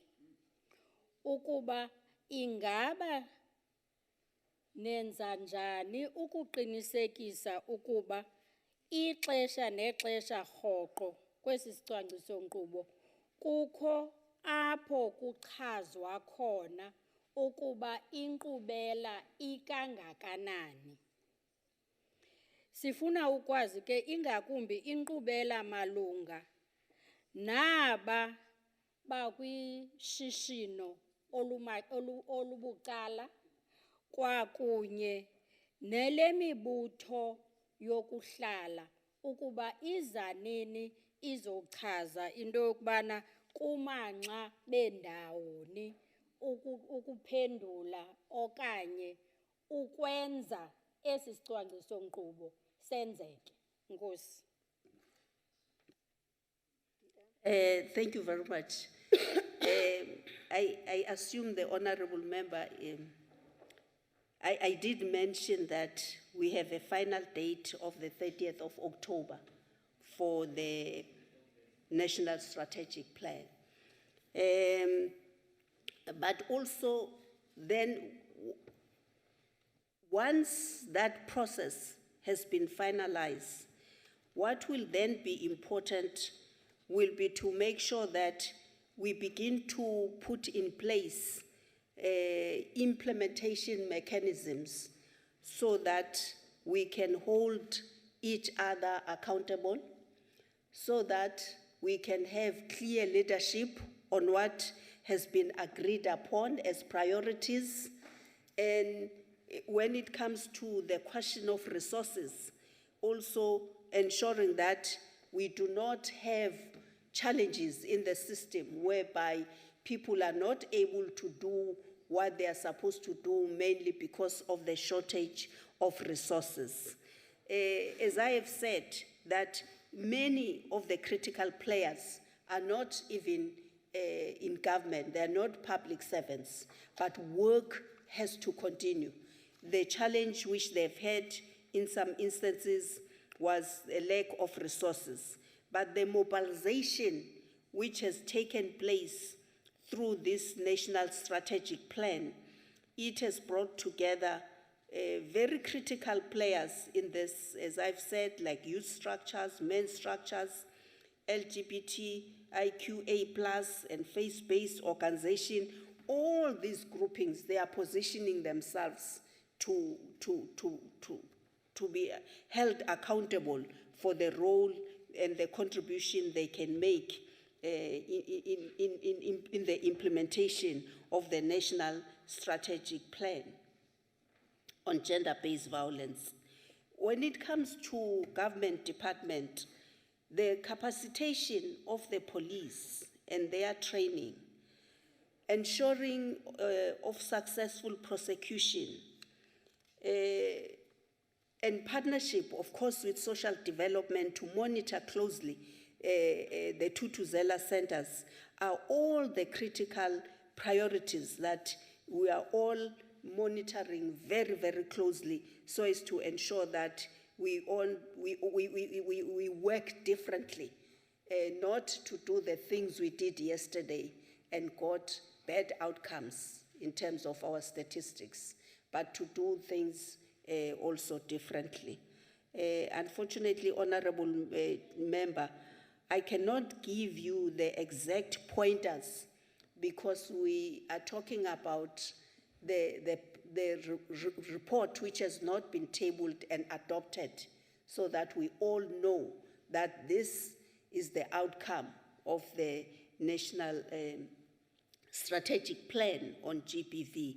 But we are working on well-known pointers, which I said we have identified, and we have said in the interim, let's beef them up. Thank you. Thank you, DM. Honorable Christian. Thank you, Deputy Chairperson. Deputy Minister, we've heard you say that your National Strategic Plan will be rolled out by the end of October. And we are certainly looking forward to see that implementation plan come to life and assist the people and the women and children and all the vulnerable people in South Africa. However, Deputy Minister, the failure by your department to allocate adequate resources for this purpose places responsibility on women to speak out against gender-based violence. While the government appears to develop plans, it appears to lack the willpower and ability to implement these plans. How serious is your department in combating gender-based violence if there is no adequate budget or resources for that purpose? Thank you. Honorable Chairperson, honorable members, I think in terms of our economic outlook as of today, if Treasury has identified up to 1.6 billion, we think that's a substantial amount during this term for us to begin to work effectively on this. As I've indicated, that's the money that was already allocated. It was not in the Department of Women, but it was in different departments, but which was earmarked for gender-based violence. What I can commit is that there is a political will and there is a commitment to leave nothing to chance. The President has gone to an extent of saying even those cases which were dropped and not taken forward for prosecution, they should be looked at and reinstated, because in some instances they were dropped because of problems in the system, either with the police or the magistrate court. There were too many bottlenecks, irrespective of the legislation we have. Still, the people were not moving swiftly to apprehend perpetrators and to prosecute them. So I do believe there's a commitment and a seriousness. I don't think once this National Strategic Plan is finalized and adopted, that any one department will then relax and not be part of the implementation of whatever will be the pillars that will be agreed upon. But also, you know, we continue to call upon all public representatives, really, to be part of the army, because this is bigger than government. This is for all of us to be vigilant, watchful, and to step in as soon as we are suspicious, even of neglect by our own government departments. Whatever honorable members can pick up as not as likely to be a barrier to what we want to achieve. Any intervention, awareness, and shouting will assist a lot, because this for women of South Africa is big. It's a big issue. It's causing so much pain, and it's something which we wish we had more energy and means to just blow it out. But unfortunately, we live in a society where we are driven by resources. But I think if we can all commit, we will get somewhere. We'll see different results because there's a commitment that we all do things differently. Thank you, TM. Honorable Tito. Thank you, Chair. I've got a question on 128. I've asked to be excused from this one.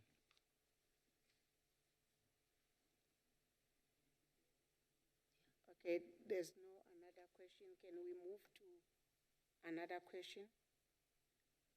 Which is? 128. Thank you very much, Chairperson. The Gender-Based Violence and Femicide National Strategic Plan, NSP 2020-2030 process, which has been addressed earlier, is in line with various international standards. These standards include, but are not limited to, like the SADC Protocol on Gender and Development of 2008, the AU Agenda 2063, the Beijing Platform for Action of 1995, the UN Convention on the Elimination of All Forms of Discrimination Against Women, CEDAW, and the UN Sustainable Development Goals. But also on gender equality, which is goal number 5. But also, I think we can include even the UN Conference on the Status of Women, which is held annually. And members of parliament and government and civil society from South Africa, they always participate. So we are working within all those instruments. And of course, maybe what is important to mention at this point is that we also participate within the multilateral platforms and contribute, and we account, we write reports to all these multilateral organizations to talk about progress we are making, but also we domesticate. When we come back, which means we will have a policy and a legislation at a national level, so that whatever is discussed in terms of that multilateral instruments is implementable here at a local level.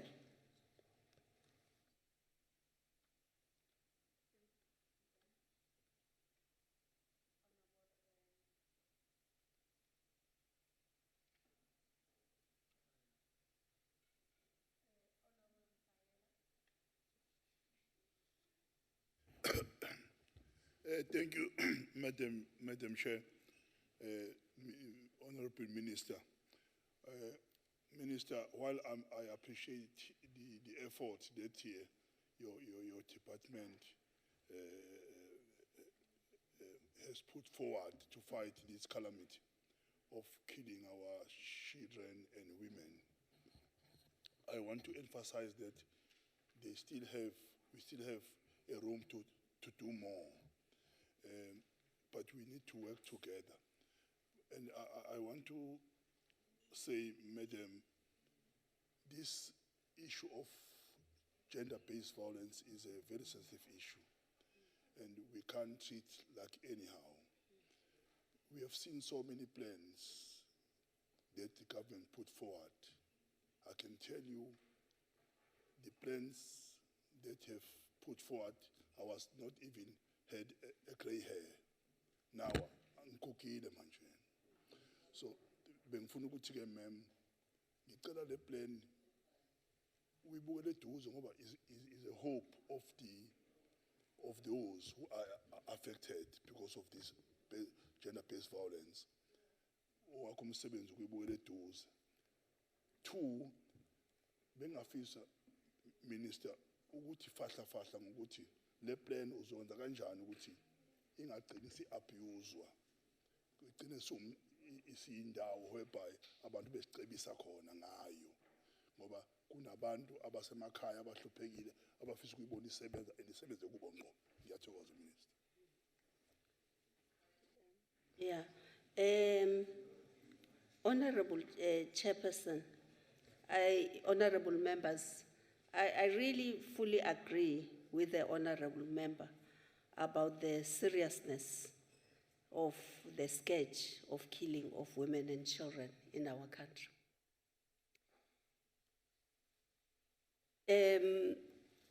But also, the honorable member is raising something which we are all reflecting upon in terms of saying, if you look as to when the Domestic Violence Act was passed and why has it not been effective, looking at our constitution, which is the best, and why were the rights of women, girls, and children not protected just based on that. And so many commitments that we have made, the Convention on the Rights of the Child, it's a big question mark.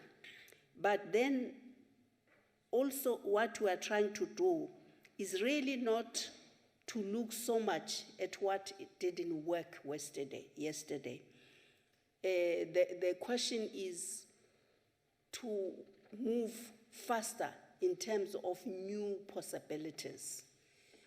Honorable members will remember that there was a time where women will go to a local police station and the police there will not even apprehend the man if the man is threatening the wife.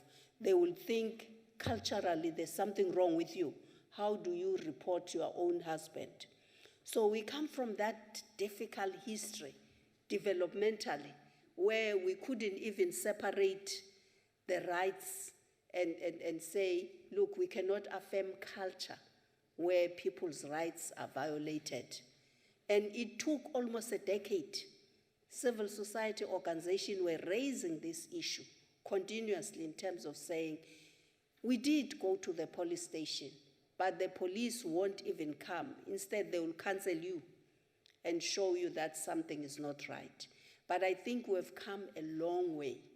That's why I said maybe we need to move forward now that there's been a clear message that these police stations now must be experienced by women as a conducive environment for opening up, and their cases must be accurately recorded, and the magistrates, the files must be sent accurately to relevant magistrate offices, so that we see people of South Africa begin to see the criminal justice system differently.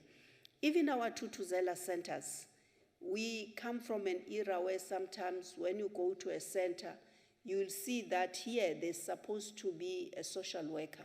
Maybe the social worker is not there. So the resources have been inadequate.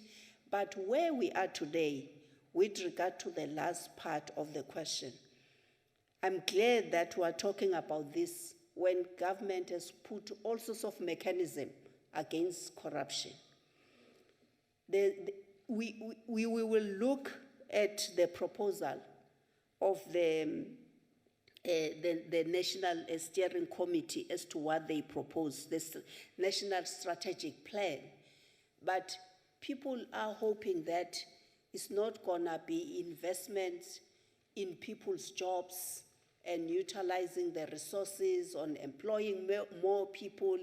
Hopefully it will be a secretariat that will just monitor that the work is being done properly, timelessly, with success. Of course, there are all sorts of systems that have been put in place against any form of corruption in government, and also there will be vigilance in terms of ensuring that the resources, they go towards enabling the survivors rather than many more people who might be benefiting without really contributing directly to survivors of these crimes.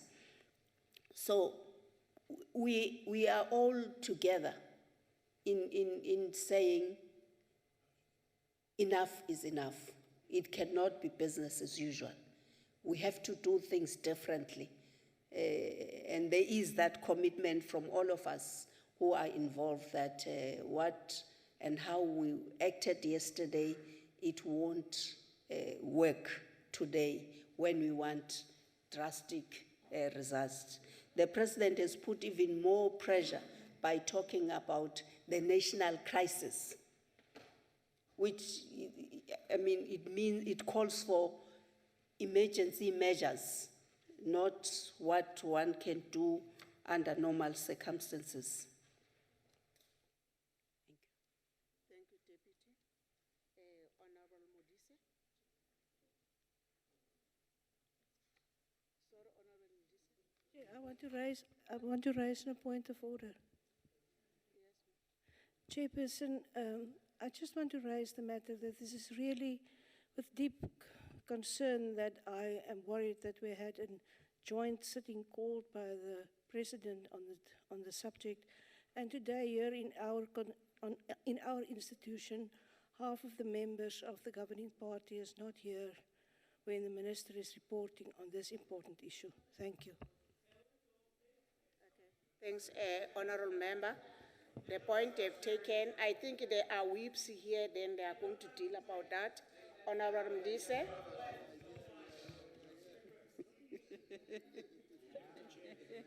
Order, Member.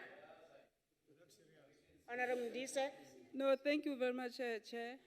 The Deputy Minister in the President's office, wabo me banale ba phelang ka bogole.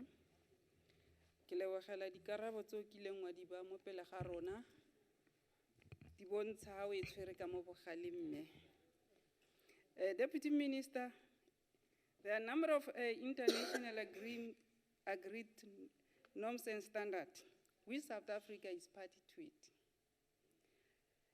On ending violence against women. Deputy Minister, I just want to check with you those various norms and standards, like 1993 World Conference on Human Rights, Vienna Declaration and Program of Action, and 1993 Declaration on Elimination of Violence against women.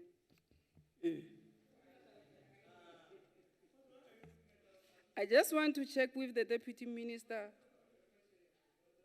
to what extent we South Africa is complying with these various international instruments. Thank you, Chair. Thank you very much, Chairperson. Honorable Member, ke a leboga. I wish I could. O ka re nka bua ka Sesotho le nna. O tla nkutlwa? Yeah. I fully agree that the question you are putting is reminding us of all the commitments we have made, and you are naming them one by one. But what I want to say is that, you know, because of our history, where we come from, South Africa has been usually amongst the first countries in Africa to be the signatory to all these. We've rectified them. We have also influenced our own legislation because they are all in line with the values enshrined in our Constitution, especially the chapter on the Bill of Rights. So in other words, we have the framework. The question is, why do we, like the Declaration on the Elimination of Violence Against Women of 1993, you know, it's going back to what we are saying, that even with the good legislation we are having, there has been barriers in our system that maybe we took too long to remove, so as to ensure that we see the impact, the outcomes of our commitments in all this.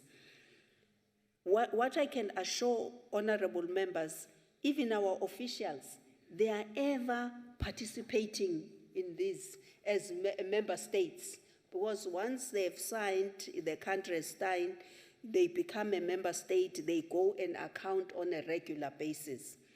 And the world has been puzzled with the challenges. I mean, just during the past few weeks, we've met with quite a number of UN representatives. When they look at everything we've done, from legislation to policy, they think South Africa has to teach the world about 1, 2, 3. So it's that puzzle that we have to deal with, to make sure that it's not only the policies and the legislation on paper, but also in our frontline offices, people experience our services to be in line with the commitments we've made in this multilateral organization. I don't think there's any more that we can look at. We have all what it takes to get it right, even from this multilateral organization. I mean, even the Beijing conference, South Africa led the strongest delegation to influence people on the very same issues of no violence against women and children. And here we are, next year the UN will be celebrating the 30 years since then, but we are having some challenges. So I suppose because now we're beyond legislation, we're beyond policies, our real responsibility now is implementation, especially the prevention components at a community levels. That we must all commit to do in our neighborhoods, to make sure that we don't normalize the situation where people will say, yeah, there are friends who knew that this person was last seen in this house, but they kept quiet for years without even anonymously using social media or whatever hotline to inform the police. So there are things which calls upon all of us also to do, to report on these cases, to assist the police, and to make sure that we don't collude in silence with the perpetrators as though we agree with them. Thank you. Honorable Titoy. Thank you, Chair. Minister, referring to the killing of women and children, rape and abuse, you mentioned that the onus will be placed on rural areas, focusing there to prevent these type of occurrences or these type of events to happen. We are in agreement that no person must live in fear, be exposed to or be a victim of brutal attacks, mutilation, torture, rape, and murder. What plans does your department have in place to prevent such vulgar threats and attacks against women and children on farms that fall victim to these attacks? And also, what plans do you have in place to assist victims of these attacks, of these inhumane crimes? According to me, very little assistance is given to such victims. Thank you. Thank you very much. You know, we have about 54 Tutuzela centers countrywide. They might be far from farming communities, but one will have to assist and to create awareness about their existence. because sometimes people don't approach them mainly because they don't know what to start. You know, the command center, which was started by social development and now has the support of the telecoms like Vodacom and many companies where there's a 24-hour service where people can report. It can take cases from anywhere. And you can actually, when I went there, I was shocked how efficient those apps are. It can take your location if you report, if you phone, because my first question was, if I'm at Lisikisiki and I'm under attack, what do I do? How will I come across? They said, no, there's a toll-free line, and it's manned by, you know, you think you are in a bank or something. It's manned by warm bodies. They pick up a phone, they say, send us a location, they transfer it to the police, but I don't know whether we've created enough awareness. They are even including facilities for persons with disabilities so that they also can be able to access the service. So we will continue to monitor the location of Tutuzela centers, because the idea is that the expansion, they shouldn't be close to each other, but rather look at where there are gaps and where there are needs. But I still wish honorable members can visit the command center at the Centurion. We will send all the details through here just to get a feel of how efficient the service has become. Also, when you get there, you start saying, uMadlamini uza communicate njani? How would Madlamini communicate? They take care even of language disparities, and it's so important. It's a tool for the country which we ought to look at very carefully and support and ensure that also we create awareness in our constituencies so that people know where to get a service. But we will send the contact details through so that members who want to visit could go and ask whatever question, because there is also openness to improve as they expand. Thank you. Thank you, GM. Honorable.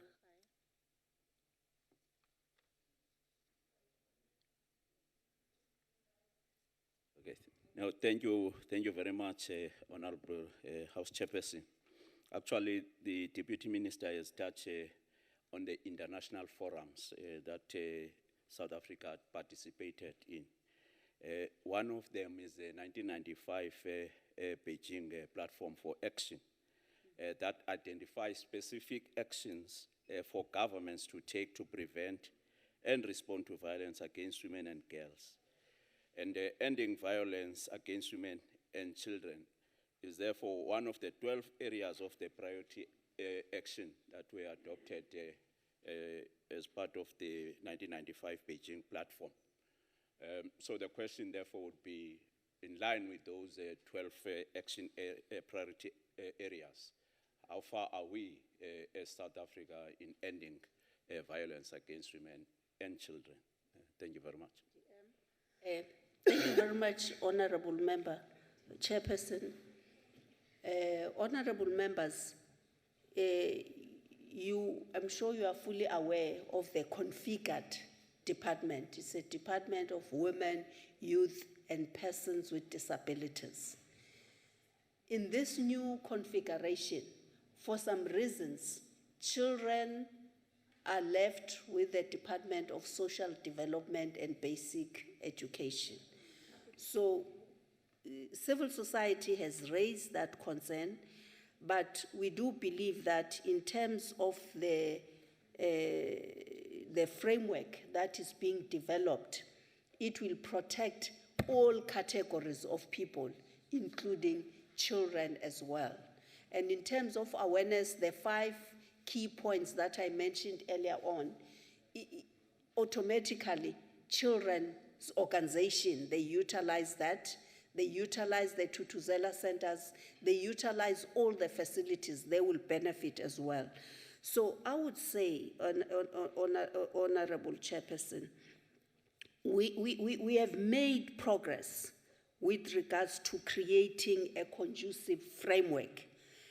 But the national statistics that is released by the police annually is pointing to holes in our system, that irrespective of the framework, the legislative and policy framework, you are saying, the statistics remains too high. So I would say we've made progress, but we have challenges in the system that we have to eradicate as soon as possible. Because even if you have got good policies, if there are too many challenges within your system, people won't see the benefits and they won't experience the impact of what we are doing. So we are committed at the implementation phase to really work harder to make sure that our people begin to experience our services centers differently.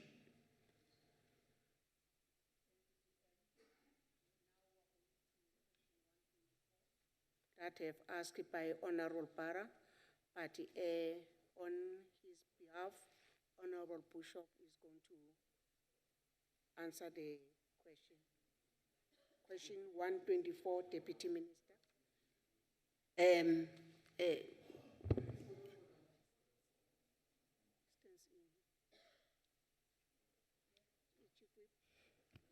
Honorable Chair, my understanding is that there has been no arrangement made, because the arrangements for the replacements are made through the office of the Chief Whip.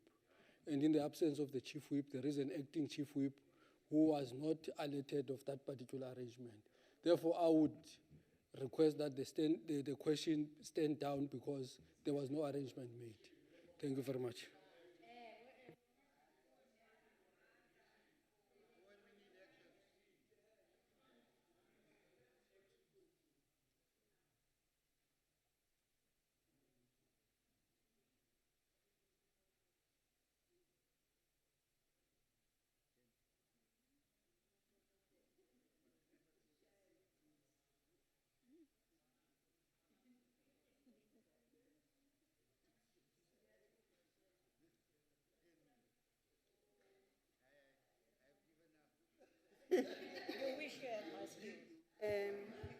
Order, members.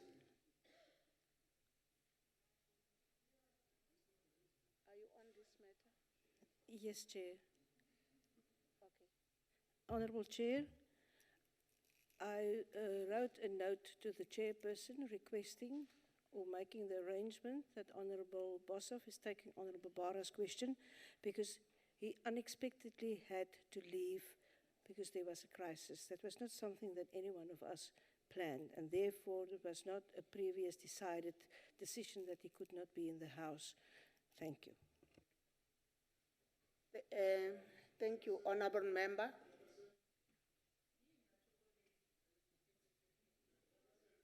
But the whip have spoken. I'm pleading for indulgence. I just wanted to check whether Honorable Ngoia is acting Chief Whip or is this Honorable Member, Honorable Khai, in front of me, because he speaks to him and he then conveys. It can't be, Chair. It can't be. Order, honorable members. Order, honorable members. Honorable members. I think this must come to an end, and it must be the first and last to do like this. Because all of you, I think you know better than me the order of this House. But I'm going to allow Honorable Bishop on the explanation that the Chief Whip have said right now to speak?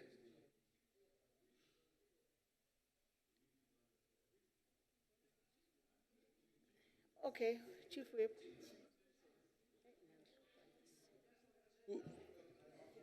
I just wanted to bring it to your attention, Chair, that we are setting a very dangerous precedence that will not be acceptable in future. We will have troubles with the same precedents that we are setting ourselves. I know you have made a ruling, but I just wanted you to take note of that fact that there's a dangerous precedence that is being set in the House, that people can just decide to leave and ignore the Chief Whip in the House. Thank you, Acting Chief Whip. I hear what you are saying. I don't want to say something and change it again. I've said I'll allow Honorable Bishop, but to all of you, it must come to an end. Let us not do it again, because all of you, you know that what you are doing is wrong. I don't want to count, I've got a lot of lists here, but I cannot say on this one and say, this one didn't via to the Chief Whip. So I'll allow Deputy Minister on question 124 to answer that question. Thank you. Thank you very much, Honorable Chairperson. Our approach to issues of persons with disabilities is informed by the white paper on the rights of persons with disabilities. The white paper constitutes the national government-wide policy framework for the advancement of the rights of persons with disabilities. Measures which are in place across government departments to support the empowerment of persons with disabilities include, amongst others, the following: extensive reasonable accommodation support in both the basic education as well as post-school education and training systems. And it also talked to rehabilitation services at primary, secondary, and tertiary level to restore and support independent living. It also talked to the provision of mobility and communication assistive technology and the return to work services and retention of workers who are injured on duty. Measures that have been put in place to remove barriers in the environment include, amongst others, legislative measures such as the National Building Regulations, the Promotion of Equality and Prevention of Unfair Discrimination Act, and the National Land Transport Act.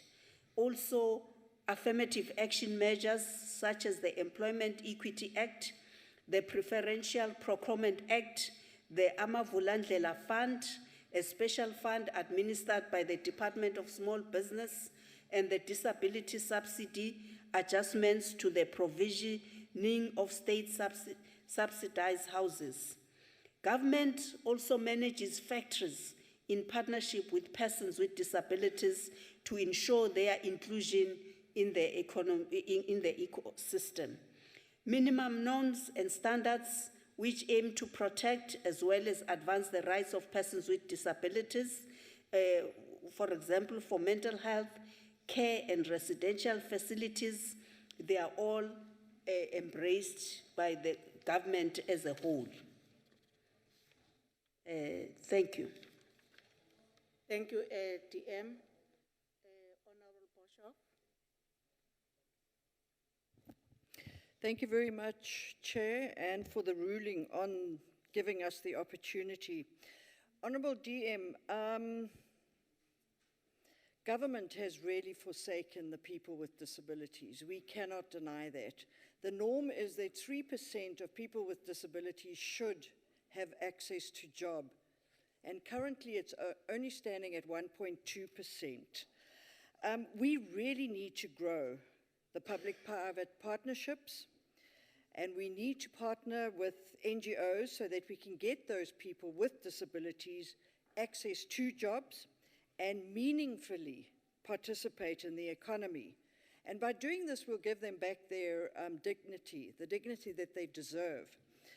What I would like to ask of you, Minister, is what incentives or tax breaks are you willing to give businesses and the private sector to attract people with disabilities? Thank you.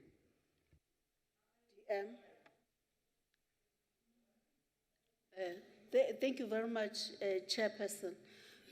Honorable members, depending on the contribution that whether it's the private sector they want to make, I will just give a simple example. We have people who want to manufacture special oils for people with albinism. And so trade and industry has incentives. They have a formula. In our discussion with them, we're at the point where they say they have a criteria which people will have to meet to qualify for those incentives, and then our people will participate as partners in those activities. It's something new we're exploring, but we have that commitment now from trade and industry. But also, as I have indicated earlier on, I think we come from an era where emphasis was on grants, making people to be dependent on government.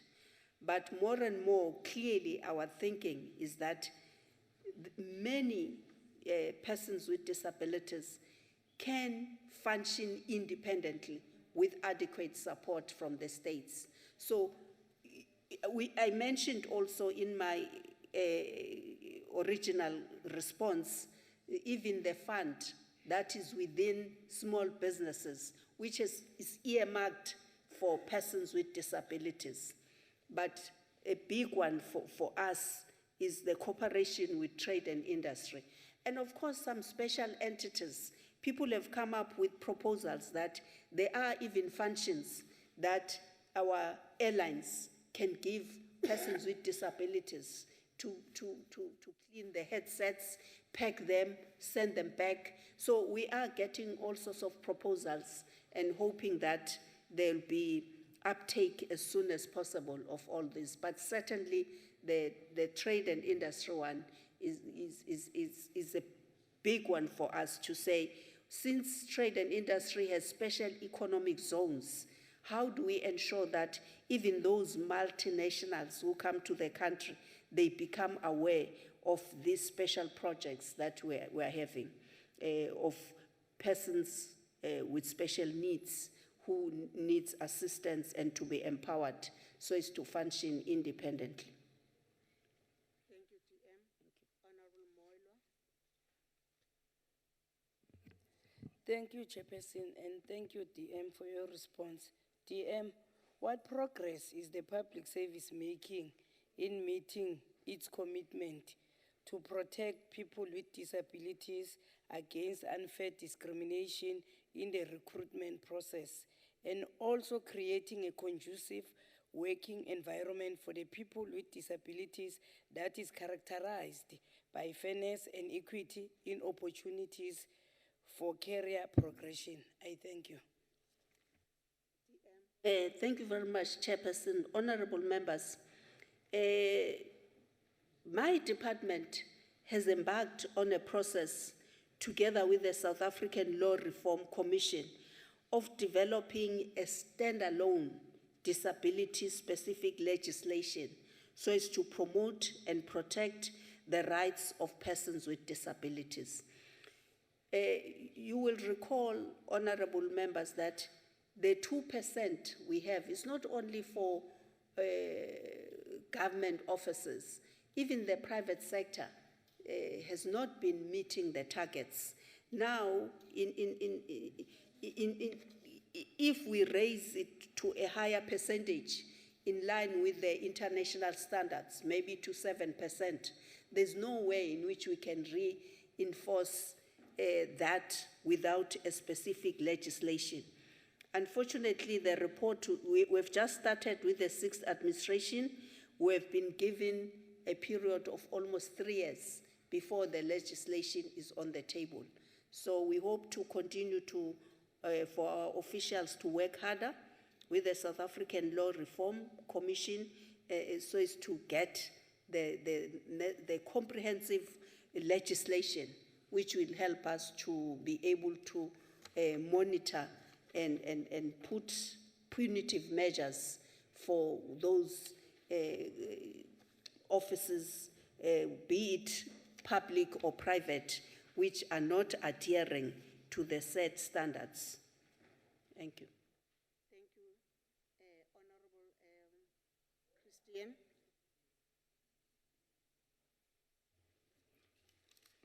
Thank you, Deputy Chairperson. Deputy Minister, according to a Statistics South Africa survey into persons with disabilities, it has revealed that the previously disadvantaged are not able to access much needed assistive devices like wheelchairs and hearing aids, etc. This problem extends to children as well, as 500,000 disabled learners don't have access to any schooling or training. In the area of entrepreneurship, people with disabilities experience lack of equipment and machinery, business networking, they face discrimination and lack access to startup funding, etc. Why does your department not have a database that systematically tracks the people or the number of people living with disabilities, as well as their skills, so that they can access employment when that employment becomes available, as also the much needed devices that is needed by them? It seems the logical first step in assisting this incredibly vulnerable group. When will your department start a process such as this? Thank you. Thank you very much, Chairperson. Honorable members, I think we are 4 months into office. We are in the process of transferring the division of persons with disabilities from social development to the Department of Women, Youth and Persons with Disability. I assume the Department of Social Development will hand over to us data of some kind. I don't know what is its status, but also the Department of Employment and Labor, they have data of some kind which they are supposed to bring over to us as well. The task team are working. There are budgetary implications. There are warm bodies, staff members implications who have to be transferred over, and that work should be finalized as soon as possible, because according to the planning teams, we are not supposed to go beyond October in terms of transferring entities and work. We will certainly look at what they hand over and prioritize information that is credible about the circumstances of persons with disabilities. But from what I know from other spheres of government, like education, they also have their own data. There are pockets of data all over the systems. But now that as a department we have been allocated this responsibility, the onus is upon us to collate information and make sure that even those people who say, we are willing to employ persons with disabilities, but where are they? We can't find them. We can be able to say, in this sector, we have these people, these are, this is what they are looking for, and so on. But certainly, I will admit that at the moment, we are in a transitional phase. But the white paper on the rights of persons with disabilities, it binds all of us to do exactly what you are saying, to give the kind of support and the empowerment of persons with disabilities, so that they can live a dignified and independent life. Thank you, Chairperson.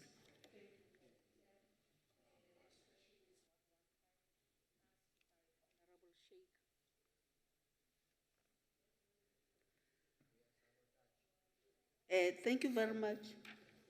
Thank you very much, Honorable Chairperson, honorable members.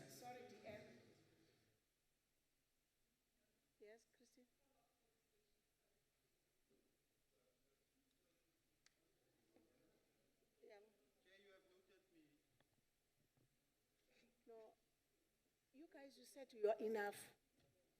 I point to what to write now or what to write. Yeah, Baba. No, sorry, Chair. I thought I was the fourth person that was noted on the 124 question. Because only 3 that have spoken already now. You were fourth person on 128. Also on 124. On 124, I was having Honorable Boshoff, Honorable Moyle, Honorable Christine, Honorable Zamdela, and Langsman. But because there were 5, Zamdela said, no, I'm fine. Then Langsman, then he said, I'm fine. Now they are confusing me if they said I jumped them. Okay. No, I just wanted to find out, Chair, on to the Deputy Minister with regard to this question 124, whether there are any plans. Firstly, let's correct the question itself. We don't have people living with their disabilities. We have people with disabilities. The correction on the original question. Secondly, whether there are any plans to encourage political parties in their lists to also have targets with regard to people with disabilities. I have yet to see a Democratic Alliance with people with disabilities as their MPs and MPLs. Thank you very much.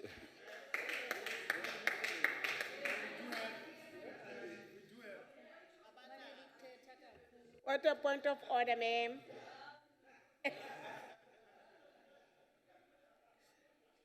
Okay.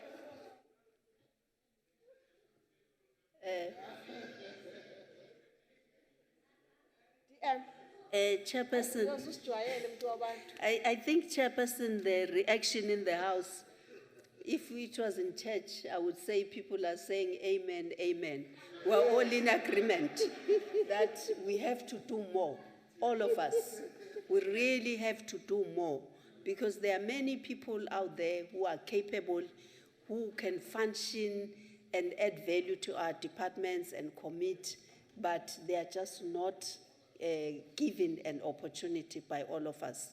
So as part of the audit that I said, as soon as this transfer is finalized, we will look even, as we did with the gender issue on women, also with this one, and also the representation of the youth, also the representation in all spheres of government and in all provinces. We will definitely take a look at the number of persons with disabilities. And I do believe it's doable. It's just we have to commit to it and do it. Thank you very much. Honorable Sheikh.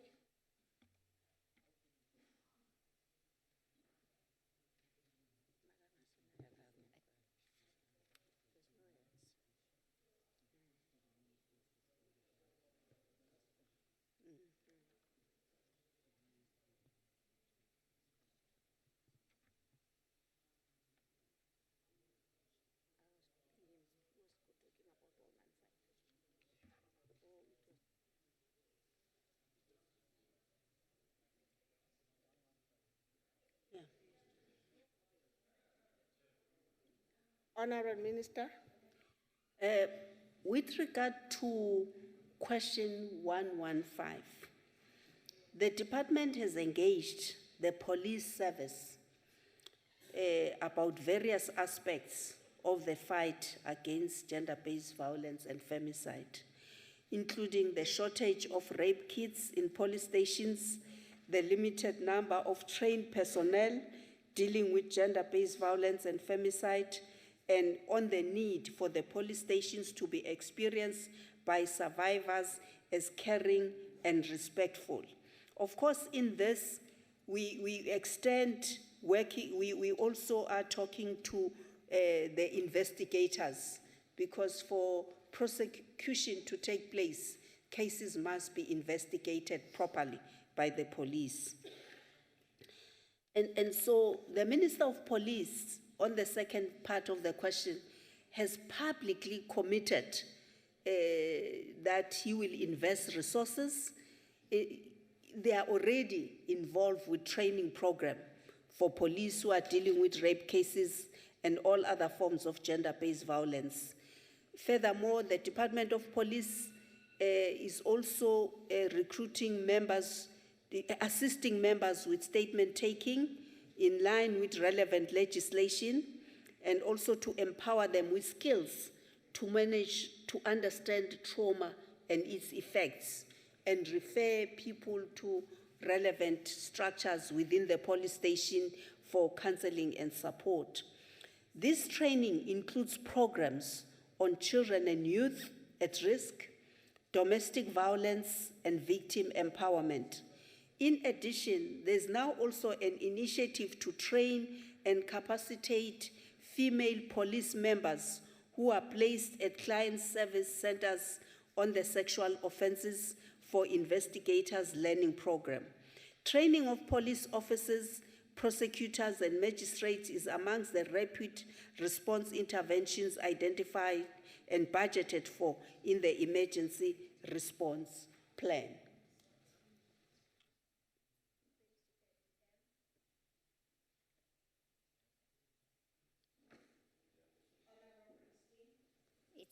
It's me, Chairperson, Honorable Sheikh. Thank you, thank you, Chairperson, and thank you, Deputy Minister, for your response. Though, Deputy Minister, there are cases of women and children when they go to police stations to report cases of rape and abuse.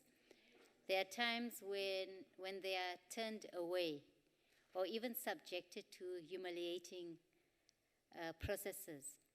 My question is, has government put in place processes to deal decisively with such cases? Thank you. Thank you very much, Honorable Member, Chairperson, and Honorable Members. I think the President's call for police to review all cases that they didn't end up being presented to the courts is a realization that a lot has been going wrong. So the police are in that process of checking on all reported cases that are depriving us of a real statistics, because so far the stats we get, if they've taken forward maybe 80% of their cases, then we work on the basis of 80% and the 20 disappear completely. So that call by the President has helped a lot for police stations to account for each and every reported case as to what happened, what didn't work.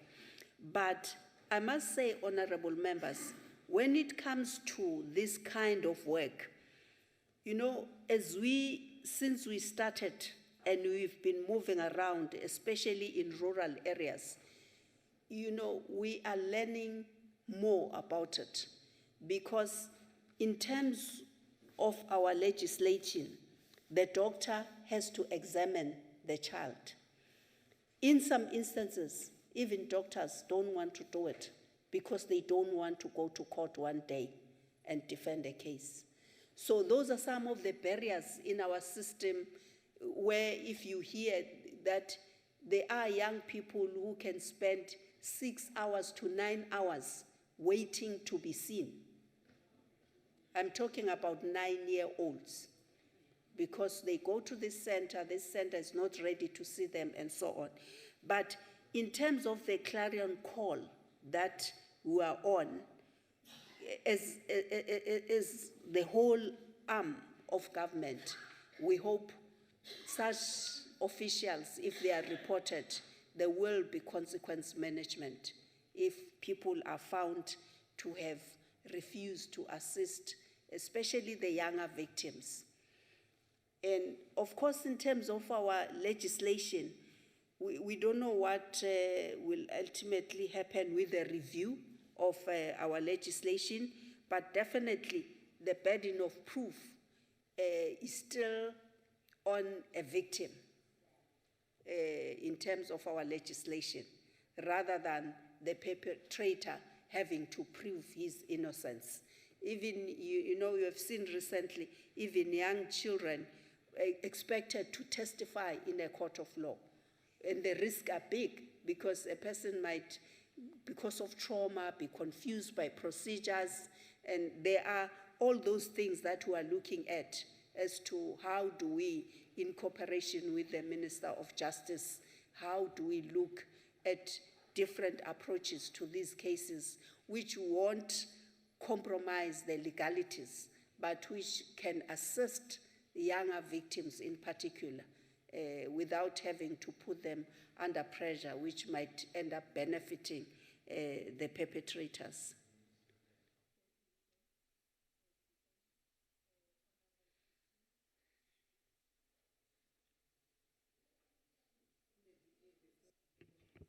Thank you, Deputy Chairperson. Honourable Deputy Minister, recently the Minister of Police has committed to Parliament that all police stations in the country would have rape kits by the previous Monday. It is extremely difficult to prosecute a rapist or hold them accountable for their actions without the evidence of a rape kit. This is vital equipment in policing violent crime against women and children. Yet, recently the DA checked and we identified various police stations still without rape kits. We did a few sample checks, and they are not limited to these. And I will name a few. Athlone Police Station in the Western Cape, Ravensmead Police Station in the Western Cape, Actonville Police Station in Gauteng, Tembe Police Station in Gauteng, Hammanskraal Police Station, Gauteng, Van der Byl Park Police Station, Gauteng, Delport's Hoop Police Station in the Northern Cape, Berkeley West Police Station in the Northern Cape. They are all without rape kits. This is a fundamental failing, Deputy Minister. Our police need professionalizing and capacitating. However, these plans have now failed dismally, and the Minister of Police has not come through as promised. In what position does this then leave your department?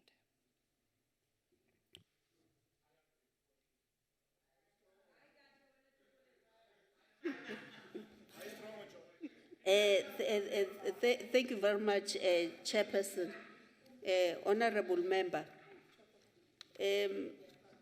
Well, my understanding, the Minister of Police made an admission that there was a delay in procurement because, you know, since we have all been going to different police stations in rural areas to check what exists, what doesn't exist, the number of cars, the communication gadgets, do they have them? We've been engaging the minister. So I think it was last month when he said there was a delay in the procurement, because remember, when he wants to get these resources in big numbers, he has to work in line with the PFMA and make sure that there's an open due process. But of course, one will have to follow up. A month is more than enough on this issue of gender-based violence and femicide. If there are further delays, then we will have to engage further with the minister. But we definitely, I know he admitted that there were delays in terms of a procurement process. But there was a commitment, there is a budget for all those, so it was a question of how the officials solve this problem as soon as possible. Thank you, Deputy Minister. Honorable Koya. Thank you very much, Honorable Chair. Honorable Deputy Minister, the abuse of children in particular entails child trafficking. Because when you talk about cases of missing children, you can't talk about those cases without mentioning child trafficking. So the question that I have is in relation to the progress that the South African government is making in dealing with child trafficking, and also how the cases of missing children are prioritized at the level of the police stations. Thank you very much. Thank you very much, Chairperson. The Department of Social Development, which is mandated to oversee the well-being of children, will hugely benefit from the outcomes of the NSP, as the outcomes will be applicable to all forms of violence, including human trafficking. As a department, what we have done, we have approached the Department of Transport, because they deal with the roads and also logistics, to ensure that as they create awareness about roads and logistics safety, they also talk to issues of trafficking of persons and create awareness amongst their workers. And so that is work, is a bilateral which we have just started. We hope to benefit hugely from it, because when you talk human trafficking, they are trafficked through our official logistics vehicles by people who are supposed to be aware that the person I'm taking to another country, he has no papers, has no passport. So that's what we are working on with the Department of Transport. But generally, I think South Africa has been very efficient in tracking, especially young people, like the 15-year-old who was recruited to go and train outside, but was caught before leaving a country recently because of the use of cyber security. And so I think there is vigilance, especially about young people.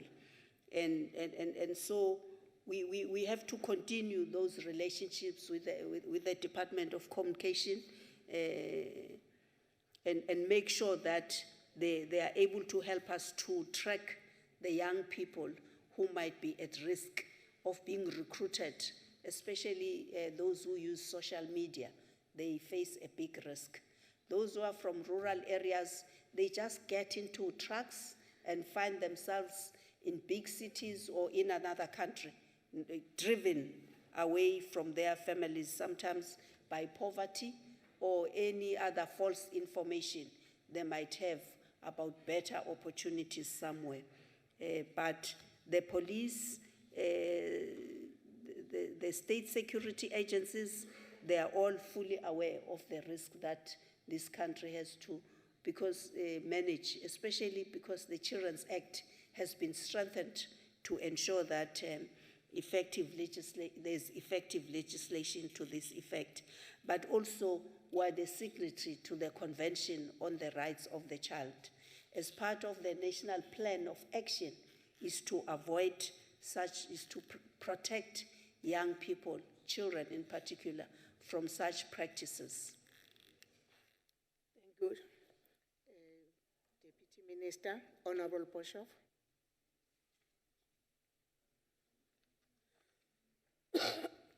Thank you very much, Chair. Deputy Minister, we've just seen that 8 stations do not have rape kits, but it could be many more. I know it's not your duty to provide these stations with these kits, but if we say we're having a problem with procurement, it raises alarm bells. I'd like to know from you how you and your department are going to stand in front of a mother or a child and say, I'm sorry, you cannot be tested because the stations do not have rape kits. Minister, I really don't want to be in your shoes. So please, we're urging, we're requesting, we're stamping our feet that together you and your minister engage with the Minister of Police to ensure that our children, who are the most vulnerable, and our mothers, are looked after, and to make sure that these stations are equipped and that the officers in these stations are also properly trained. Thank you. Thank you very much, Chairperson. Thank you, Honorable Member. I think we are all ashamed of the situation we find ourselves in. This is the country we love and we're proud of, but what we are talking about, it really doesn't give us peace of mind. And as the Honorable Member have said, there is not even a single family which I would say is not affected about what we're talking about, directly or indirectly. So we have to, I think if this procurement took longer, well, maybe the issue of distribution as well, we have to go back to the Minister of Police, engage him, and maybe begin to ask for numbers of police stations who have got a supply as to where they are located, and so on. It's something which I don't think today any one of us can say I'll be able to explain anything to the people of South Africa. It's something which we should have done yesterday. And so we will follow up closely. We were aware of the delays, but we have to commit, honorable members, that we have to step up our efforts all the time and make sure that we don't leave anything to chance. The resourcing of police stations is critical because they are the frontline face of government when it comes to reporting these cases. Thank you. Thank you, Honorable Minister. Now we're done with the question. Thanks very much, Deputy Minister.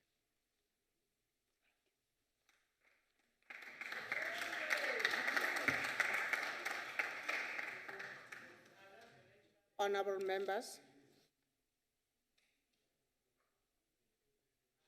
earlier I indicate that I'm going to name the names who in contravention of Rule 35 and Rule 36. The following members are named.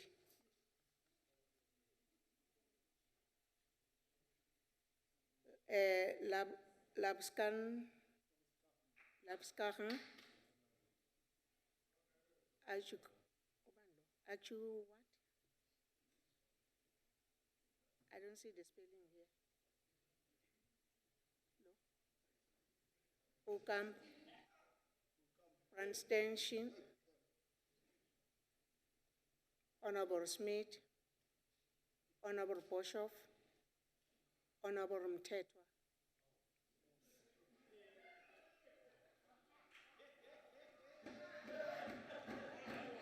Honorable members,